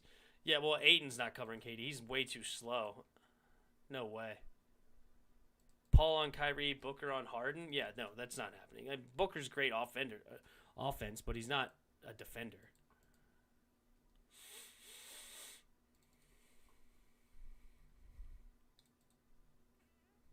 The Orange Thunder jersey sucks.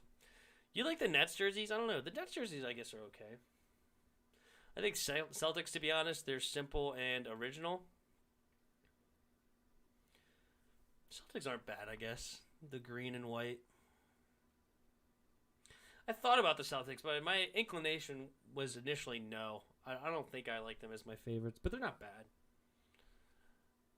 I think I like more... In the same vein, I kind of like the Mavericks, I guess, but... The new Nuggets jerseys are kind of cool. The one with, like, the miners. And the new Nuggets ones are kind of cool.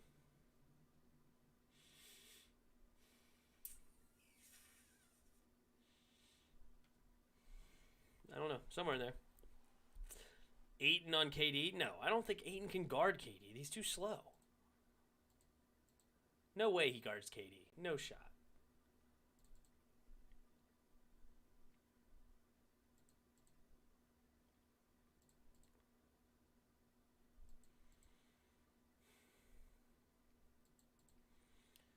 I don't know. I'm not real high on the Pelicans jerseys off the top of my head. Quick lay in there. It's still a 17-point game.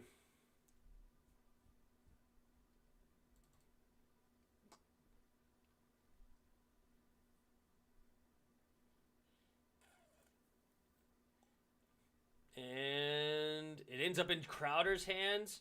Uh-oh. And it's going to be a turnover by the Suns. All right. Still a long uphill battle, and they just need to knock down some threes. It sucks. Jokic driving. Guarded by Crowder. Nice pass inside to Gordon. He slams it home. It's a 105-89.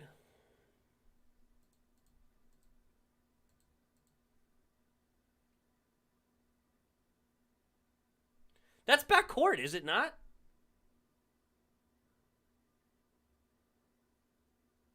Wait, you could dribble back? No, what?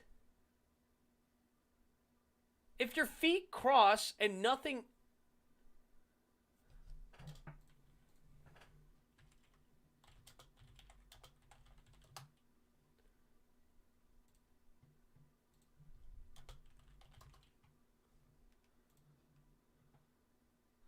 Team should not be continuous possession of the ball in which its backcourt for more than 8 consecutive seconds.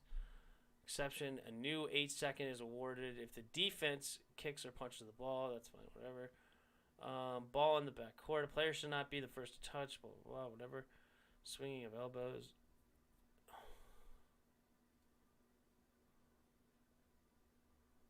The ball is awarded. Team on the mid-court line. It's the 8-second rule. Where's the backcourt rule? Back-to-back basket violation.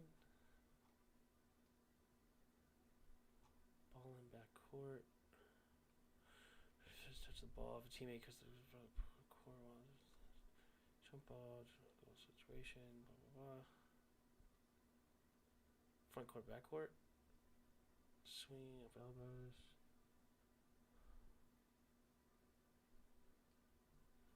Pass at the leg. Accessory. Jump ball violations. Strike ball violations. Jump ball. Throw in, dribble, out of bounds.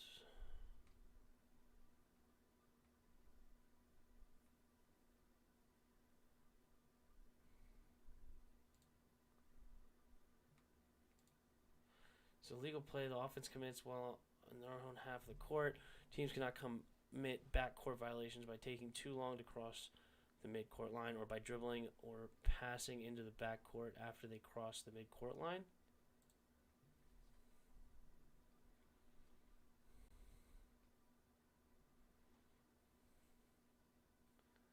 Yeah, this game's over. Why is the backcourt violation? Basketball, blah, blah, blah. Can you pass the basketball?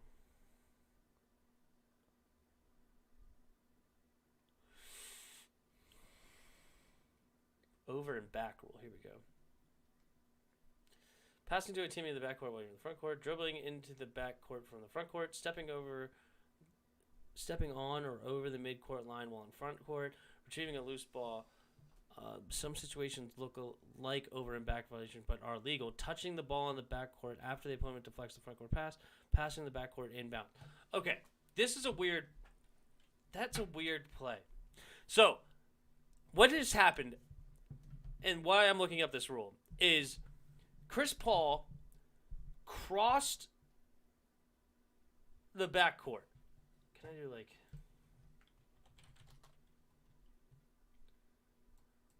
Okay. All right, here. I'm going to draw it out. So, here's the half-court line, right? So you got the circle in the middle. Chris Paul, his feet... Just going to draw a stick figure. He's right here, right? And he's kind of leaning over. It's horrible. Here's his head. Here's his arms. And here's the ball. Okay? And here's the defender. Defender's got a big head. It's Aaron Gordon. Right? And he's standing on this side of the line. And this is his basket. So he's going this way. But he's dribbling the ball on the back court. He's dribbling it up and down right here. Right? He's dribbling it up and down. And the ball, I guess, technically hasn't passed half court, but he is half court. He's like, his whole body is past the half court, and he's dribbling it on the wrong side. I just wouldn't have thought that was legal.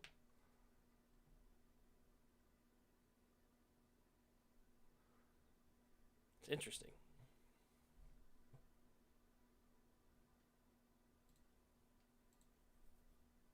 Should have saved that. That was beautiful.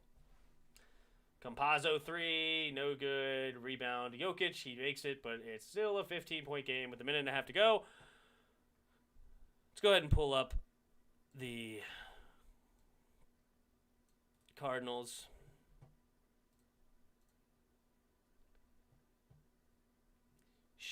crappy game. Crappy game.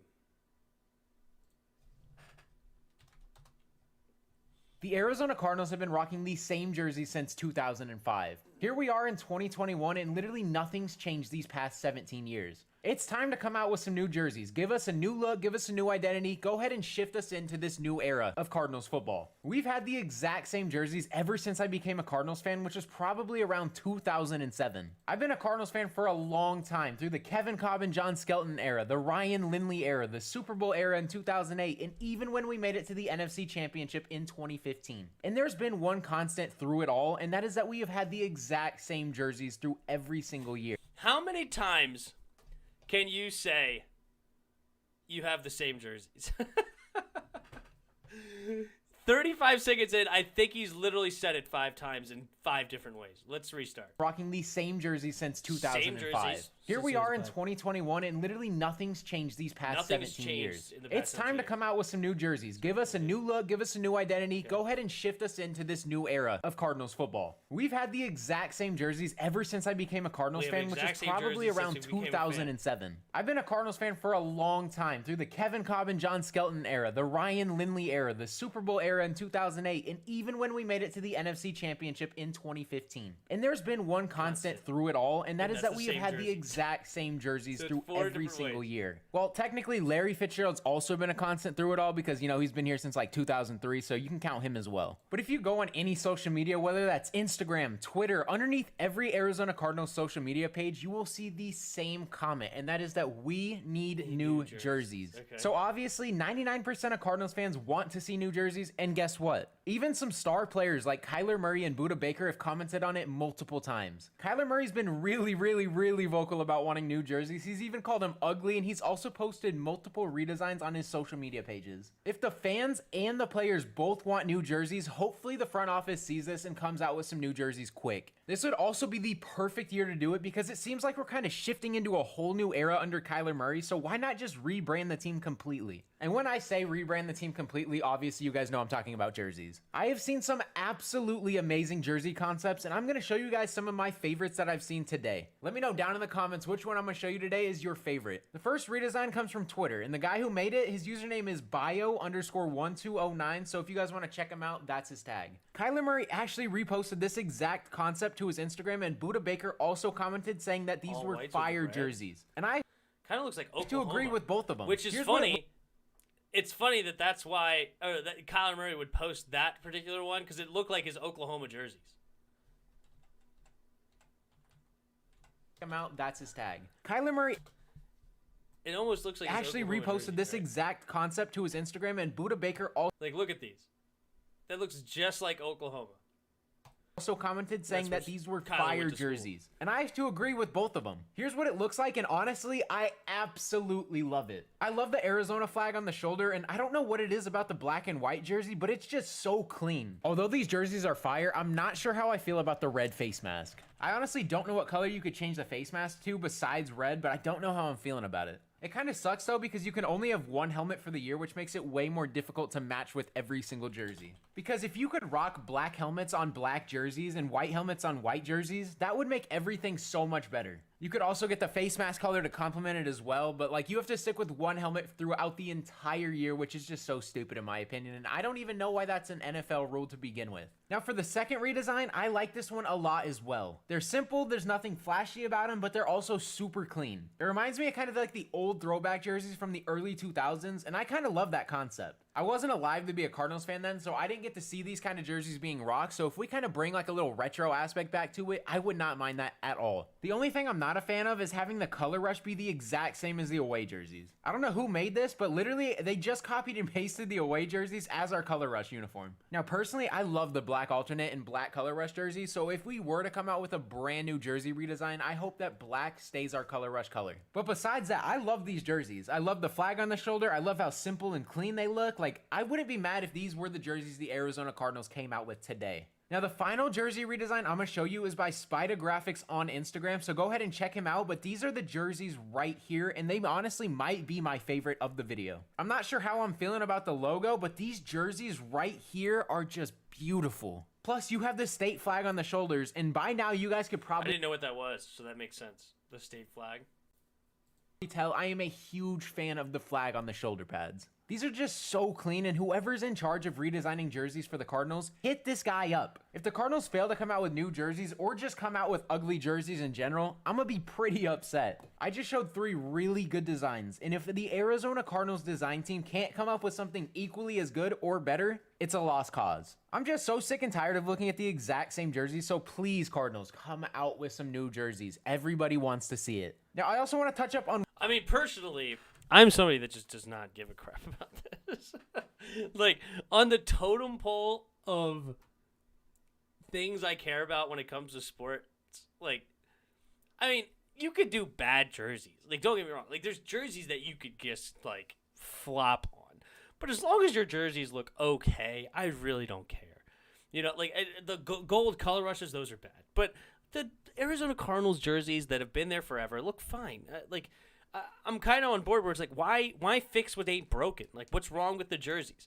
Like, why change them just to piss people off? You know what I mean? Like, are you really a fan of our team because our jerseys, like, that's what it looks like? I don't know. Like, I don't know. It seems like a very, you know, it is what it is. I know a lot of people care about it.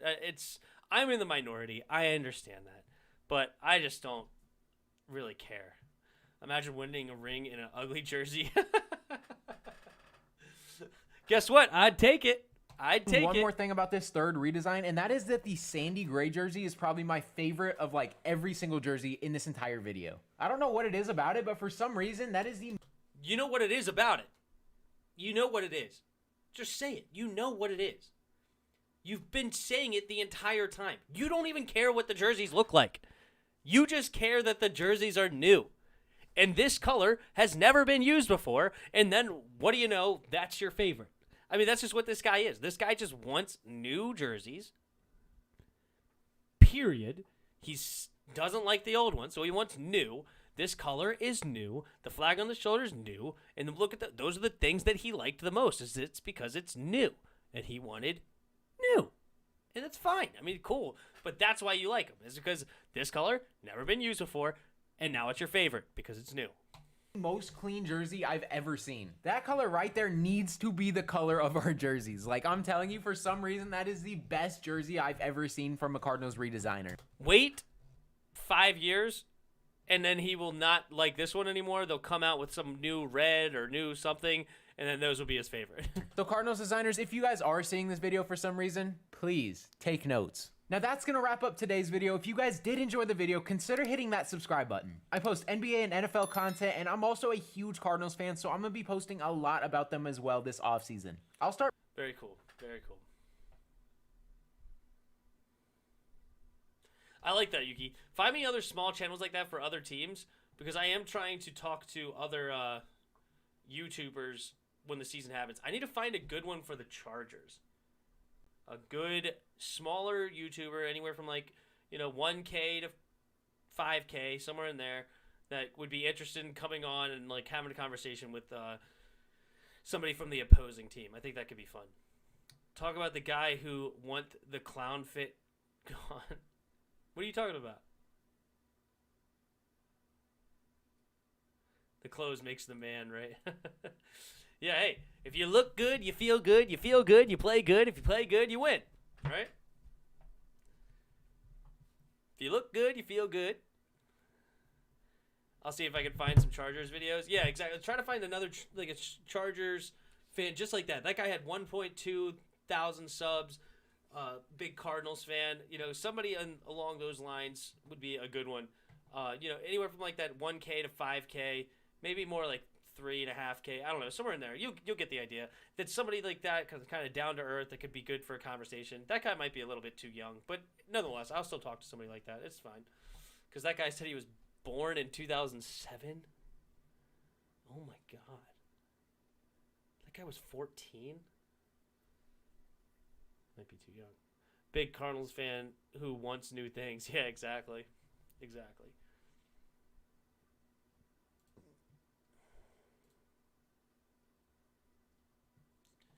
You don't care about the uniform, but you hate the bright yellow. As I said, I'm not big on the uniform, but obviously, like, you could do it bad. Like, it could look ugly. It could look horrific. But I said, as long as it looks okay, I don't really care. That's my point. Not that I don't care about the uniforms. I just said, like, you could do the uniforms real wrong. Real wrong. The Eagles uniform, real wrong. Right? And the other thing about the uniforms is I want the colors of my team on the uniforms. I think it's weird, like, when I watch the Heat and they have, like, those weird blue uniforms. Miami Heat blue uniforms. You know, like, the Heat are red and black. But then Miami has these weird, like, pink, blue uniform things. And I'm like, what is this? That makes no sense. Well, he said he was a fan since 2007. And the uniforms are older than him being alive. And they said that the uniforms were from 2005. So it sounds like he was a fan born in 2007. So he's freaking 7 years old. Or 14 years old. Good night. Young. Maybe find me somebody a little bit older than that. Doesn't have to be super old, but 18 and older. I'd like to talk to an adult that knows something. Nah, I mean, it is what it is. It's fine. But, all right. I think I'm going to call it a evening. It was fun. Imagine the 49ers come out with bright yellow with a gold helmet. With red shoes, 49ers fans are jumping the designer. All right, guys. I will see you sometime, maybe this weekend. I'm sure we'll probably get on to play COD. I probably won't call any games this weekend, but we'll definitely be back Monday to call games there and go from there. But I may hop on tomorrow or the next day to play some Call of Duty or play a little RuneScape or something. Who knows? I have a quest I want to complete. I know that. I want to do this quest. So, may do this tomorrow or something. Who knows? Spoiled, yeah, I would do that. But yeah, good night, Yuki. Good night, Spoiled. Good night, Expert. Thanks for all of you being here. There's 5 of you here now. Thank you all for being here. And I will see you next time. And until next time, sit!